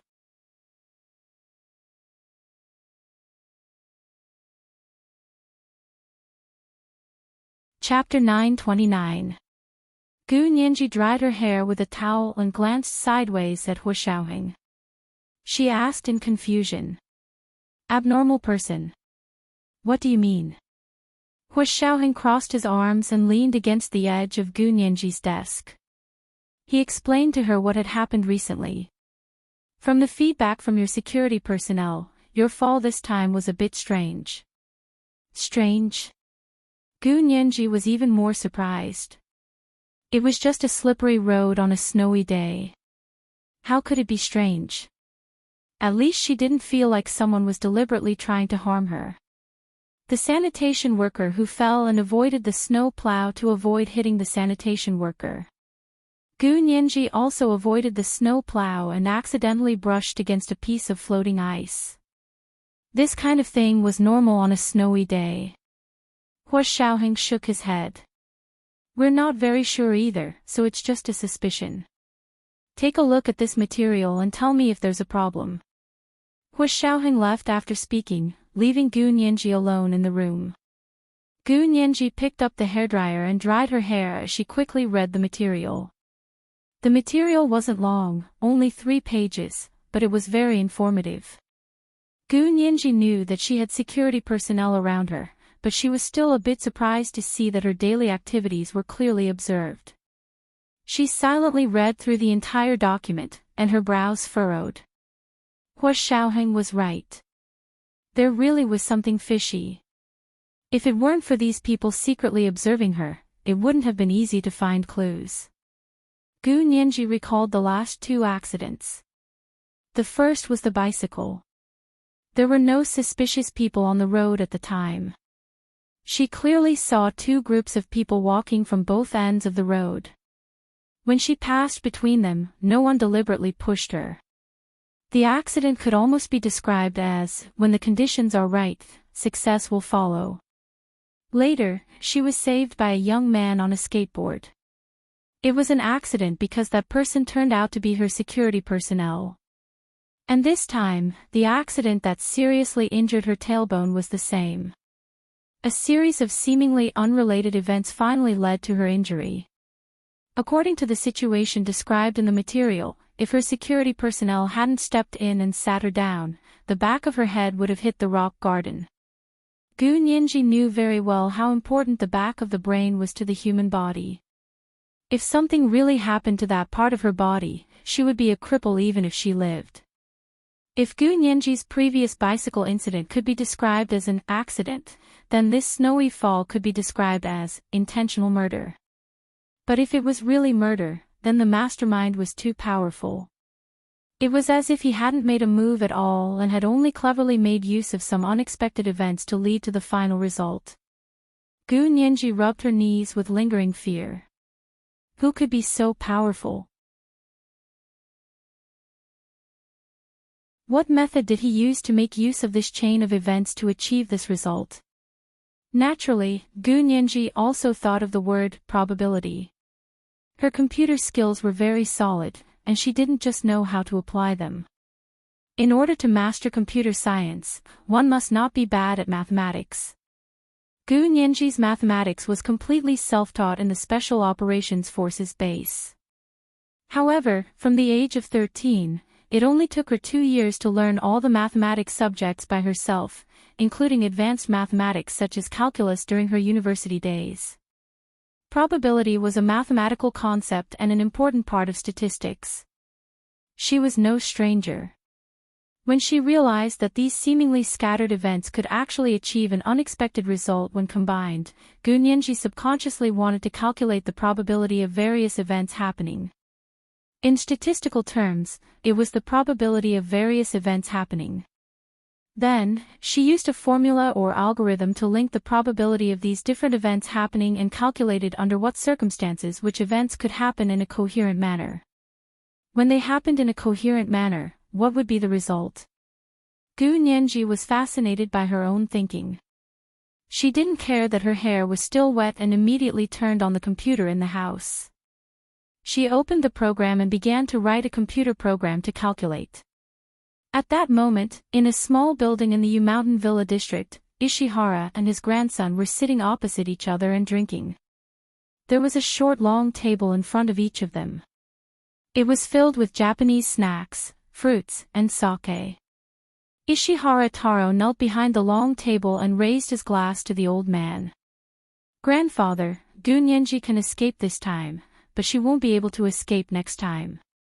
Don't worry, when we find the hospital she's staying in, I will have an even more powerful backup waiting for her." The old man was full of smiles and said emotionally, "Taro, you were really too powerful this time." Is Gu Nianji's injury very serious? Although she didn't die immediately, it was said that she was seriously injured and was dragged away by an ambulance. Many people saw it with their own eyes. It was said that her tailbone was severely damaged and she couldn't move. She was tied up with a belt on the stretcher in the ambulance.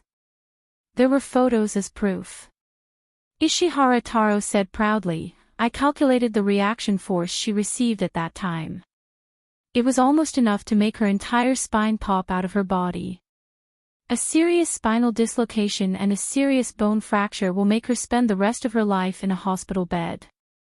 They had already skillfully killed a person in the hospital. It was too easy to kill a paraplegic like Gu Nianji. The old man obviously thought so too and praised Ishihara Taro. Taro, if your father was still alive, I don't know how happy he would be. Grandfather, you're too kind. I spent 5 years to figure out the pattern and came up with a preliminary algorithm. There's still a long way to go, Ishihara Taro said sincerely. But I will come up with an algorithm that will never be wrong as soon as possible. That way, we can use it to do more things. If he could find all the mistakes, they wouldn't have to worry about money anymore. The problem with his algorithm was that it couldn't cover everything, so it worked sometimes. This wasn't a big problem when it came to dealing with people, because if it failed, they could just try again. As long as they succeeded once and killed the other party, everything would be fine. But it couldn't be used in other areas, such as the stock market. That was because even if they succeeded 99 times, as long as they failed once, they could very well go bankrupt. Therefore, at the moment, his algorithm was not enough to create real wealth for the company. He could only help the company clear the obstacles first before he could fight for precious time and funds for his research to perfect his algorithm. He had to have zero tolerance for mistakes. Hu Xiaoheng was in his room dealing with work. He lost track of time when he was busy. He raised his wrist to look at his watch. It was already 5 in the afternoon. It was time for dinner. It should have been 7 or 8 hours since he brought Gu Nianji back in the morning, right? Gu Nianji hadn't come to look for him even once. Hu Xiaoheng was a bit puzzled. He turned off the computer and stood up from his desk. Hu Xiaoheng first turned on the intercom to call the orderly. Did Miss Gu go out today? Hu Xiaoheng asked. The orderly quickly replied, No, Hu Xiao, Miss Gu didn't even eat lunch. Hu Xiaoheng froze. He often forgot to eat lunch, but Gu Nianji rarely did. What was going on? Hu Xiaoheng strode out of his room and went to Gu Nianji's room across the street. Opening the door to Gu Nianji's bedroom, Hu Xiaoheng saw Gu Nianji sitting in front of the computer and staring intently at the screen. The computer flashed with a blue light, and a series of numbers and symbols jumped on the screen.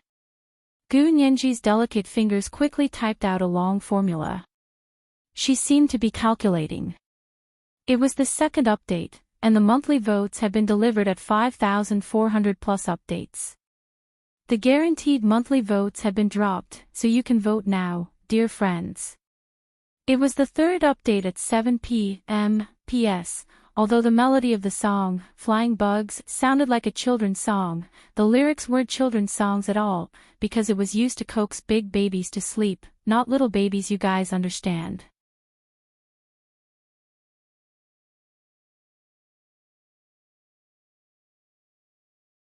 Chapter 930. What are you calculating? Hu Xiaoheng leaned over and placed one hand on the back of Gu Nianji's chair and the other on the desk in front of her. Gu Nianji was immersed in the world of mathematics and didn't hear what Hu Xiaoheng said at all. Hu Xiaoheng didn't mind either. His eyes stopped on the iPad next to the desk. The page on the iPad was called Chaos Mathematics. Looking at the formulas and programs Gu Nianji was calculating, Hu Xiaoheng felt like he understood something. He silently took the iPad and sat on the sofa next to Gu Nianji to start reading. Gu Nianji worked hard and used almost 10 hours to finally come up with a preliminary calculation formula. Hu Xiao, when did you get here? Gu Nianji touched the back of her stiff neck and was surprised to see Hu Xiaoheng sitting next to her. He was supporting his head with his hand and looking at the iPad on his knee. Hu Xiaoheng looked up and glanced at the computer screen. I just got here not long ago. He asked her again, what are you calculating? Gu Nianji immediately became happy and said excitedly, I'm using chaos mathematics to calculate probability. Brother Zhe taught me before, but he uses chaos mathematics to make artificial intelligence programs. I think I can borrow it to try. As she spoke, she pointed to the formulas and data on the computer and explained one by one. Look, I first assumed that these events happened by chance and were not the result of human intervention. So I categorized the events listed on the materials and estimated the probability. Then I found a suitable algorithm to loop them in and see what the result would be. Oh. What result? Hu Xiaoheng was also a little interested. If this algorithm could be used, it would save a lot of trouble. The result is that the probability of these events happening is the highest among all random events. Hu Xiaoheng said. Explain clearly. Let me put it this way. In theory, as long as it is not deliberately arranged, then the probability of everything happening should be random. There is no such possibility that it will happen. But from the results of my calculations, in order to achieve the final result, such as the result of the most recent fall, the probability of the series of events happening before was the highest. Isn't that obvious? Hu Xiaoheng was confused. If the probability wasn't the highest, it wouldn't have happened. Yes. Gu Nianji laughed. That's true, but one thing can be explained this way, but if all the connected events are the ones with the highest probability, then it's not a coincidence. Hu Xiaoheng understood a little and looked at Gu Nianji thoughtfully. You mean that these incidents were deliberately selected? However, who could be so powerful as to be able to pick out the highest probability among thousands of complicated events and link them together? How are they connected? That's right, this is actually the opponent's weakness. This proves that these events are fake randomness. Gu Nianji raised her chin proudly, revealing her slender, swan-like neck. Hu Xiaoheng was mesmerized by Gu Nianji's high spirits. Ever since the incident in Germany, how long had it been since he had seen Gu Nianji this proud and lively? This was his Nianji, Hu Xiaoheng smiled. Seeing that Gu Nianji had finally gotten over the knot in her heart and was able to once again display her charm and ability, he sighed softly. His voice was still low and gentle. Fake randomness. How can I prove it? It's very simple. Gu Nianji turned around and picked up the mouse to point at one of her formulas on the computer. Look here, these events with the highest probability are picked out in order. There must be a trigger, which is an opportunity. With this opportunity, the subsequent events will naturally happen. Hu Xiaoheng sat up straight, his eyes never leaving Gu Nianji's beautiful and confident face. So what you're saying is that this opportunity isn't random, but man-made. All right. Gu Nianji couldn't help clapping for Hu Xiaoheng. It was so easy talking to smart people. Hu Xiaoheng leaned back on the sofa and thought. Then how can we find this man-made opportunity? Have you thought about it? Gu Nianji nodded. Of course I have. I want to prove whether my theory and algorithm are correct, so I must find this opportunity that will trigger the subsequent events. How do I find it? Hu Xiao, you'll help me, right? Gu Nianji walked over and sat cross-legged on the carpet in front of the sofa. She leaned against Hu Xiaoheng's leg and looked up at him with a smile. Help me find this opportunity, right? How do you want me to help you? Gu Nianji pushed his leg. Can you get the surveillance footage of those places? Hu Xiaoheng pinched her delicate little nose. Okay, I'll go look for it. Gu Nianji rubbed against his leg happily. Go, go. The sooner the better. Hu Xiaoheng let her go down for dinner and returned to his office to give Yin Shixiang an order to get the surveillance footage of those two places from the university. Yin Shixiang accepted the order and left. Hu Xiaoheng casually opened the surveillance footage of the hospital where Gu Yanran's father was hospitalized. He had already obtained it a long time ago. Hu Xiaoheng had never believed that Gu Yanran's father's death was an accident. However, there was no evidence. Therefore, he retrieved the surveillance footage from that day and watched it repeatedly. However, he couldn't find any traces of a man-made attack. In Gu Yanran's father's ward, no matter how he looked at it, no matter how fast or slow, it showed that it was an accident. no one tried to take advantage of the situation to kill him. However, after reading the introduction to chaos mathematics and talking to Gu Nianji, Hu Xiaoheng suddenly had a different idea. Because Gu Yanran's father had always been under surveillance, they originally wanted to keep him alive to catch the big fish. In the end, they didn't catch the big fish, and even the bait was destroyed. Hu Xiaoheng didn't know how many times he thought about what happened in the hospital. Therefore, the chaos mathematics and Gu Nianji's theory that he saw today suddenly inspired Hu Xiaoheng. He couldn't help but wonder if that incident was the same as Gu Nianji's accident. Was it actually all fake? He sat in his office and listed the events that happened when Gu Yanran's father died in the hospital. He began to analyze the probability of these events based on Gu Nianji's theory. The results were just as he expected. These events had the highest probability of happening. In order to achieve the result of Gu Yanran's father's death, these events had the highest probability of happening. That made sense. Previously, they had focused on the inside of the ward. What if the opportunity happened outside of the ward? Just like dominoes, in order to topple the dominoes, someone had to do it at least once. Who was the person who pushed the dominoes? Hu Xiaoheng looked at the surveillance footage frame by frame. This time, his focus was on the outside of the ward. He saw the youths who looked like gangsters chatting and laughing in the corridor opposite Gu Yanran's father's ward. He also saw a young nurse pushing a surgical cart over. There was no one else outside the ward. At that moment, his gaze was finally blinded by a golden light. Where did the golden light come from? It was the third watch.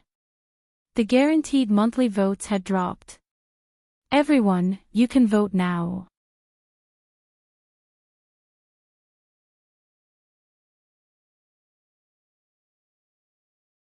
Chapter 931. Hu Xiaoheng's slender and powerful fingers paused on the mouse for a moment before continuously clicking the rewind button. After repeating this a few times, he finally discovered where the tiny golden light had come from.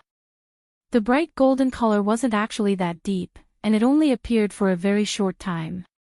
Even if he looked at it frame by frame, most people wouldn't notice it.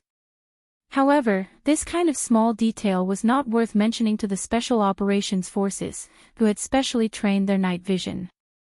They hadn't seen it before because they hadn't paid attention to the small details outside the ward. After all, the fight had taken place inside the ward, and what happened outside was just a small interlude. Everyone's habitual thought was that someone had taken advantage of the chaos to commit a crime in the ward. Of course, they later discovered that wasn't the case. The surveillance footage in the ward showed that it really was an accident, and the key person who stepped on the power cord was the doctor who had tried to stop the fight.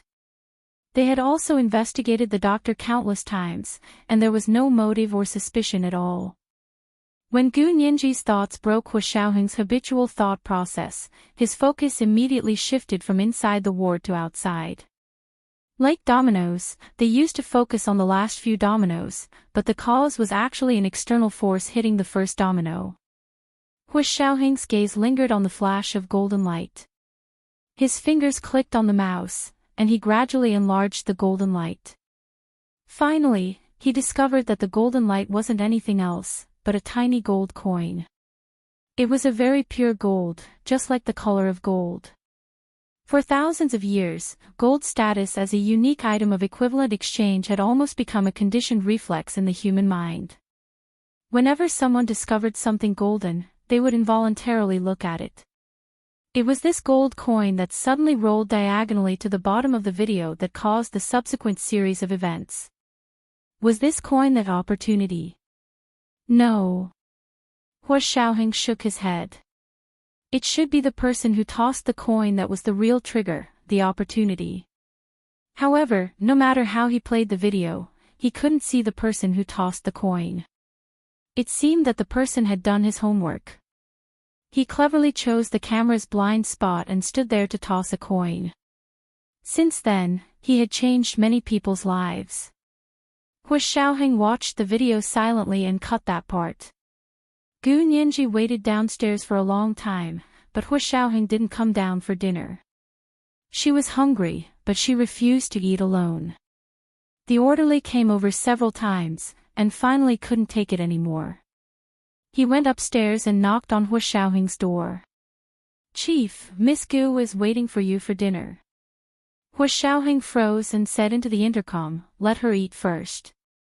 "We told her, but Miss Gu refused. She's still waiting." The orderly outside the door scratched his head helplessly. Hu Xiaoheng glanced at the files on the computer. It was almost done, so he logged out and turned off the computer. Standing up, he said, "I'll be right down." The orderly laughed and said happily, "Yes, Chief." He quickly went downstairs and said to Gu Nianji, "The chief will be coming down soon. Do you want the food served?" Gu Nianji quickly nodded. "Hurry up, I'm going to faint from hunger." As soon as Hu Xiaoheng walked into the dining room, he took off his military cap and hung it on the wall hook as he said, "Eat if you're hungry." "Why are you being so polite with me?" Gu Nianji blinked. "If I didn't do that, would you have come down for dinner?" She had long known that the only way to deal with people like Hu Xiaoheng was to use the tactic of, "I won't eat if you don't eat." Otherwise, Chief Hua, who was so busy every day, could really only eat one meal every 3 days and drink dew from the wind and become an immortal. Or is it my fault? Hu Xiaoheng wasn't angry at all after being set up by Gu Nianji. His expression was very gentle. However, the orderlies standing next to him were already used to it. They would always ask for Miss Gu's help if they couldn't handle something. The chief could indeed save on food when he worked, and the orderlies were also very desperate.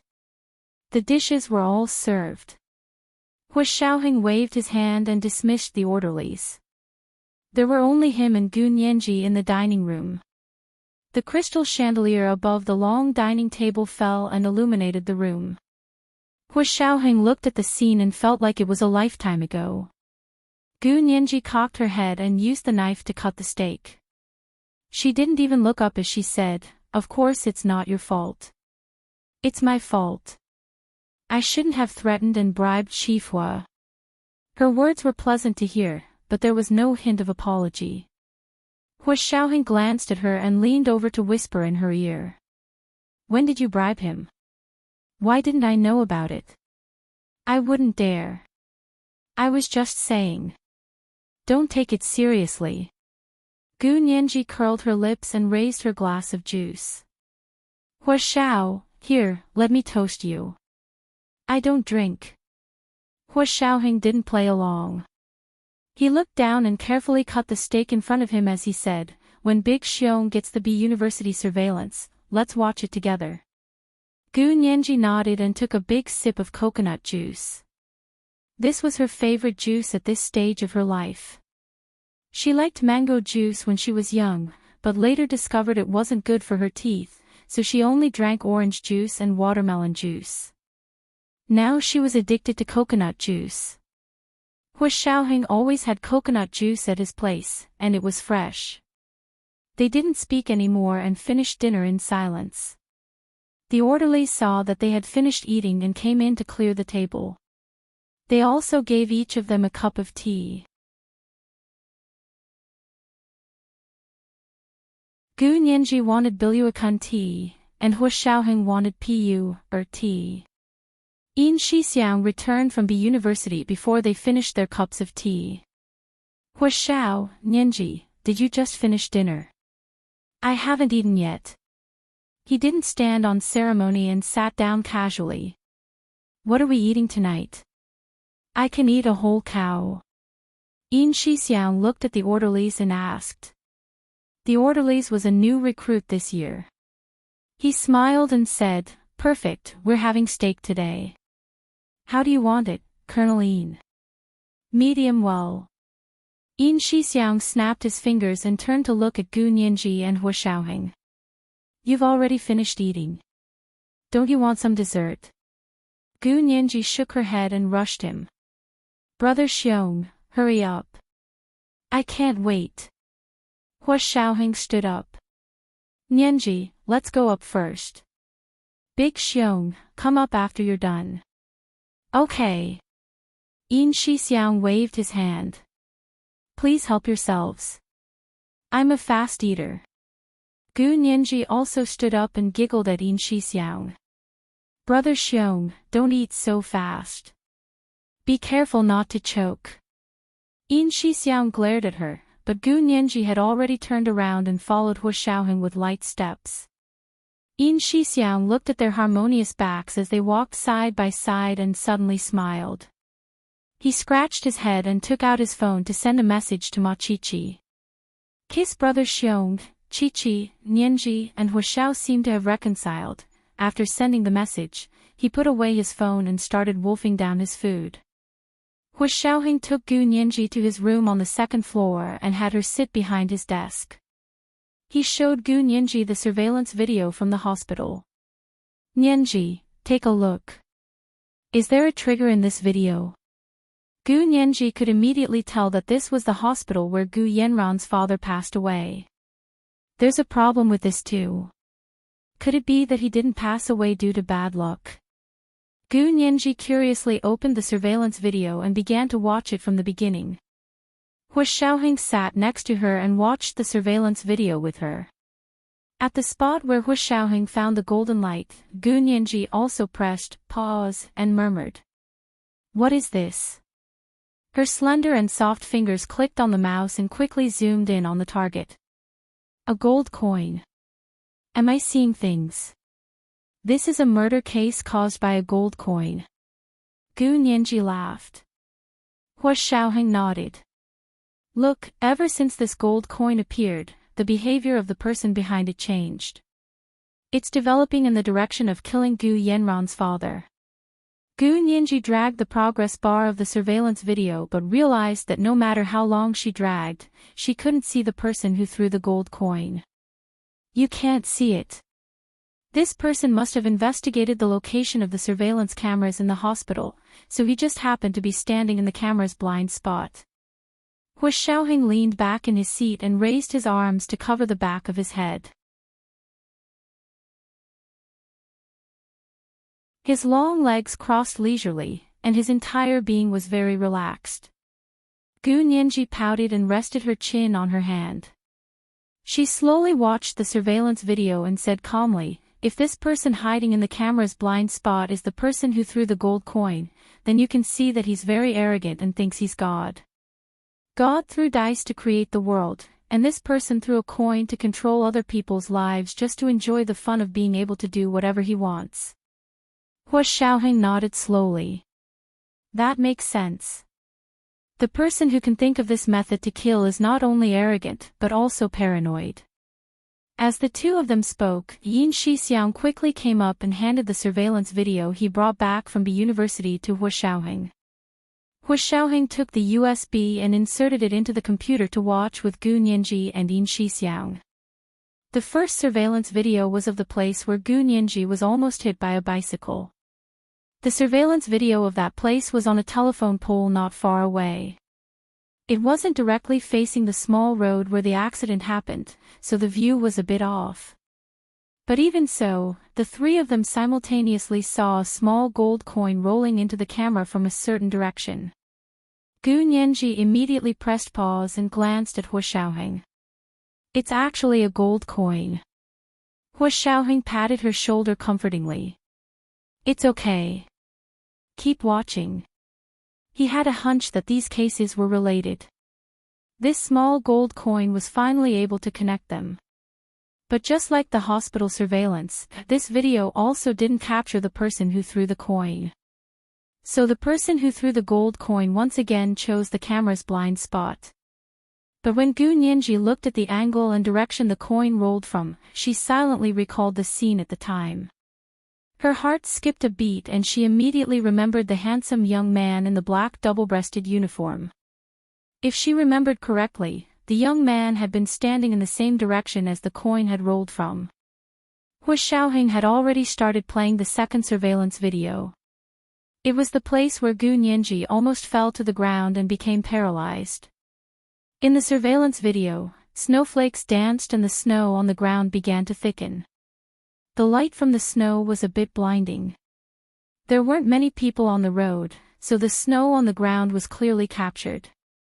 So when the small gold coin appeared on the snow, Gu Nianji didn't hesitate to press pause. There's no need to watch anymore.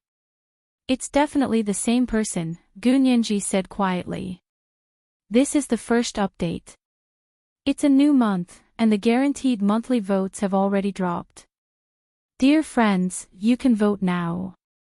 Today is Monday, and Monday's recommended votes are especially important. At 1 p.m., the June monthly votes will be 5,700 plus updates. All the June monthly votes and updates will be paid off. At 7 p.m., the third update.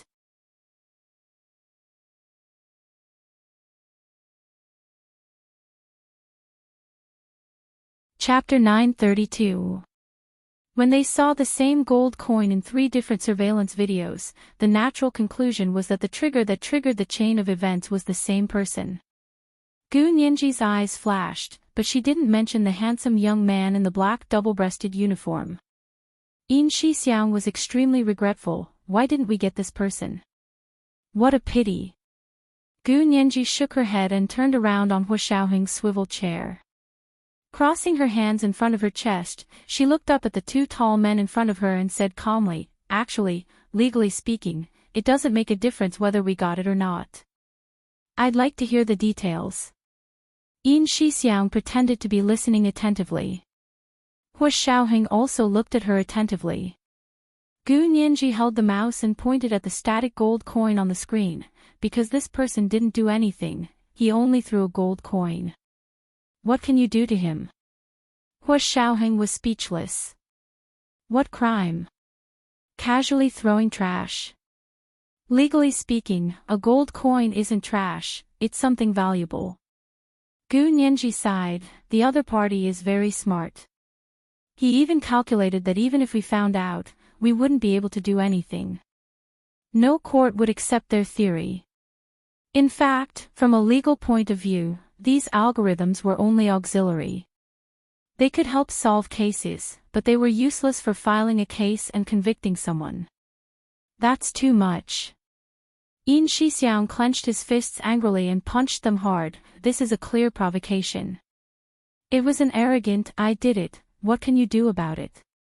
So Gu Nianji didn't mention the young man in black. What was the use of saying it? Hu Xiao would definitely investigate, but wouldn't Hu Xiao violate the rules if he did this when the other party didn't break the law? Gu Nianji knew that because the Special Operations Forces had too much power, the Senate and Cabinet were very wary of the Special Operations Forces' actions within the country. She didn't want to cause trouble for him, and she also didn't want to be a hindrance to his career. Gu Nianji had her own ideas about this person. That person's target was her, so he would definitely appear by her side again. If she remembered correctly, she seemed to have met him at the library entrance that day. Hu Xiaoheng folded his hands behind his back and looked at the light gold velvet floor-to-ceiling curtains. He said calmly, their target is Nianji.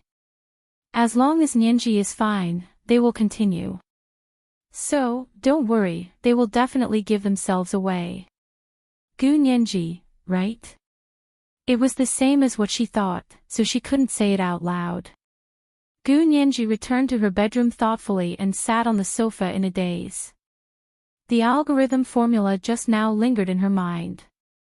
Something was itching to try, wanting to jump out and express itself. She clutched her wildly beating heart, curled her lips, and said softly, if the law can't punish you, then let's have a fair competition and see whose algorithm is better. Gu Nianji knew her idea was crazy, but if the other party really wanted to kill her silently and didn't have to bear any legal responsibility, she was sorry, but she couldn't take it lying down. She didn't want to sit around and wait for her death. She didn't want to wait for the other party to set another trap for her. She could only escape under the protection of others. Because when the other party triggered the domino effect again, it would be even tighter and more intense than this time. At that time, even if Hu Xiaoheng could send people to secretly protect her, it would only be a life for a life. Gu Nianji didn't want anyone on her side to sacrifice themselves, especially for her. She was very grateful for this kind of act of using their lives to protect her, but she also felt that it was very heavy and suffocating. Moreover, she also had accumulated anger in her heart and wanted to vent it. Everyone only had one life. What right did that person have to think that he was superior and had the ability to transcend the law and dictate the life and death of others? If he wanted to be God, he had to see if he had the ability to do so. Gu Nianji thought about this and sleepwalked to her desk. She turned on the computer and began a series of calculations. Late at night, Hu Xiaoheng's work for the day temporarily came to an end. He turned off the computer and rubbed the space between his eyebrows. He walked around the office twice to relax his muscles before going to Gu Nianji's room. Gu Nianji was typing on the computer and seemed to be calculating. But this time, Gu Nianji turned off the computer as soon as Hu Xiaoheng walked in. She turned around uncomfortably and forced a smile at Hu Xiaoheng. Hu Xiao, why aren't you asleep yet? I should be asking you that. Hu Xiaoheng walked behind her. Why did you turn off the computer as soon as I came in? Gu Nianji didn't know how to answer and muttered. That's my privacy. Hu Xiaoheng raised his brows. Privacy? You? Of course I have privacy. Gu Nianji turned around and saw Hu Xiaoheng's meaningful gaze. She suddenly became angry from embarrassment and stood up. You have to respect my privacy. I'm going to sleep now. Please go back. Hu Xiaoheng curled his lips and put his hands in his trouser pockets. His sharp and deep gaze slowly looked her up and down. Gu Nianji suddenly felt like she was naked in front of Hu Xiaoheng. Seeing that Gu Nianji was about to explode, Hu Xiaoheng finally withdrew his gaze and patted her head. Okay, I respect your privacy. Go to sleep. With that, he turned around and left Gu Nianji's bedroom. He left so quickly that Gu Nianji was confused, but she didn't chase after him. She stood in the middle of the bedroom with a frown and watched Hu Xiaoheng's figure disappear outside the door. She quickly locked the bedroom door, then slipped onto the bed and continued her calculations on her phone. The phone wasn't as powerful as a computer, but her algorithms didn't need too much memory. After optimization, the phone's core could also handle it. Gu Nianji hid under the covers and tinkered with all kinds of permutations. She didn't even know when she fell asleep. When she woke up the next day, she found that the phone was completely out of battery. She only stayed in Hu Xiaoheng's official residence for a day. When she woke up that morning, she pestered Hu Xiaoheng to go back to school. Hu Xiaoheng still had a few meetings after breakfast. It was almost the end of the year, and they were also very busy.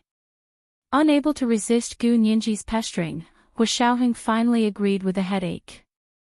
However, he made her promise that she couldn't leave the Secret Service's sight. Gu Nianji blinked her large, glassy eyes and said very sincerely, Hu Xiao, it's almost the new year. You should think about how to celebrate it. I can graduate before the new year. Will you come to the graduation ceremony? As soon as she said that, Hu Xiaoheng's mind turned to Gu Nianji's post-graduation matters. He patted her head. Study hard and take a break for 6 months after graduation. Gu Nianji smiled and didn't comment. She waved at him and called He Zhichu to ask him to pick her up and take her back to school. Hu Xiaoheng was a bit distracted during the meeting, but he only came back to his senses when it was lunchtime. He had actually been tricked by Gu Nianji. She didn't answer his questions directly at all. Instead, she changed the topic to graduation and completely diverted his attention. Hu Xiaoheng understood and chuckled. He continued the meeting after lunch. He Zhichu drove to pick up Gu Nianji.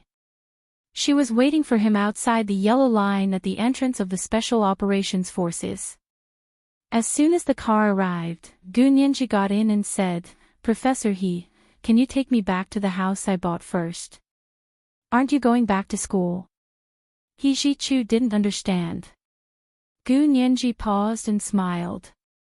Yes, but for the last 3 weeks, I want to be a day student and live in my house in Hipingli. It was the second update. The June monthly tickets had arrived at 5,700 plus updates. The guaranteed monthly tickets had been dropped. Dear friends, you can vote now. Today was Monday, and recommendation tickets were also very important. It was the third update at 7 p.m.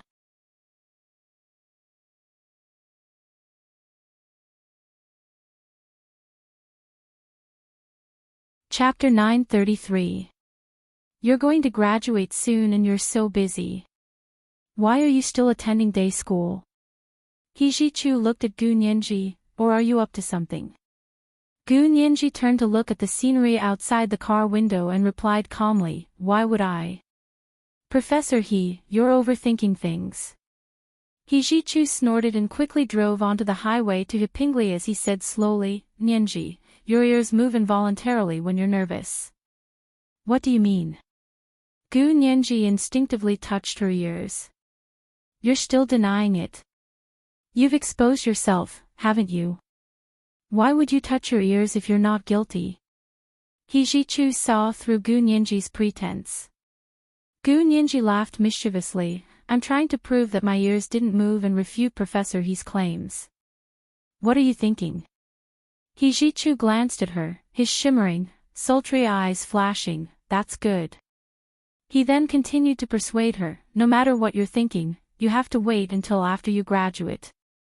You only have 3 weeks left, you don't want to fail at the last step, right? Gu Nianji nodded repeatedly, I know, Professor He. Don't worry, I'm going back to my own house for the convenience of studying. Stop bullshitting. He Ji-chu refused to believe her lame excuse, if it's for the convenience of studying, the school dormitory is the most convenient. If you're afraid of disturbing your roommates, you're living in a room alone, so there's no problem. Gu Nianji sighed, the older, the wiser. I can't argue with you, so let's go back to school. That's more like it. He Ji-chu turned the steering wheel and got off the highway to head towards the university.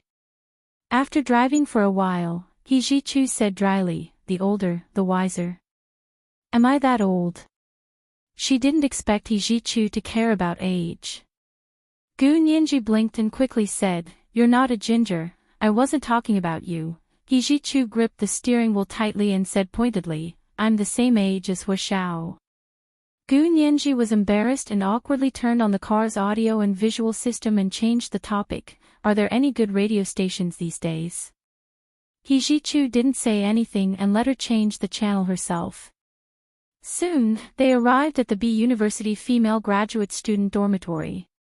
He Ji-chu dropped her off at the entrance and said, next time, if you're late at the library, remember to call me.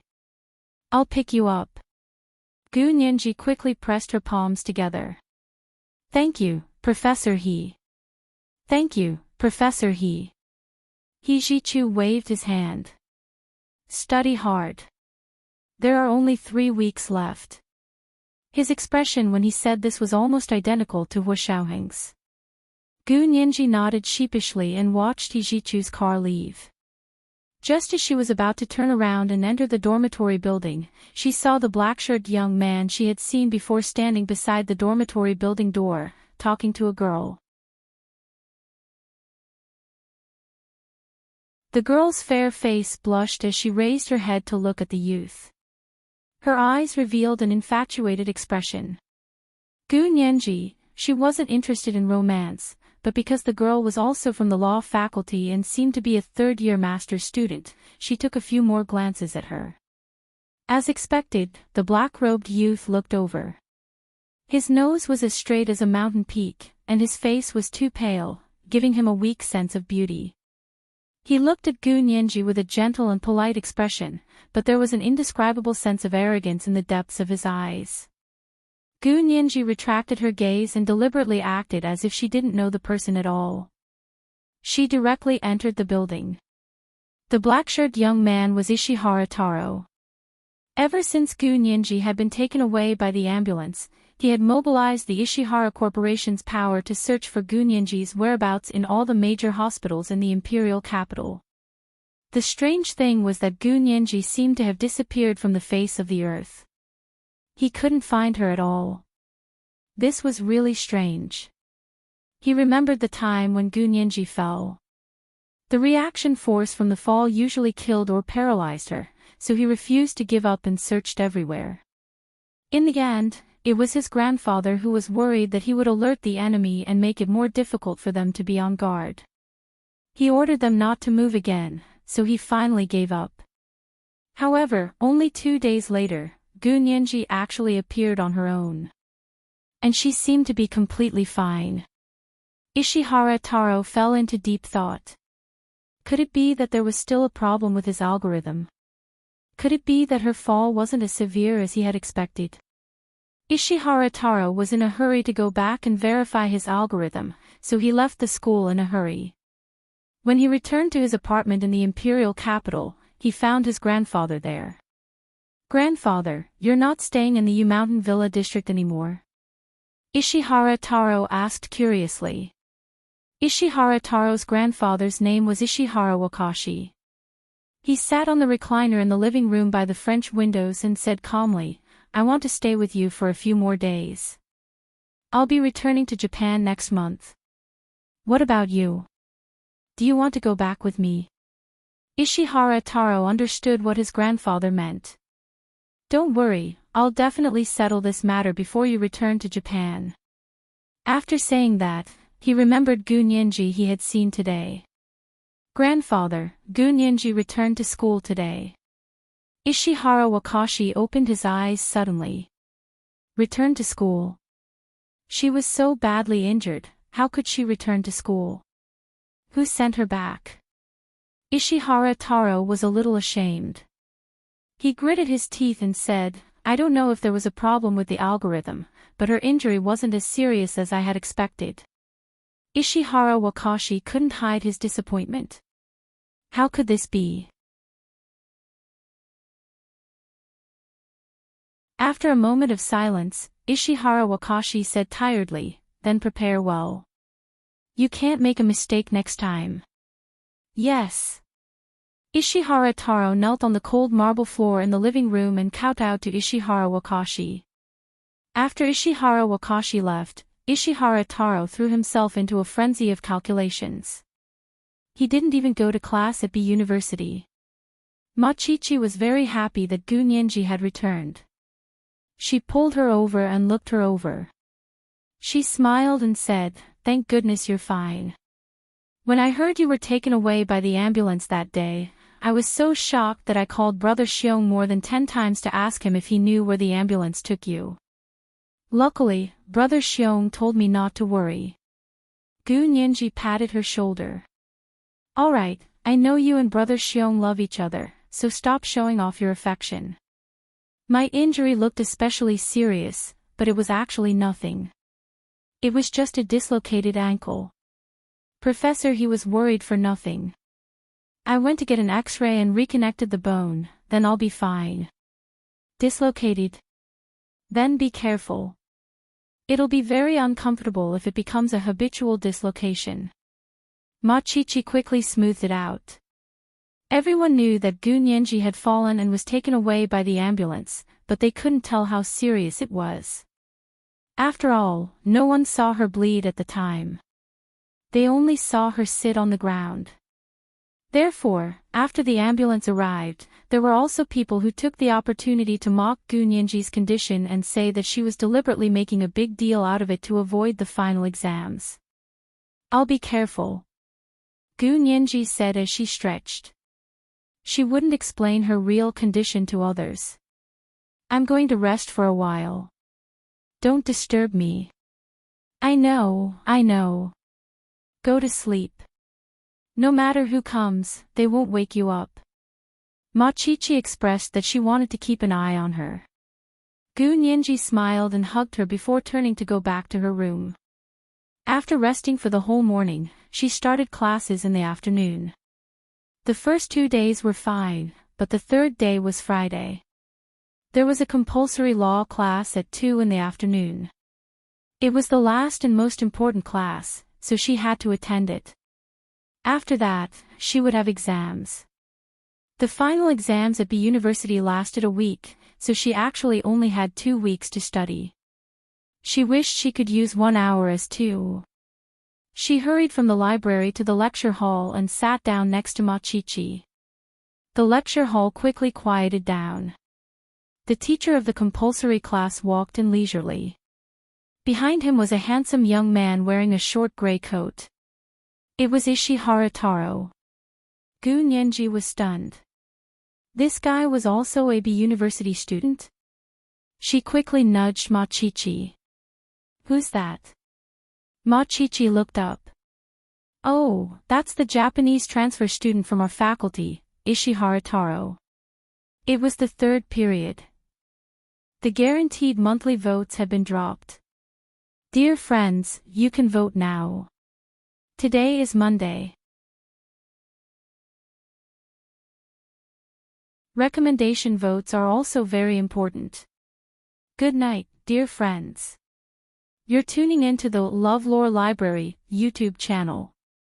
We're so grateful for your support, and don't forget to subscribe to join us on this incredible journey through captivating stories. Your generosity through donations truly makes a world of difference, as it's the primary source of revenue that allows me to expand and enhance this channel for you. Thank you from the bottom of my heart for being a part of this adventure.